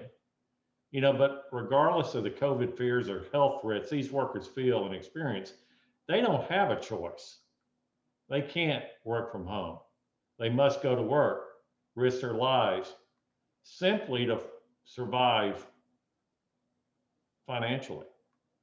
You know, tragically, this has come at a high human cost. As of today, we've had at least 400 of our frontline food workers that have died because of this virus. Over 77,000 have been infected or exposed. And quite frankly, we believe that those numbers are much higher because we don't have transparency either. There is no legal or regulatory requirement for companies to disclose when their workers become exposed of COVID-19 or pass away from it. Tragically, what this pandemic has exposed is not only an inequality in the workplace risks that workers face, but an inequality of workplace consequences. You know, just recently, a governor in New York was under investigation by the FBI because maybe the numbers that they provided were fudged. What's happening with the corporations? Why aren't they being investigated? Simply put, workers who must go on to work and they risk, and they have a higher price of that risk because they may not be able to come home. We all know that if in fact you take more risk, you should be paid more. This is an enduring and defining lesson that this nation must immediately address. In any other facet, as I said, when one faces higher risk, they're paid more. But for essential workers, hazard pay is an exception, it's not the rule. This is the case even though the National Bureau of Economic Research found 55% higher likelihoods that they would test positive for COVID among essential workers than those classified as non-essential. In short, this pandemic has changed the way that we work, but it's also changed as a nation how we value work. Looking ahead, I have to tell you, I'm grateful to be a part of this discussion. There are critical, albeit tragic lessons that we have to take away from this pandemic. First, companies must pay essential workers more when they face more risk, period. Corporate profit margins can't be used as an excuse to ignore the sacred responsibility that we have to protect all workers, especially those that are putting their lives on the line. Second, workplace and health and safety for essential workers must be redefined as a matter of public safety in real public policy. For example, our union was the first to call for a mask mandate, but governors ignored it for political reasons. This is a critical safety effort. To this day, companies refuse to enforce those mask mandates like other measures like social distancing.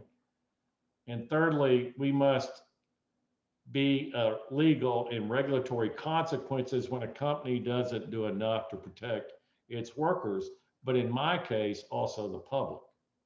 Lastly, we must have a serious discussion of benefits and protections that workers and workplaces require in an age of global pandemics.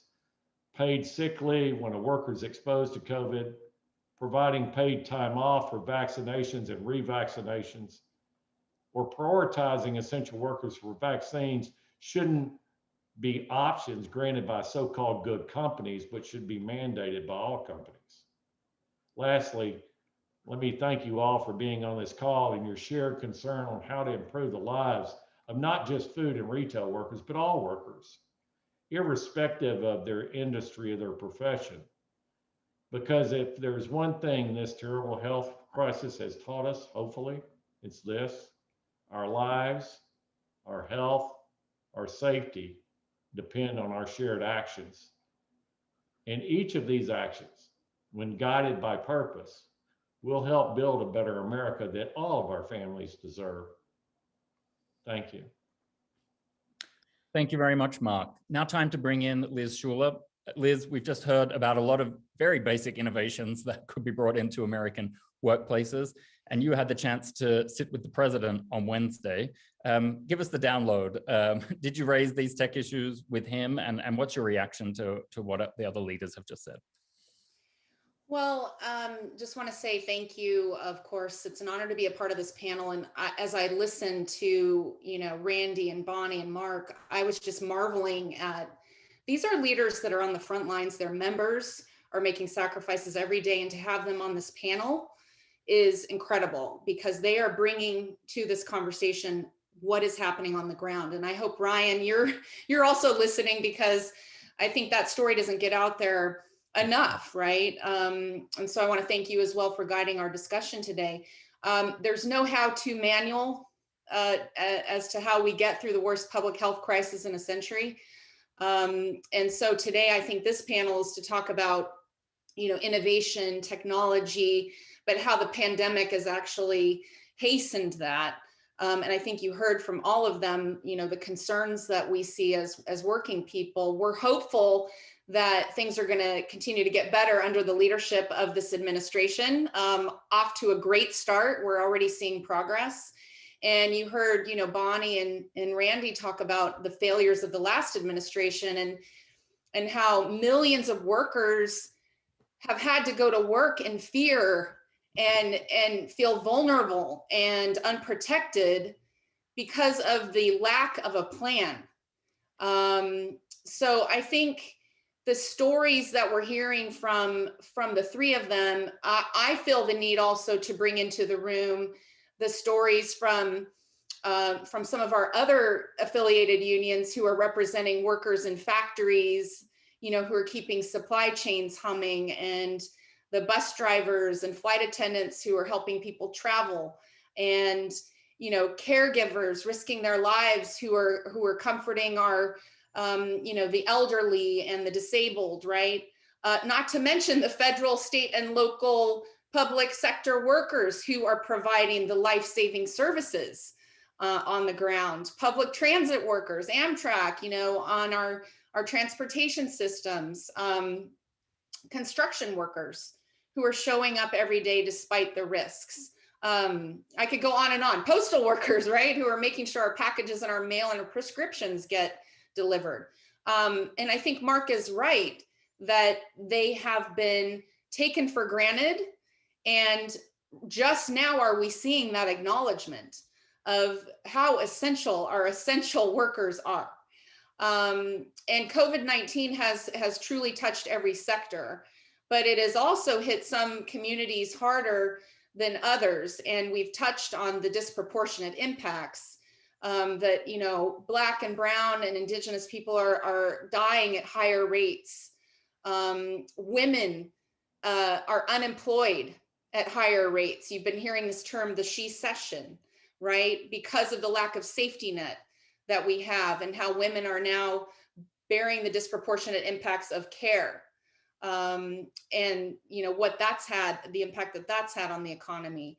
And so many victims of the virus have been the people who have kept our country fed and safe, and who are running through this pandemic on the front lines. So what I worry about is exactly what we're here to talk about today, is the rapid acceleration of technology and the consequence of how technology then, based on what we've seen through the pandemic, how this technology then will start to change the way we work forever.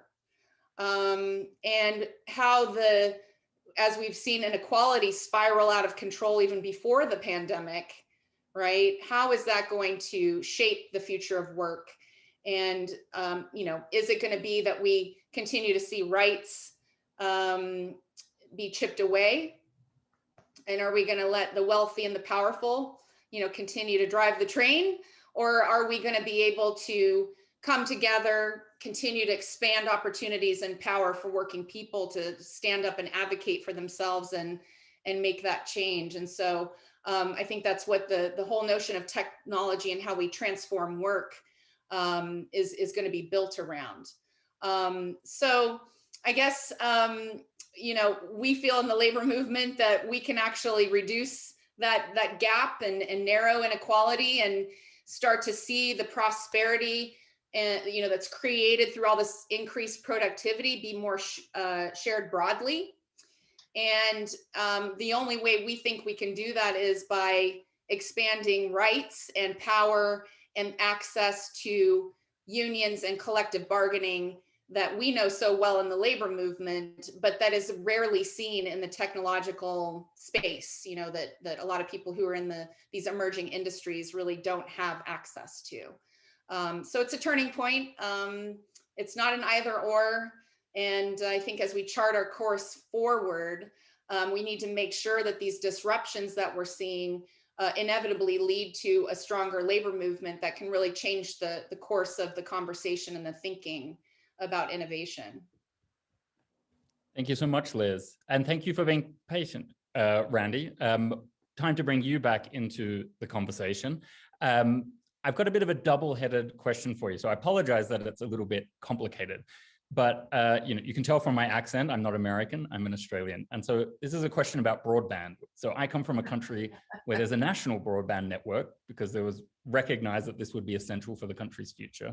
I spent most of the last 20 years working in Europe, where broadband is frankly quite cheap, quite fast, and nearly universal. And because I wanted to ask you about the reality of virtual learning and where teachers need more technology to do a better job, and where are the red lines for you as a union?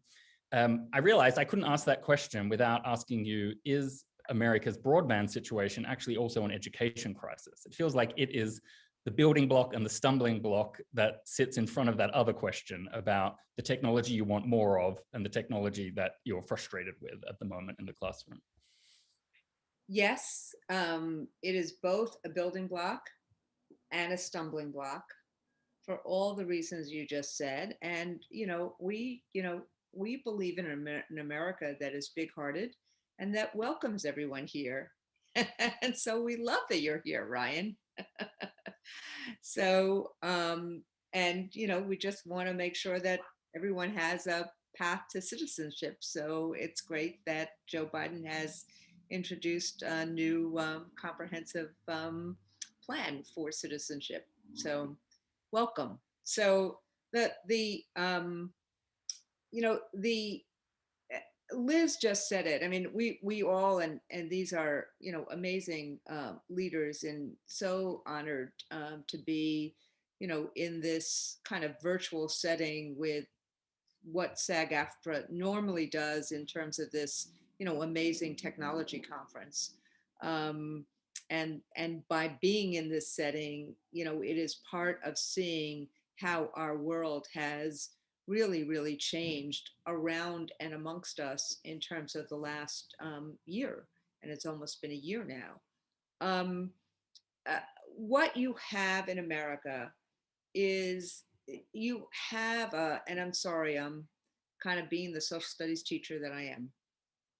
You have a constant fight, like de Tocqueville saw, from the very beginning, of the kind of Lockean social contract and we're all in this together, and the rugged frontiers person.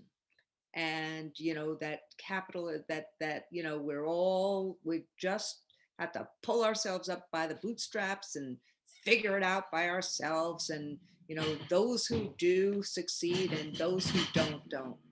And we're pretty schizophrenic about these two different pushes and prods in America. And so where you had, for example, in the New Deal, an understanding that the electrification of America was absolutely necessary to lift people out of poverty, that when you fast forward to the invention of the internet and how, and you've gone from radio waves to broadband, we're basically back into the dog eat dog, whoever can afford it can do it, as opposed to this being a public good. And so as a result, what has happened this year, for example, is that 16 million kids of the 2 million, 53 million kids that we educate every single day, public and private, pre-K through 12, 16 million of them still don't have, a year into this pandemic, appropriate broadband or appropriate equipment. You cannot spend your day doing schoolwork on an iPhone. You can barely spend your day doing schoolwork on a computer or an iPad that all of us are on doing this session. Most kids, I often say, most kids and their parents can't afford. We spend, my partner and I, she's a rabbi, she's about to do services in the other room. We spend $250 a month on high-speed internet. Obviously, we can afford it. What happens to kids and their families? So it is where inequity shows up when we are into having to deal with technology as an absolute given in the middle of a pandemic, and kids do not have the internet broadband to do that. So should it be part of the infrastructure bill that Joe Biden is pushing and in the Recovery Act? Absolutely. Should we be doing this like we electrified the United States in the 30s and 40s? Absolutely. Should it be free like radio waves are? Absolutely. But we have to do more than that, because the next piece in terms of all those platforms for educators, again, nothing is made free. It should be absolutely free for educators across the nation to have up-to-date platforms that are usable, in every single school district. But what we have seen, and this has been a non-reported story, that when it came to trying to go from basically most teachers not using technology in any real regard other than, their own personal email and, sometimes doing FaceTime or using Facebook with their families and friends. Districts and teachers actually work pretty hard to band-aid and patch things together. The question becomes in the 2.0 world, in the world that SAG-AFTRA envisions, let's figure out how we can give kids who have the least, the best platforms. Let's work with the tech companies. Let them, let's figure out how they make money, but let's work with the tech companies that the gold standard is for places like East St. Louis or for LA or for poor neighborhoods in New York City. And as we're doing it, let's actually make sure it's not just the kids that have this, but their families. Absolutely. Thank you, Randy. Now, Bonnie, if I can turn to you, I wanted you to give us some perspectives on what it's like to be a nurse in this growing telemedicine environment. And the reason I ask that is that I know a lot of younger people, and I don't quite count as that anymore, but I'd probably include myself in sort of the next comment. I like the idea of booking appointments online, and I want to know on the spot what my insurance covers or doesn't cover and so on. But I think a lot of us don't see any other perspective on those digital systems. We don't know whether your members get any benefit out of it. We don't know where the cost savings that come from running those systems go to, whether it's straight to profit, is it into nurses' pockets sometimes? Tell us a bit how that system is affecting your members now that it's becoming part of the everyday reality of receiving healthcare. Sure. So, I think actually, and I think, Randy makes a really good point in her conclusion of those 16 million children without broadband internet connectivity. That's 16 million families who are patients, potential patients also that don't have access to, that kind of internet connectivity to make those kinds of appointments. Some people obviously, do and obviously may enjoy that, in terms of the, well, quite frankly, maybe even not wanting to go into the healthcare system, largely, because there is some fear right now with regards to a lack of protections. And so we're seeing that. And quite frankly, that's concern to us because people that are having chest pain or, some very serious symptoms need care. So, I think that, those, and that I think goes across, whether you're talking about inner city or rural areas where, where they don't have access to that kind of technology. And that's where nurses go, is to those that actually are vulnerable and are in need of care, and we prioritize. The other thing that I'll say is, we're familiar with where some technology, even things I had mentioned before on family members having to monitor the oxygenation, blood oxygenation with these oximetry devices. And there was a recent study that actually showed that the blood oxygenation in COVID-19 patients, maybe the oximetry units themselves miss 3 times more cases that have in Black patients than in white patients in terms of hypoxemia. That, obviously is very dangerous. So, you know, I think for us, technology, you know, has its benefits, and its benefits for some, but it certainly, you know, for so many it doesn't. And I will say there is a generational gap here too, in terms of some of our elderly patients.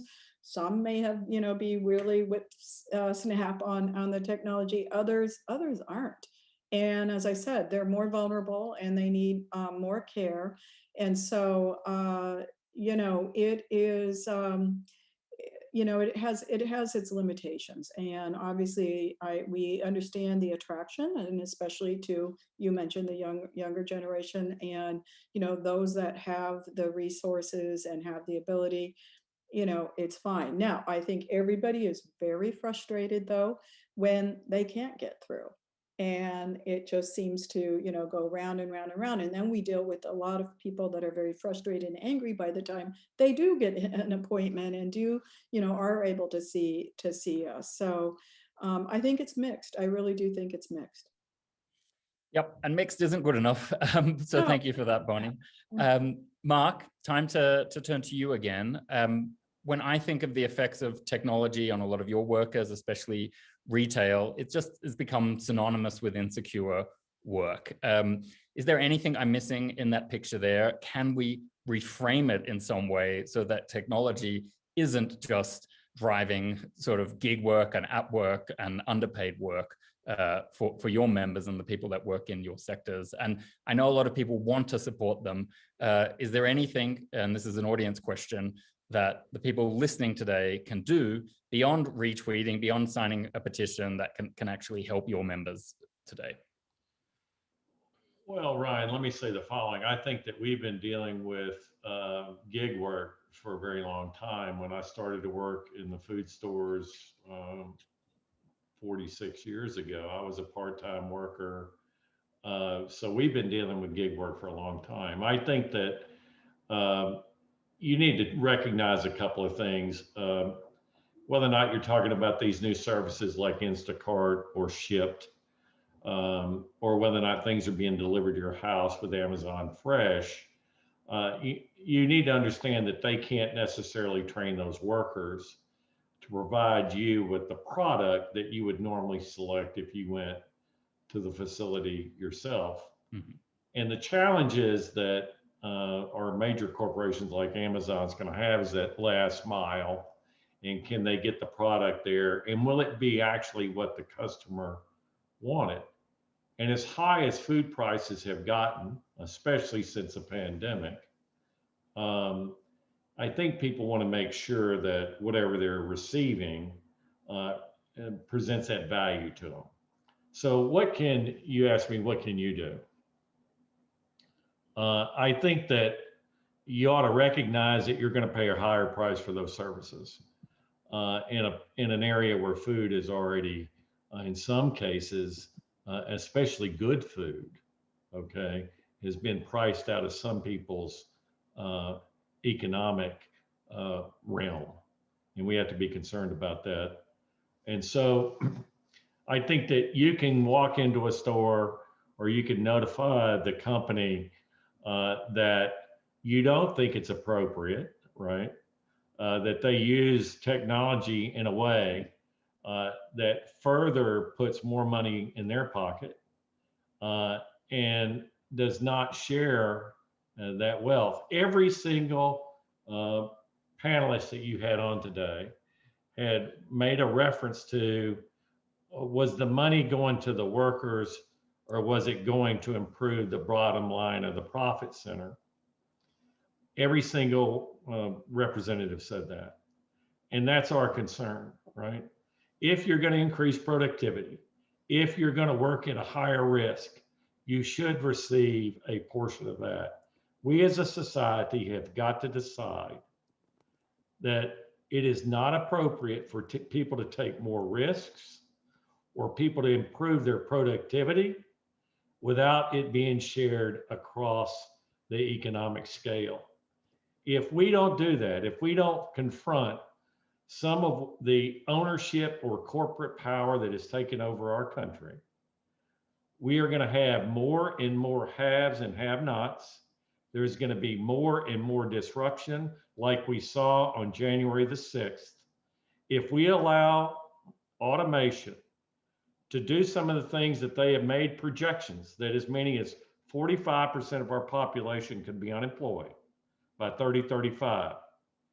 If we don't decide as a society that we're going to take that issue on, then what we're going to see is mass disruption in our society.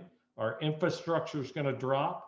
Our ability to educate our children is going to be a challenge. And we, as we know it, this country, as we know it, is going to change from being the place that people want to go to the place that people want to run away from. Thank you, Mark. I have to say my reporting bears a lot of that out, that it really is going to take greater involvement at a federal level, but not excluding other levels of government in taking charge of the effects of technology, and a greater investment as well in coordinating new and different skills. We can't just leave it to individuals to figure this out on their own. Our interpreters have been working very hard, so we're going to have to wrap this session up very soon. But Liz, can I turn it over to you, maybe just for a brief 60-second wrap-up comment about the takeaway that you really want people to leave this panel with? Wow, no big lift in 60 seconds. Just, you know, I think a lot of people think that the labor movement is of the past, you know, that we're outdated, we're outmoded, that we're a closed club and want to just bury our heads in the sand when it comes to technology. And I would say that we are quite the opposite, even though we do have concerns about how technology will be used and implemented and whether there'll be a worker voice engaged in it. We're also very much partners in how we can craft a future of work that will benefit everyone. And I think there's so many examples of how this can go well, where workers are brought to the table in partnership to you know, implement, as we heard in the previous panel, I talked about Marriott, you know, and how hotel workers are at the table actually with a voice, a notice period before technology comes in. They use collective bargaining to make sure there's training funds for people to train up to the next opportunity. So we can actually be partners in crafting a future that works for everyone, or technology can go badly, right? If you don't involve a worker voice. So I think the lessons here are that, you know, we want to make sure the future is a future of shared prosperity, and the labor movement is really the only force left in the United States that has the power and scale to make sure workers can get the share of the pie that they help create. Thank you, Liz. And make sure, if you haven't already, please check out the AFL-CIO Technology Institute and follow the work that Amanda Ballantyne and everyone else there are going to be doing in the coming months. I want to thank each of our panelists for joining us and illuminating all of these important issues. And now it's time to hand it back to Gabrielle. We're almost at the end of today's program, so stick with us for these last sessions. Thank you, Ryan. That was beautiful. You did a great job. And I want to say thank you really to Randy and to Bonnie and to Liz and to Mark. You are outstanding leaders. And I think that what I'm really hearing here, and I want to remind everybody, what you're saying is you're supporting workers. Unions support workers. Workers are people. People are what makes this country and our world function and live and breathe. It's our brothers and sisters. And so I really appreciate all the things that you do to make sure that we have a voice and that we really have a future and we can work with dignity and respect. You did a beautiful job. Thank you so much. So we're going to be right back in a few moments with our next session, excuse me, big data, surveillance, oh my God, surveillance, thank you, and discrimination. So stay with us. Sorry, thank you.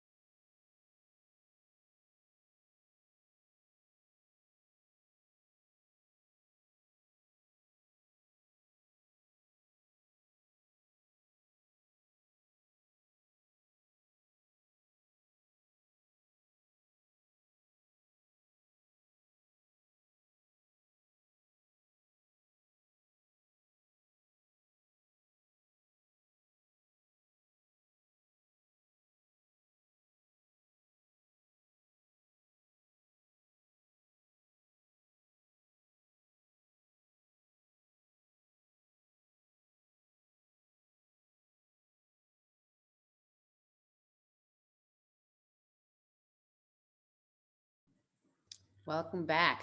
Well, anyone who's taken 8th grade English remembers the ominous phrase, Big Brother is watching you. It turns out Big Brother is watching us, okay?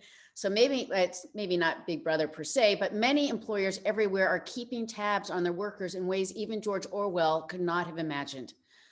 Those same data points that employers use to maximize profits, which raise questions in and of itself, can also be used as a tool of surveillance and control and discrimination. Our next panel of labor leaders, technology and policy experts take a deep dive into this issue and how unions are pushing back through organizing, bargaining, and legislation. So if you have questions that you want to direct to today's guests, please submit questions again to sagaftra.org/summit questions. That's sagaftra.org/summit questions. And to lead this important discussion, it's great to introduce Amanda Ballantyne, Director of the AFL-CIO's newly created Technology Institute.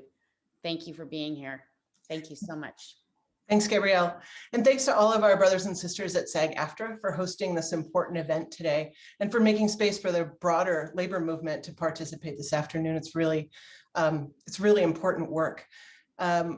Over the past several generations, tremendous public investment has gone into research and development of the basic technologies that are enabling dramatic shifts we're seeing right now in core industries, from automation to artificial intelligence and machine learning.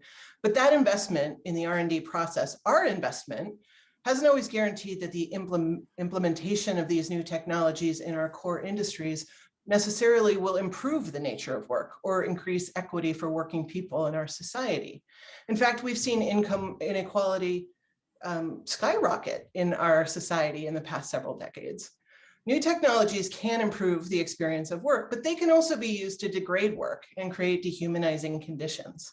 In our next panel, we're going to talk about how new technologies designed to track and control employee performance are enabling employers to use disturbing worker surveillance tactics that degrade work, dehumanize workers, and really have a chilling effect on worker organizing. And we'll hear that these algorithms disproportionately impact women and BIPOC people, exacerbating racial inequity in our society. Today, we'll ask David Mertz to kick off our conversation. David's assistant to the president at the Retail, Wholesale, and Department Store Union. He's going to talk today about the experience of workers who are right now trying to organize a union in Amazon.com's Bessemer, Alabama warehouse. We'll also hear from Aiha Nguyen, Program Director for the Labor Futures Initiative at Data and Society, who's going to discuss the broader consequences of the types of surveillance programs that Dave discussed in Bessemer, Alabama. Then we'll hear from Michelle Penson, who is Deputy Director of the Data and Analytics Department at the AFL-CIO. She's going to speak directly to the ways in which algorithmic management creates and amplifies racial and gender bias. And then finally, we'll hear from Michelle Miller, who's co-founder and Executive Director of coworker.org. She'll tie together a number of these threads and set up for us a conversation about policy and bargaining solutions. The real point of this conversation, of course, is that we have choices about the future we want to create. Are we going to create guardrails on employer behavior and use policy to incentivize companies to improve the quality of work and make society more equitable? There certainly are things that we can do with public policy and with worker organizing that can shape the future of work in the interest of working people and in the interest of increasing equity in our society. But this requires a deep level of engagement, particularly from working people and the labor movement. So let's get started. Dave, can you please kick us off? Tell us what's going on in Alabama. Yeah, I'd like to say that I'm happy to do so. I'm happy to be here. I'm not particularly happy about what's taking place in Bessemer in terms of how Amazon is behaving. What I am incredibly excited about is what's happening with the workers who are standing up and they're speaking out under it's been an incredibly challenging environment. When we talk about surveillance, it's played a very big role in this campaign and monitoring it and how people feel that they're just being watched. The big brother that Gabrielle spoke about. It's real. It's out there and it's oppressive. When we talk about how technology has played a role in this campaign, how the monitoring has played a role, it's good to think of it almost in terms of like three broad-based ways, right? The first way is how the company actually communicates with workers, right? And workers in the facility first started reaching out to us because they felt a complete disconnect at their workplace from how they were being managed. They're being managed by an app. They rarely had ever spoken to any managers. They would just get a notification on their phone telling them that maybe they had been disciplined for something. Some were even terminated that way. We heard from workers who said, you know, we're not even sure if they're actual people behind this. They treat us like robots, but we're pretty sure they might be robots themselves. You know, and it's this weird kind of dystopian environment where people feel that they're just being treated as disposable parts of a bigger machine by a larger machine. And whether or not that's, you know, actually true, that is certainly how folks experience it. So there's that piece. There's a second piece of this, and that's how the company tracks workers. From the minute they start working to the minute they stop, workers are being monitored.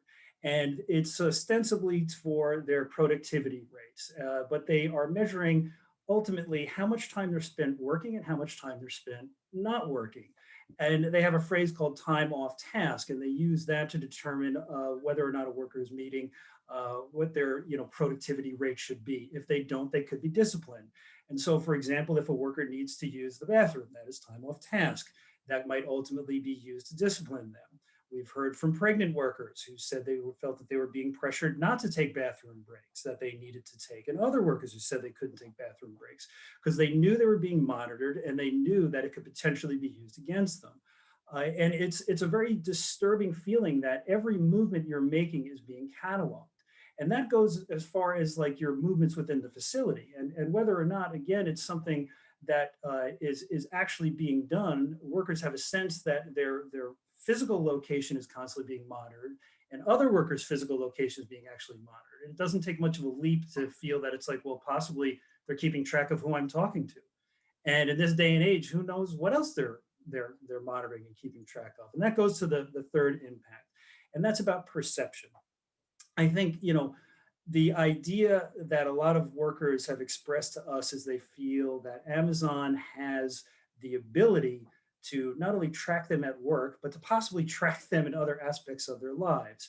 And again, that may or may not be true, but because of that perception, it has a chilling effect on workers' willingness to engage with the union campaign at times. So if you feel that it's like you're being tracked about who you're talking to in the facility, and there's someone who's a union supporter, if you're a person who may be a little concerned about that sort of thing, about maybe being, getting a black mark, you might think twice before you speak to that worker. If you take that one step further and you think that monitoring and surveillance could be extended outside of the facility, whether or not that's true, if that's the perception, it can have a chilling effect on workers' behavior, whether or not they would go to a union hall per se.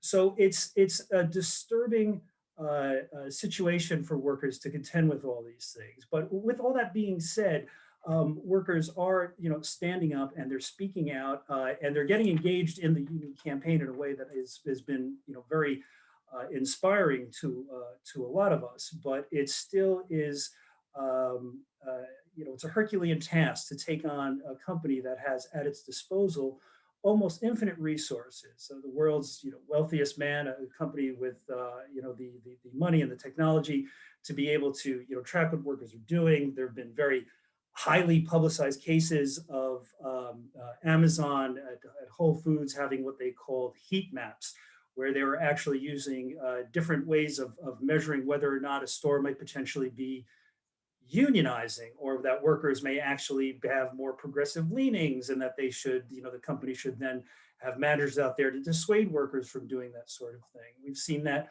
play out at the Amazon facility in Bessemer, where the overwhelmingly African-American workforce in a part of the Deep South, has taken to the campaign not only as something around labor rights, but also around civil rights.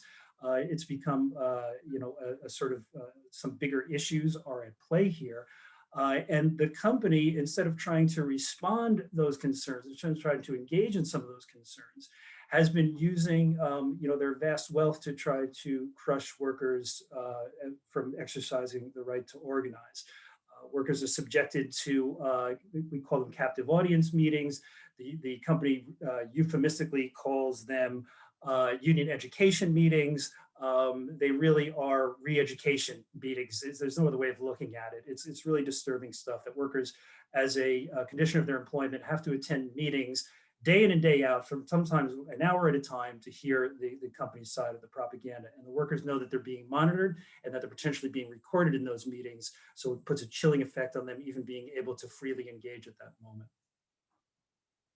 Thanks, Dave. It's certainly disturbing. And I just want to shout out all of the workers who are organizing. It's a really inspiring campaign and very, very important sort of foothold in starting to organize the industry. So thanks for joining us today. I'm going to pass this over to Aiha Nguyen, who's Program Director at the Labor Futures Initiative at Data and Society. Aiha. Thank you, Amanda, and thank you, David, for giving us a real understanding of what's happening in warehouses. I'm going to talk a little bit about how some of the things that we're seeing in warehouses can be more broadly talked about in terms of work in general. And while such tools aren't necessarily intended just to make workers' lives difficult, it does because algorithms and surveillance is also not neutral. It works for who controls it, and that currently is mostly employers. And so we need to think about how surveillance and algorithmic management are creating some negative consequences for workers. So some of what we're seeing in Amazon warehouses is technologically driven speed up and work intensification, right? Workers being subjected to time off tasking, having a rate that they have to accomplish. And we see this in many other industries as well, retail establishments and call centers where workers' performance is recorded and measured. And these devices collect that information and then immediately provide real-time feedback to workers who are then pushed to work faster. And in other instances, it also creates a sense of uncertainty and precarity because these employment decisions, including discipline and dismissal, are based on metrics collected that workers often don't see and they don't know how they arrived at this particular score, but that score is then being used to make employment related decisions about them. Another trend that we're seeing that can be sort of broadly shown across multiple industries and work is sort of a shifting of the costs of operations onto workers.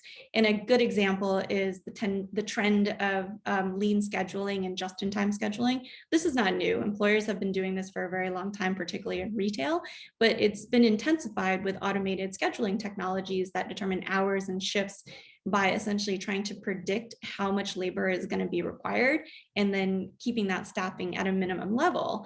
And these systems pull in historic information about customer foot traffic, customer reviews, and even weather patterns in order to make these decisions. The consequences for workers is very erratic and precarious schedules.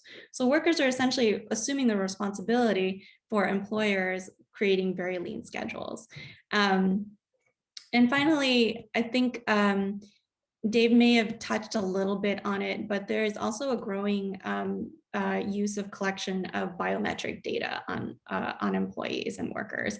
And this has kind of happened previously, whether it was like a health app or pieces of technology on one's body, and particularly in certain industries like sports. You know, players are having technologies actually put on their body constantly, whether it's a helmet or there's even a story about some football players having beds that have sensors and monitors that can determine how well they're sleeping because this is tied to performance. The problem is there's not a clear connection between these biometrics and performance. It's kind of like a tenuous situation. With COVID-19, that's becoming an even bigger issue. So many workers are being asked to have their temperatures checked and maintain a 5-foot distance, filling out health surveys. And even in the entertainment industry, you know, there was the body statistics and the sound of a person's voice, their face. There was a session earlier about deepfakes.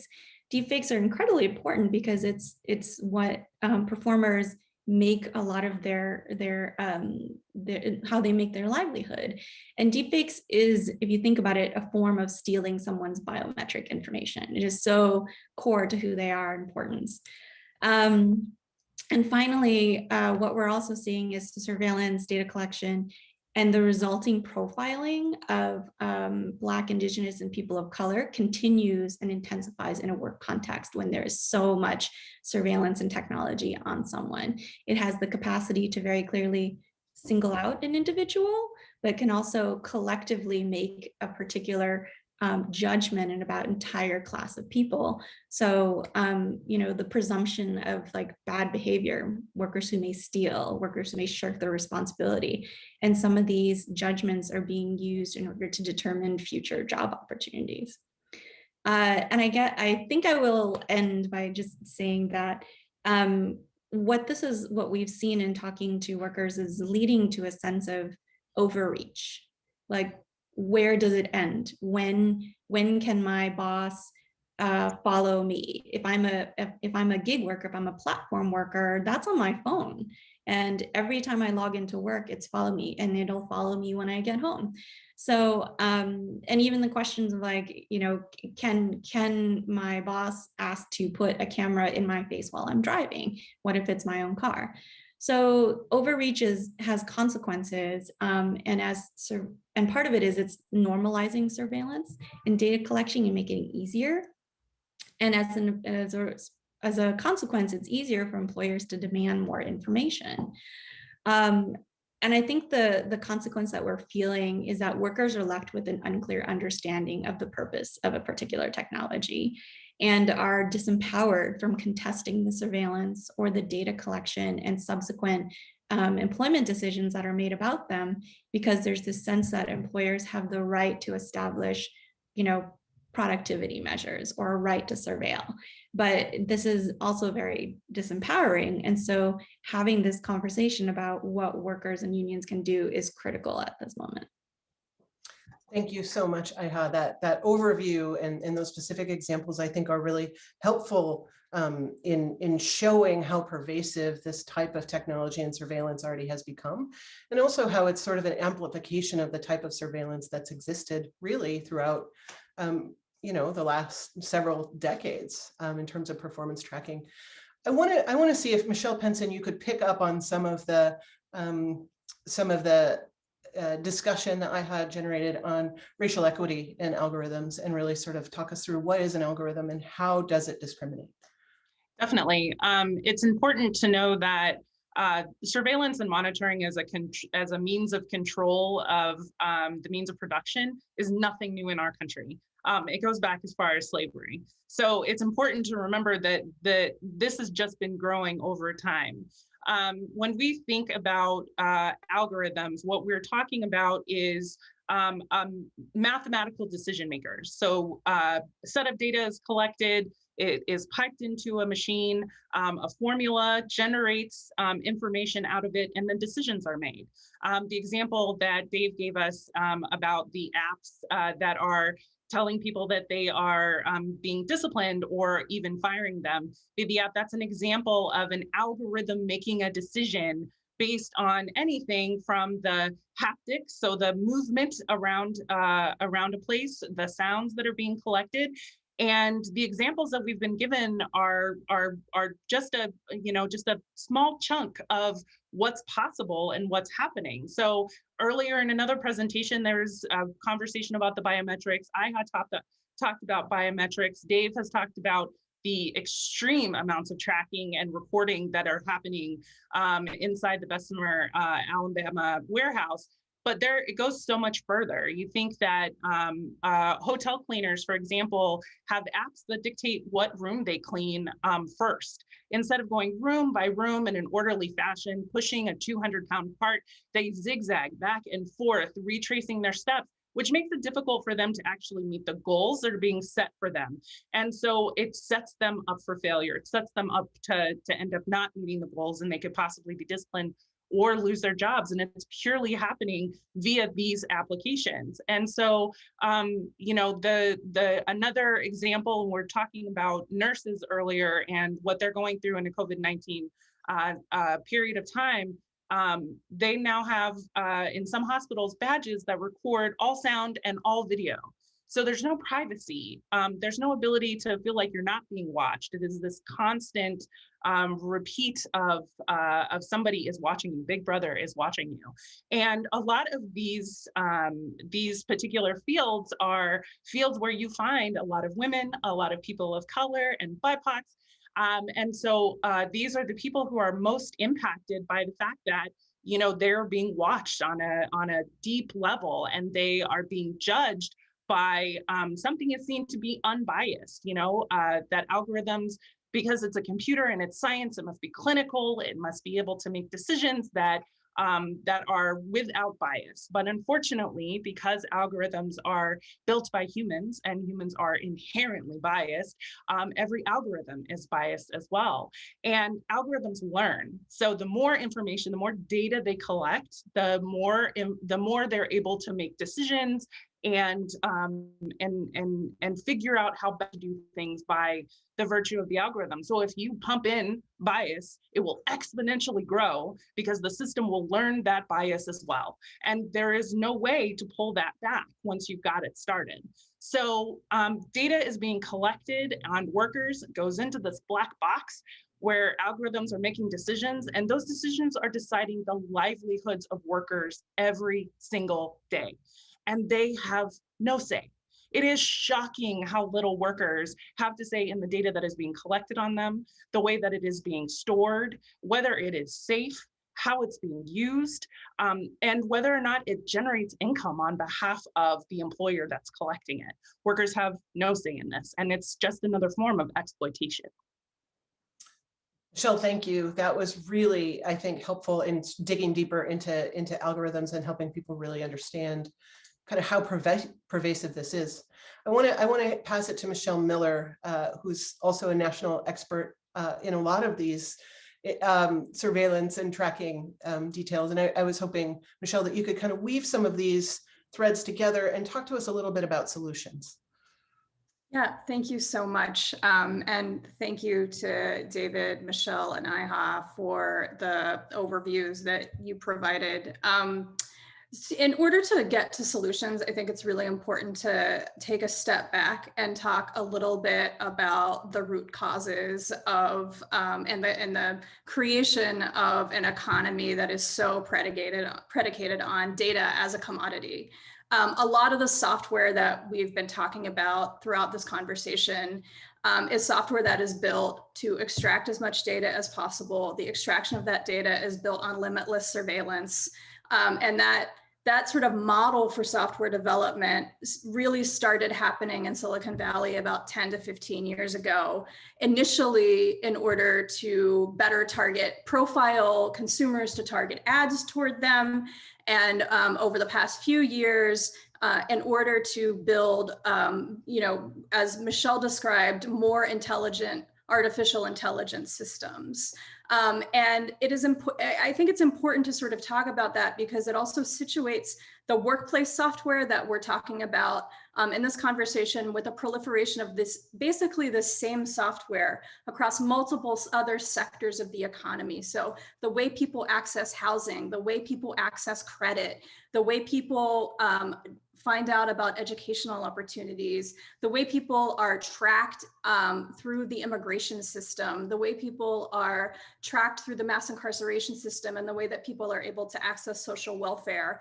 The logic of the systems that we're looking at inside workplaces is also present inside of all of those other systems that rate people's worthiness to access the goods and services that they need to survive, and their ability to be safe and protected from interference from the state. And what we know is that people of color, specifically the Black community, the Muslim community, and the immigrant community, are significantly tracked and surveilled by multiple entities on a daily basis. So when we think about that in the context of the workplace, what we are actually up for addressing is a much broader kind of privatized surveillance state that has impacted every aspect of people's lives.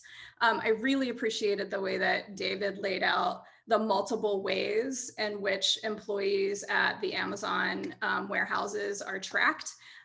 those same employees, then go into their own communities where Amazon has relationships with the police through their Ring cameras, attempt to access cloud services, which are run on Amazon Web Services, just like the rest of us. And this is all a piece of Amazon's effort to create a data monopoly such that they can control vast sectors of the economy and rake in more income.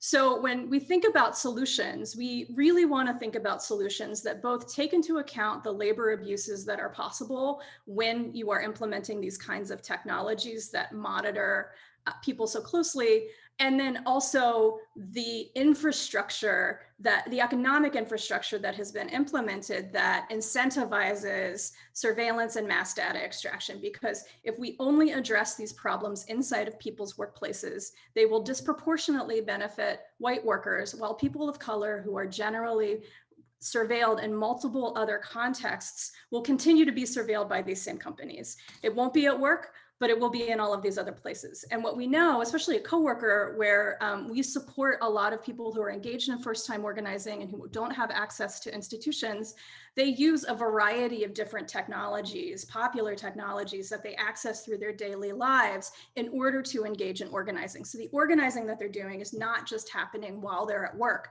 but while they're doing a variety of other activities in their own communities, and the way that they're building networks within their own communities.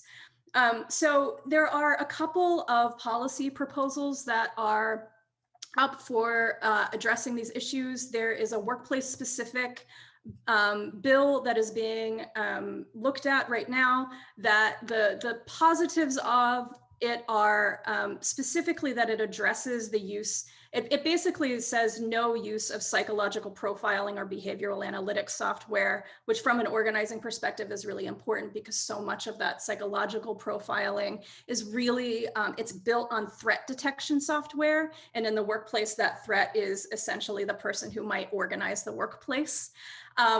It requires employers to provide an explanation for the ways in which algorithms that are managing pieces of people's workday are being used. It also says that algorithmic decision-making cannot be used in performance assessment, that people cannot be penalized based on a decision that the algorithm made. So there are a number of really incredible and transformative pieces within this bill. But again, my concern is that if we really only address this issue through what is mostly productivity technology inside of workplaces, then the impact that this surveillance technology and the surveillance infrastructure has on freedom of association and the ability to organize will still not actually be met. The second attempt is more around data transparency and within a privacy framework. And this is about basically built on the kind of GDPR model in Europe, which forces companies to provide notice, mostly to consumers, about the way in which their data is being collected and used. And in that context, I'm just not easy to satisfy, so I'm also not satisfied with that bill. That context really focuses the impact on consumers and doesn't think about the power differentials that operate within inside workplaces and make consumer-based solutions not quite right for work. So I think that both of those things together start to get at the problem, but fundamentally what we want to do when we're addressing these issues is really address the monopolization of data and the power imbalance between workers and their employers. And the places where we've seen that become possible are in union negotiations and in worker organizing. What Unite Here has been able to do for hotel workers, what the NFL Players Association has been able to do for football players, which is negotiate terms around the extraction and collection of their data and the use of workplace technologies.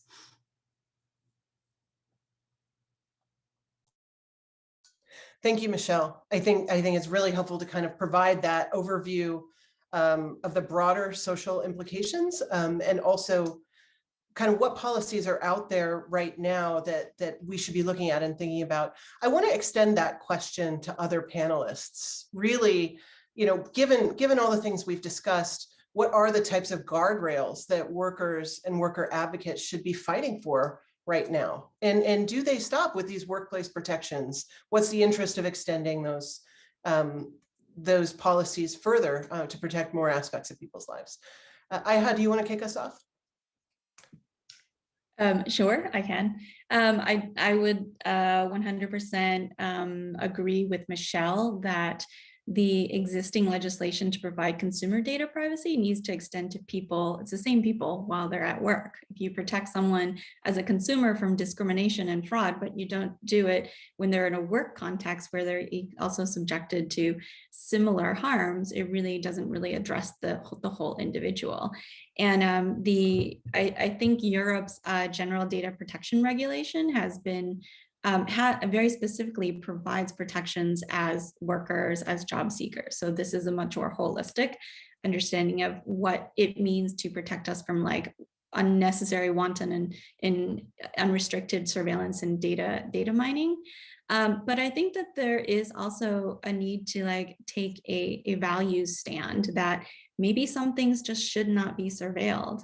And if you look at sort of, the history of surveillance of people of color, of immigrants, they have said no, because the fact of the matter is the surveillance is not just about their data, it's about the control of them as a people to make sure that they're not a threat. And in some ways, workers are a threat. Employers see workers as a threat. Organizing is viewed as a threat. Unionization is viewed as a threat.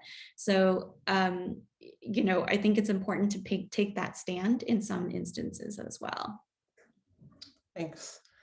Dave and Michelle Penson, talk to us about the role of organizing in building power for workers. I'm getting a number of audience questions about how workers can protect themselves.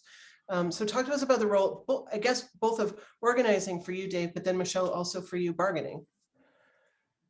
Yeah, I mean, I think in terms of organizing, there's no better way for workers to protect themselves than by joining together in collective action. I mean, there are certain legal protections that are available, while not great and often easily, broken by well-financed employers, do offer some level of protection, during those moments in organizing. But unfortunately, the laws in that aspect are not nearly strong enough as well. And so it's like in terms of like looking at, reining in some of the abuses of surveillance and monitoring, we also need to be looking at our laws in which, protect or should protect workers who are organizing to be able to speak out and to be able to challenge their employers, free from the fear of being, terminated or harassed. And frankly, our laws currently don't really allow that kind of protection. So one without the other, you're only getting a partial solution. And that worker empowerment, at least from my perspective, is always going to be the answer to how workers can best protect their interests. Right. And just to put in a plug for the PRO Act, which would dramatically expand the right to organize unions and protect a lot of what you're talking about. Michelle, talk about bargaining. So when it comes to thinking about bargaining, there have been really great examples of where union locals have been able to actually impact how technology is used, how data is collected. The NFL Players Association example, the Unite Here example. These are cases where the workers actually said it is unacceptable for you to collect this data and for me not to have a say in it, and for me to have technology, forced upon me in my workplace without any sort of information or notice or anything of that nature. And so bargaining gives us the opportunity to actually dig into spaces where there are not yet policies in place, in order to be able to get workplaces to be in a better situation when it comes to the introduction of technology. And I think it is important for unions that haven't yet done this to find an opportunity to look at how it's been done, to find examples and try to do the same thing, because technology is here, right? This management by algorithm is here. We are not going backwards. There's nothing we can do about that. So the best we can do is try to put some guardrails around it, try to control it a little bit, and to make sure that workers actually have a say in that. I think another thing to keep in mind outside of bargaining as well is, when it comes to algorithms, you have to think about who is writing them, who actually has the job to decide what data points matter, how how they are weighted, and what happens when the data is crunched. And largely the group of people who build these algorithms are white, they're young, they're male. And so there's not a lot of data that's being taken into consideration because they don't even necessarily do these jobs or have a lot of information about how to do these jobs in order to build algorithms that are effective and efficient. And so we have to diversify the group of people who are doing this type of work in order to bring different voices and different viewpoints into how this data is being collected.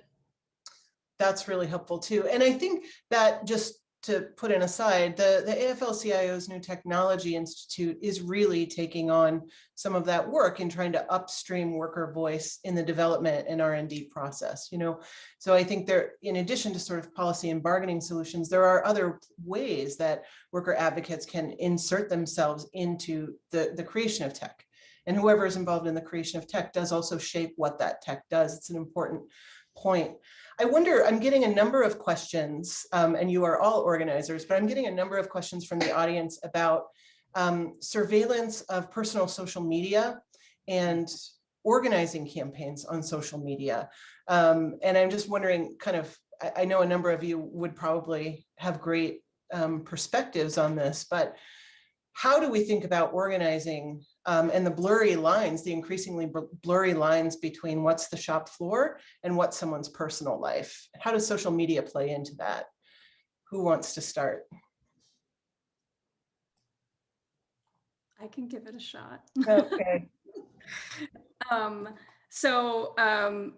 lot of what Coworker does is built on organizing that starts in places like Reddit threads and Facebook groups, and these kind of informal gathering spaces that people have been using. And I think one way to address this is going to sound a little sideways, but one way to actually address the use of social media to monitor and surveil employees is to actually think about the fact that currently Facebook is a monopoly that dominates all of the places where people are actually able to gather and communicate with one another. And so if we address the facts of tech monopolies sort of having sucked up all of the space on the internet, which is no longer the free and open space it was maybe 10 to 15 years ago for people to gather, then we start to help people create spaces where they can communicate with one another informally, that isn't so easily in the purview of employers. I think related to that, one of the things that we are thinking a lot about at Coworker is the debate around Section 230 of the Communications Decency Act, which for very good reasons, many people are concerned about, because currently when hate and disinformation is spread on platforms, the platform owners are not held responsible for facilitating that. The other side of that is that Section 230 makes it possible for people to come together on platforms like Reddit and Facebook and coworker.org to discuss their working conditions without having a company be able to wipe out the platform because they have decided that the platform itself is responsible for the speech that is being used on that platform. And so we have really deep concerns about the ways in which tech policy is going to go over the next 5 to 10 years around the governance of these platforms in order to protect and preserve people's right to freedom of association. What we know is generally when regulatory infrastructure is put in sloppily, quickly, and without thinking through the implications all the way, what happens is that corporations get to continue doing the thing that they had been doing before, and they just have a little money on the side to placate whatever the costs are, and the people with less power who've been using that same infrastructure end up getting locked out. So I think that that if we want to address concerns around employer surveillance or manipulation of social spaces where people are gathering, we also have to think about the fact that there are limited spaces right now for people to do that in the first place, and we should address the prevalence of those monopolies. Thanks, Michelle. How is the same theme, organizing and surveillance outside of the workplace, impacting your work, Dave? Yeah, it directly impacts it. I mentioned the heat map before, and that Amazon and at Whole Foods was using all sorts of information that they were gathering, and I take it from social media as well, about communications that workers may have been having, and then what's been going on in the area around certain stores to be able to determine where they may have the threat of workers organizing.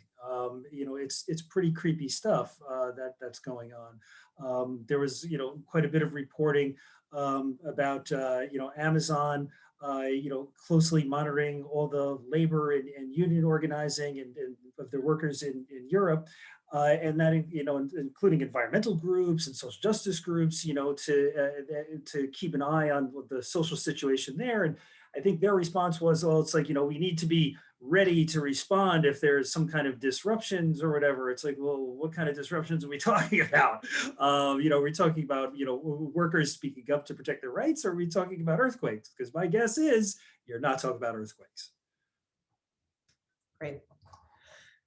So I'm wondering if we could just go around and give you each like a couple minutes to kind of conclude here and talk through what are the key takeaways for this audience right now and what we should be thinking about around solutions specifically. We've talked through some of the legislation that's possible out there, but I would love to give you each a chance to kind of share your kind of concluding and connecting thoughts. Michelle Penson, can we start with you?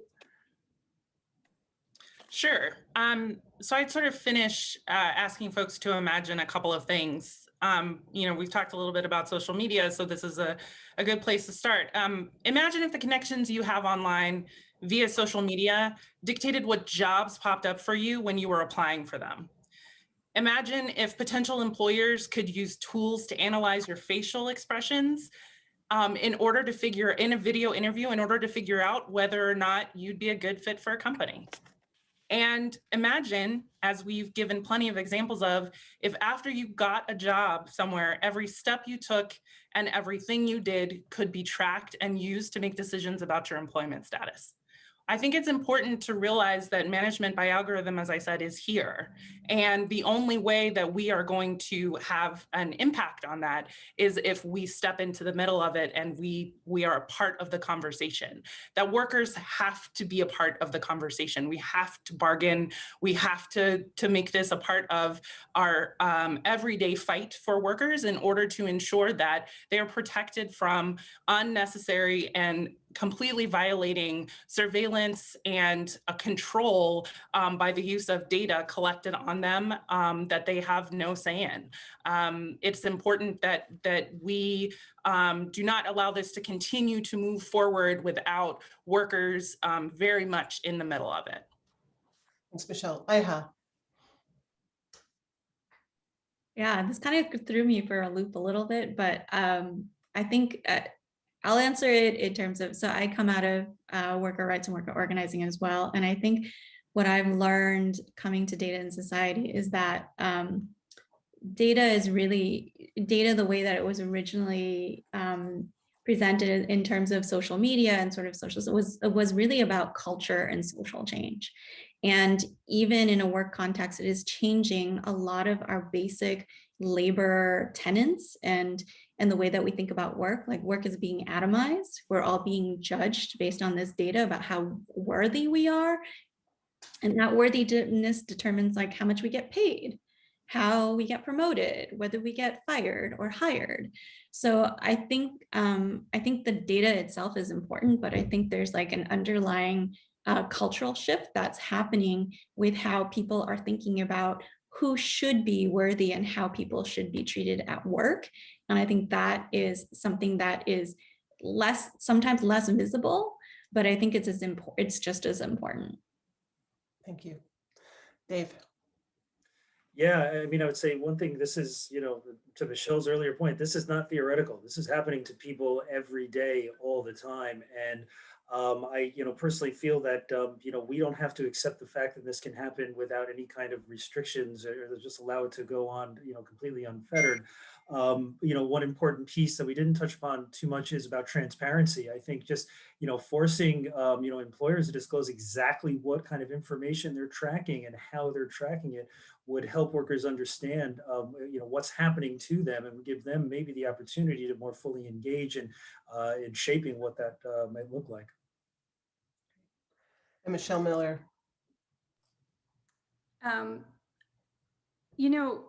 One thing that I think is really hopeful. I have been obsessed with this question for about 6 years.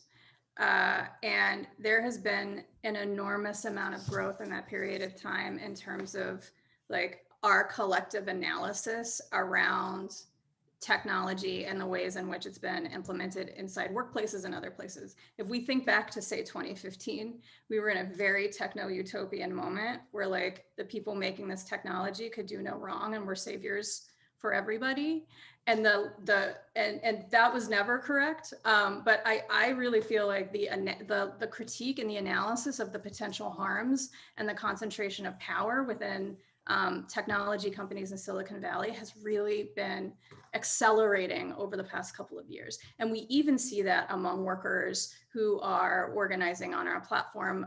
Like a year or two ago, Starbucks told baristas that they all had to download this app called Teamworks that they were going to start doing all their scheduling on. And the first questions that baristas started asking were like, why is this asking for so many permissions? Why is this taking all of my data? Like they knew immediately that there was something off about this. And that is really powerful and it's really different. And so, in this year, we did work with Shipped Shoppers, which is Target's gig economy platform, where they themselves, with a little help from a data analyst, tracked all their own pay data so they could track the way that changes in the algorithm were impacting the pay that they were taking home. And they shouldn't have to do that on their own, but they did do that on their own. And that is really incredible, innovative organizing that we all can learn from and start implementing in the work that we're all doing. I am not generally this optimistic, but it is like in labor, as long as people are still organizing, we're still on a path to winning. And what we are seeing is that there are a lot of people organizing around the use of technology inside their own workplaces, and people working inside tech companies organizing around the ethical implications of the technology that they're building. And I think that that really puts us in a position to actually shift what's happening to people inside their workplaces and the broader economy. That's great. And I think that ties together really well. What we're trying to say here is that there's a specific set of social dynamics right now that are opening up a possibility to rethink how the economy around data is structured. And workers need to be really in the middle of that fight. It's a fight that extends beyond the workplace, but it's really essential for workers to be in there and to be educated and to be driving both inside the workplace and also in public policy and also in the public narrative, frankly, because our values, which is, IHA's point, multiple times in this conversation, this is about more than just the nitty gritty of how our workplaces are organized. This is really a conversation about how we want our society to function. So I just want to say thank you so much. We're so lucky to have some of these just the most kind of brilliant thinkers on this stuff in this panel today. I'm really grateful for your time and look forward to working with all of you on this in the future. Thanks very much. Thank you, Amanda. That was fabulous. I want to say David and IHA, both Michelle's, really your contribution. And when you talk about workers, remembering, and I said this earlier, workers are people and we are all worthy of working with dignity and having some degree of self-determination, and that does come through transparency, communication, and being at the table. So thank you for this conversation. It was very eye-opening, and I hope that we can have more of these discussions as we move forward. So here we are, we'll be back just in a few moments with our final session of the day, covering content innovators, SAG-AFTRA's new influencer agreement. So stand by and we'll see you soon.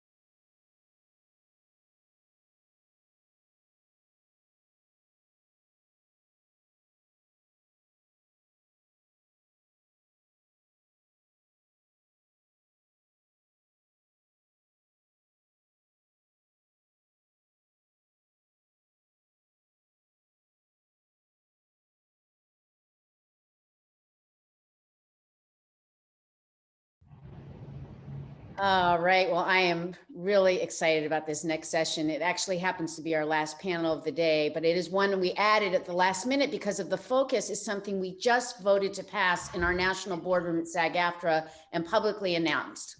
Yay, so good.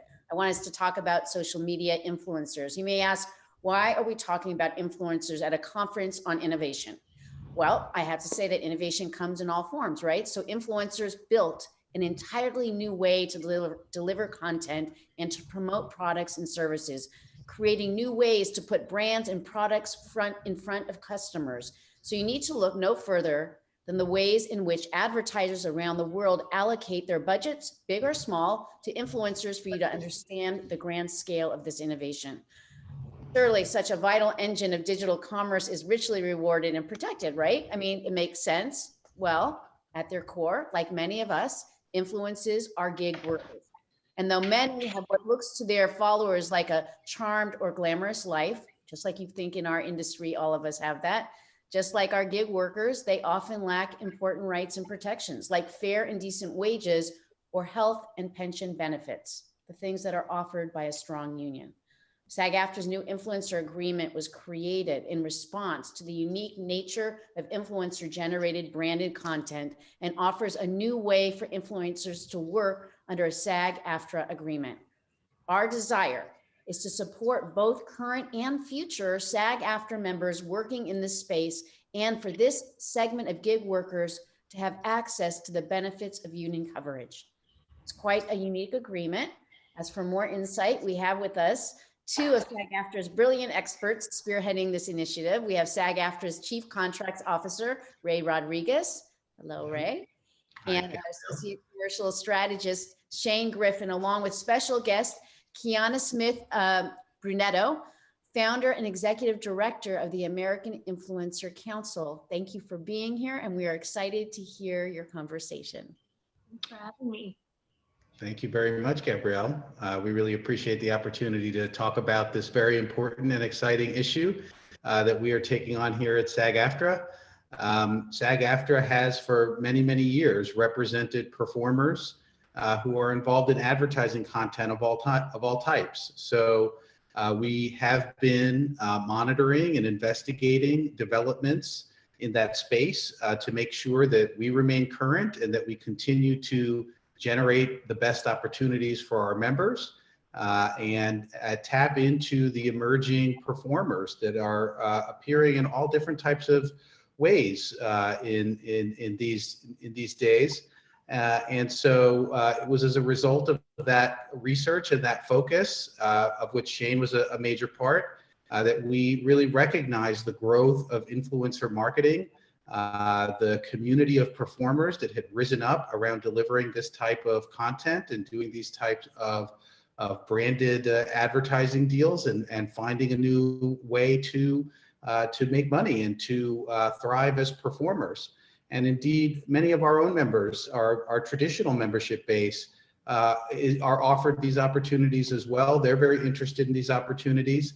We're very interested in capturing it for them and in creating a path for the performers of the future to remain part of our union, which I think is critical if we're going to remain vital and current. And so I really applaud our national board for adopting this approach and giving us the opportunity to do that. And we're not the only game in town. We are joined by someone who has been active for a while in representing folks in this space. And you were just introduced to her. Her name is Kiana Smith Brunetto, I believe, if I got that right.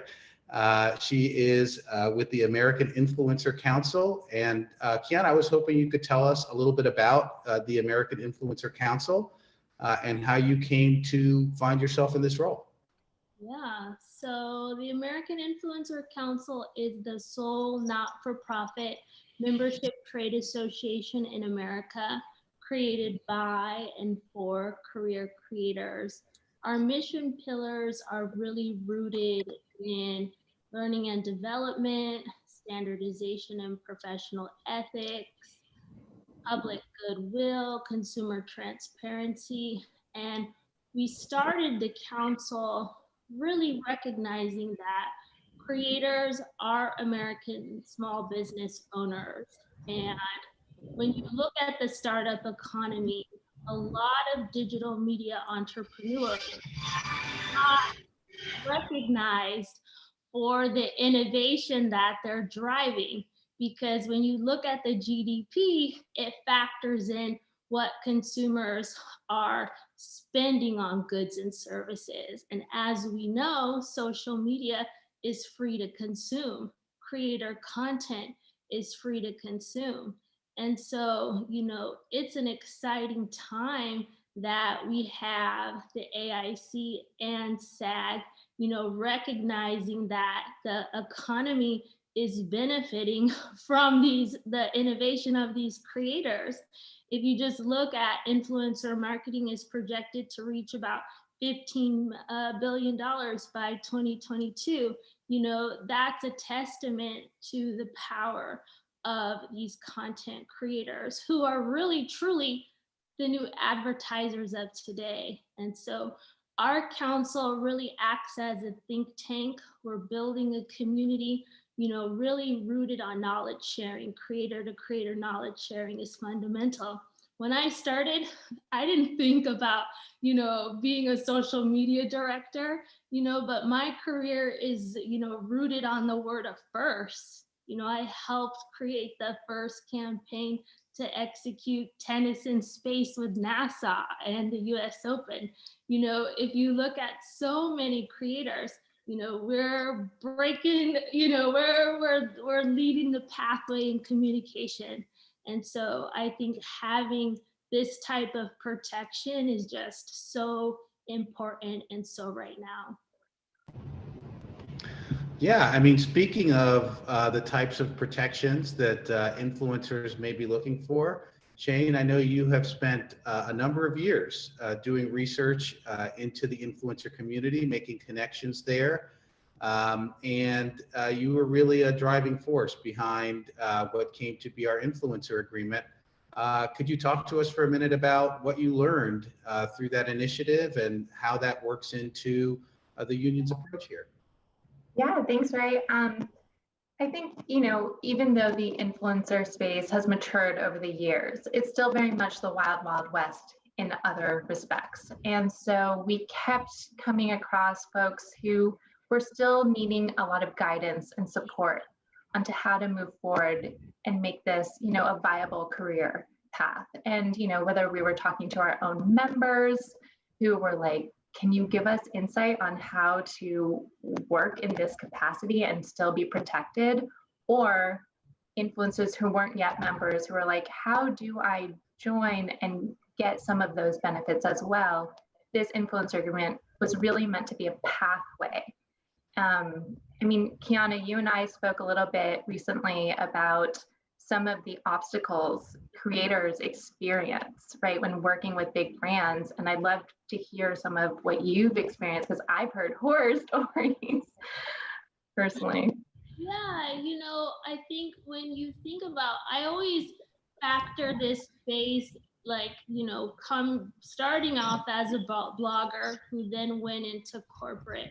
Why did I do that? You know, it was because I was building a team and, you know, it was extraordinarily difficult to factor in health insurance and benefits.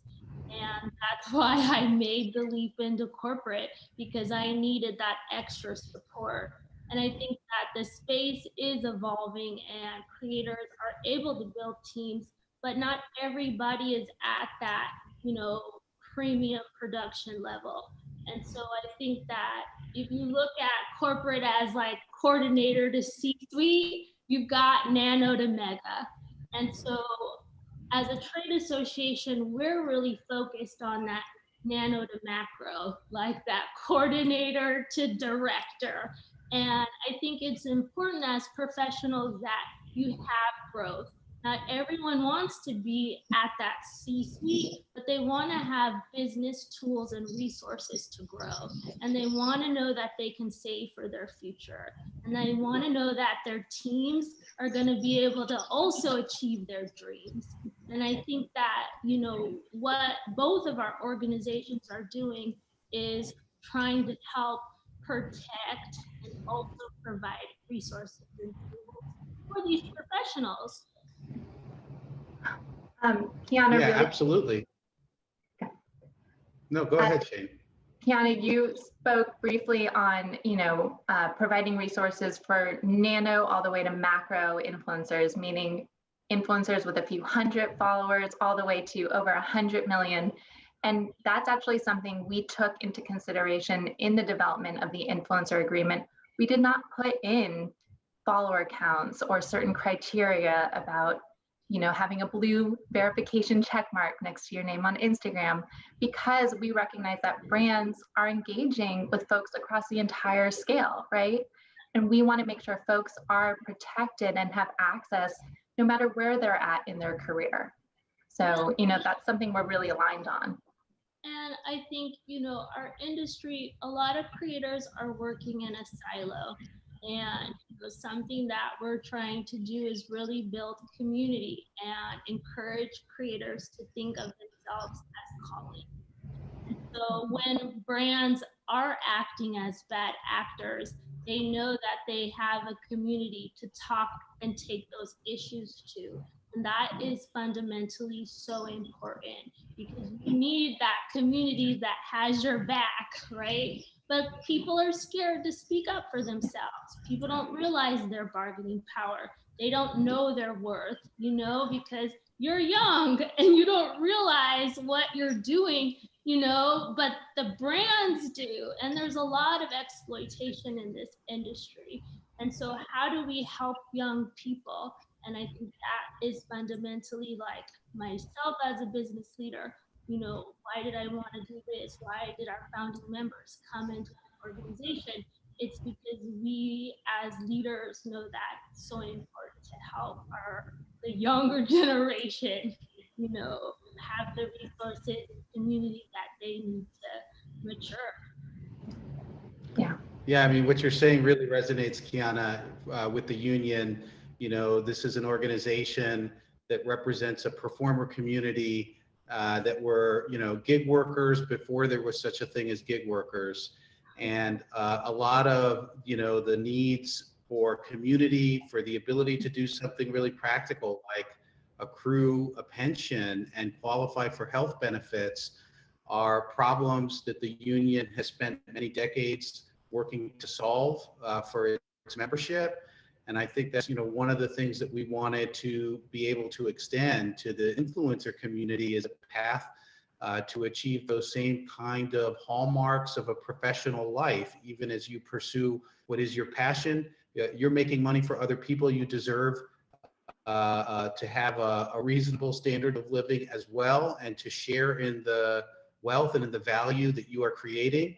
And so the ability to do things like accrue health benefits and work towards a pension, I think, are really critical for that, as well as, you know, the community aspect and having an organization at your back that helps you to understand what your value really is. You know, I have been told by members in the past that, you know, it might not have occurred to them to ask for as much money as the contract provides for them to be paid. And that really is a failure to recognize your own value, which of course is understandable. I think it happens to all of us, but I think connecting with organizations like yours and with SAG-AFTRA is really going to be important for this community to address some of those same challenges.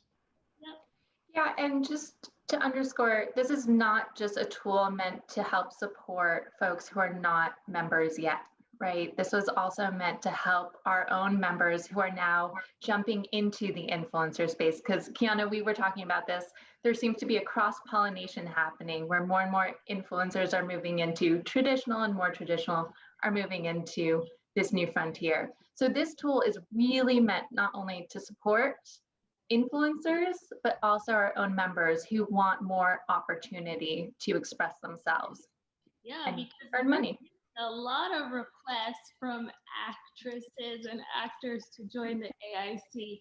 And I just think that, you know, both our spaces in terms of this idea, Ray, and you said performer, and that really resonates me because, as a creative or creator, you know, you are putting a product out in a free domain, and you know, creators produce something that either inspires, educates, entertains, or empowers. And I think that is core to SAG actors. You know, we're all really doing something that fundamentally service the community, because you know, consumers are, you know, watching it, reading it, and being inspired by it. And I think that there's so many blurred lines. And, you know, as creators are the new advertisers, and, you know, we're all marketing, and marketing's changing the way, and social's leading the way, and social commerce, so many exciting things happening on that front that, yeah, I think that it's just so needed, this agreement. Yeah. I mean, everything you're saying feels like, no, Shane, you go. No, it's all you, Ray. No, I was really just going to editorialize and say what you're talking about as far as the needs of that community, it goes right to the core of what SAG-AFTRA is here to do. And as you know, we have had conversations about what our mission is. You know, we could have almost written our mission statement out of your comments, because it's really clear that that there's an alignment between what this community needs and what the union is positioned to deliver for them. And I know that it speaks directly to a lot of the challenges that people have. Yeah, and I think it would also be great, Shane, to touch upon, you know, this being video first. And I think that, you know, the social media since 2018 has really been moving towards a video first industry. You have, you know, Instagram Reels, TikTok, you know, thriving, Snapchat launching, Spotlight. You know, video is king. And so I think that this agreement is also just really important as creators realize the power of video and how important that is in the communication landscape as well.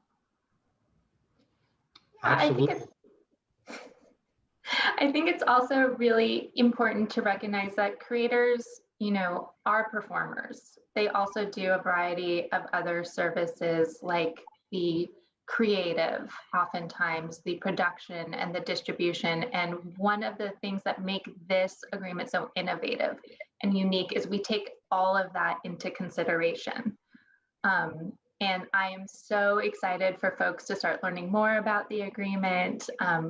I mean, we've been working really hard for years on crafting something that reflects the needs of this community in a way that's not going to jeopardize anyone's ability to get work, but instead be a tool so that folks can get more work and get coverage and get access to benefits and protections and community, right? So we're super excited.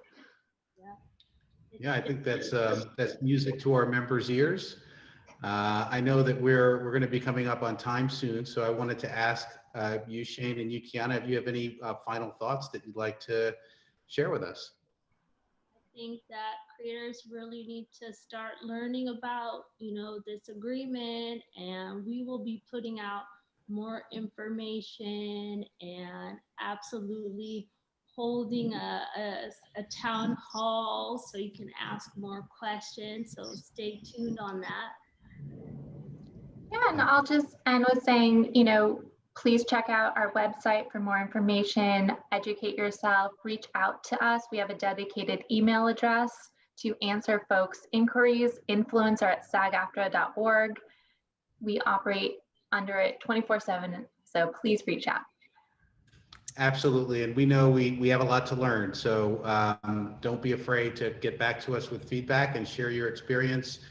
We want to take that into account and make this the best possible agreement and the best possible space for members, new and future, to work with. We absolutely want to work with you, so please come to our website, come join us, be a part of our union. And I think that brings us to the conclusion of this conversation. Thank you both so much. And I will hand this back to you, Gabrielle.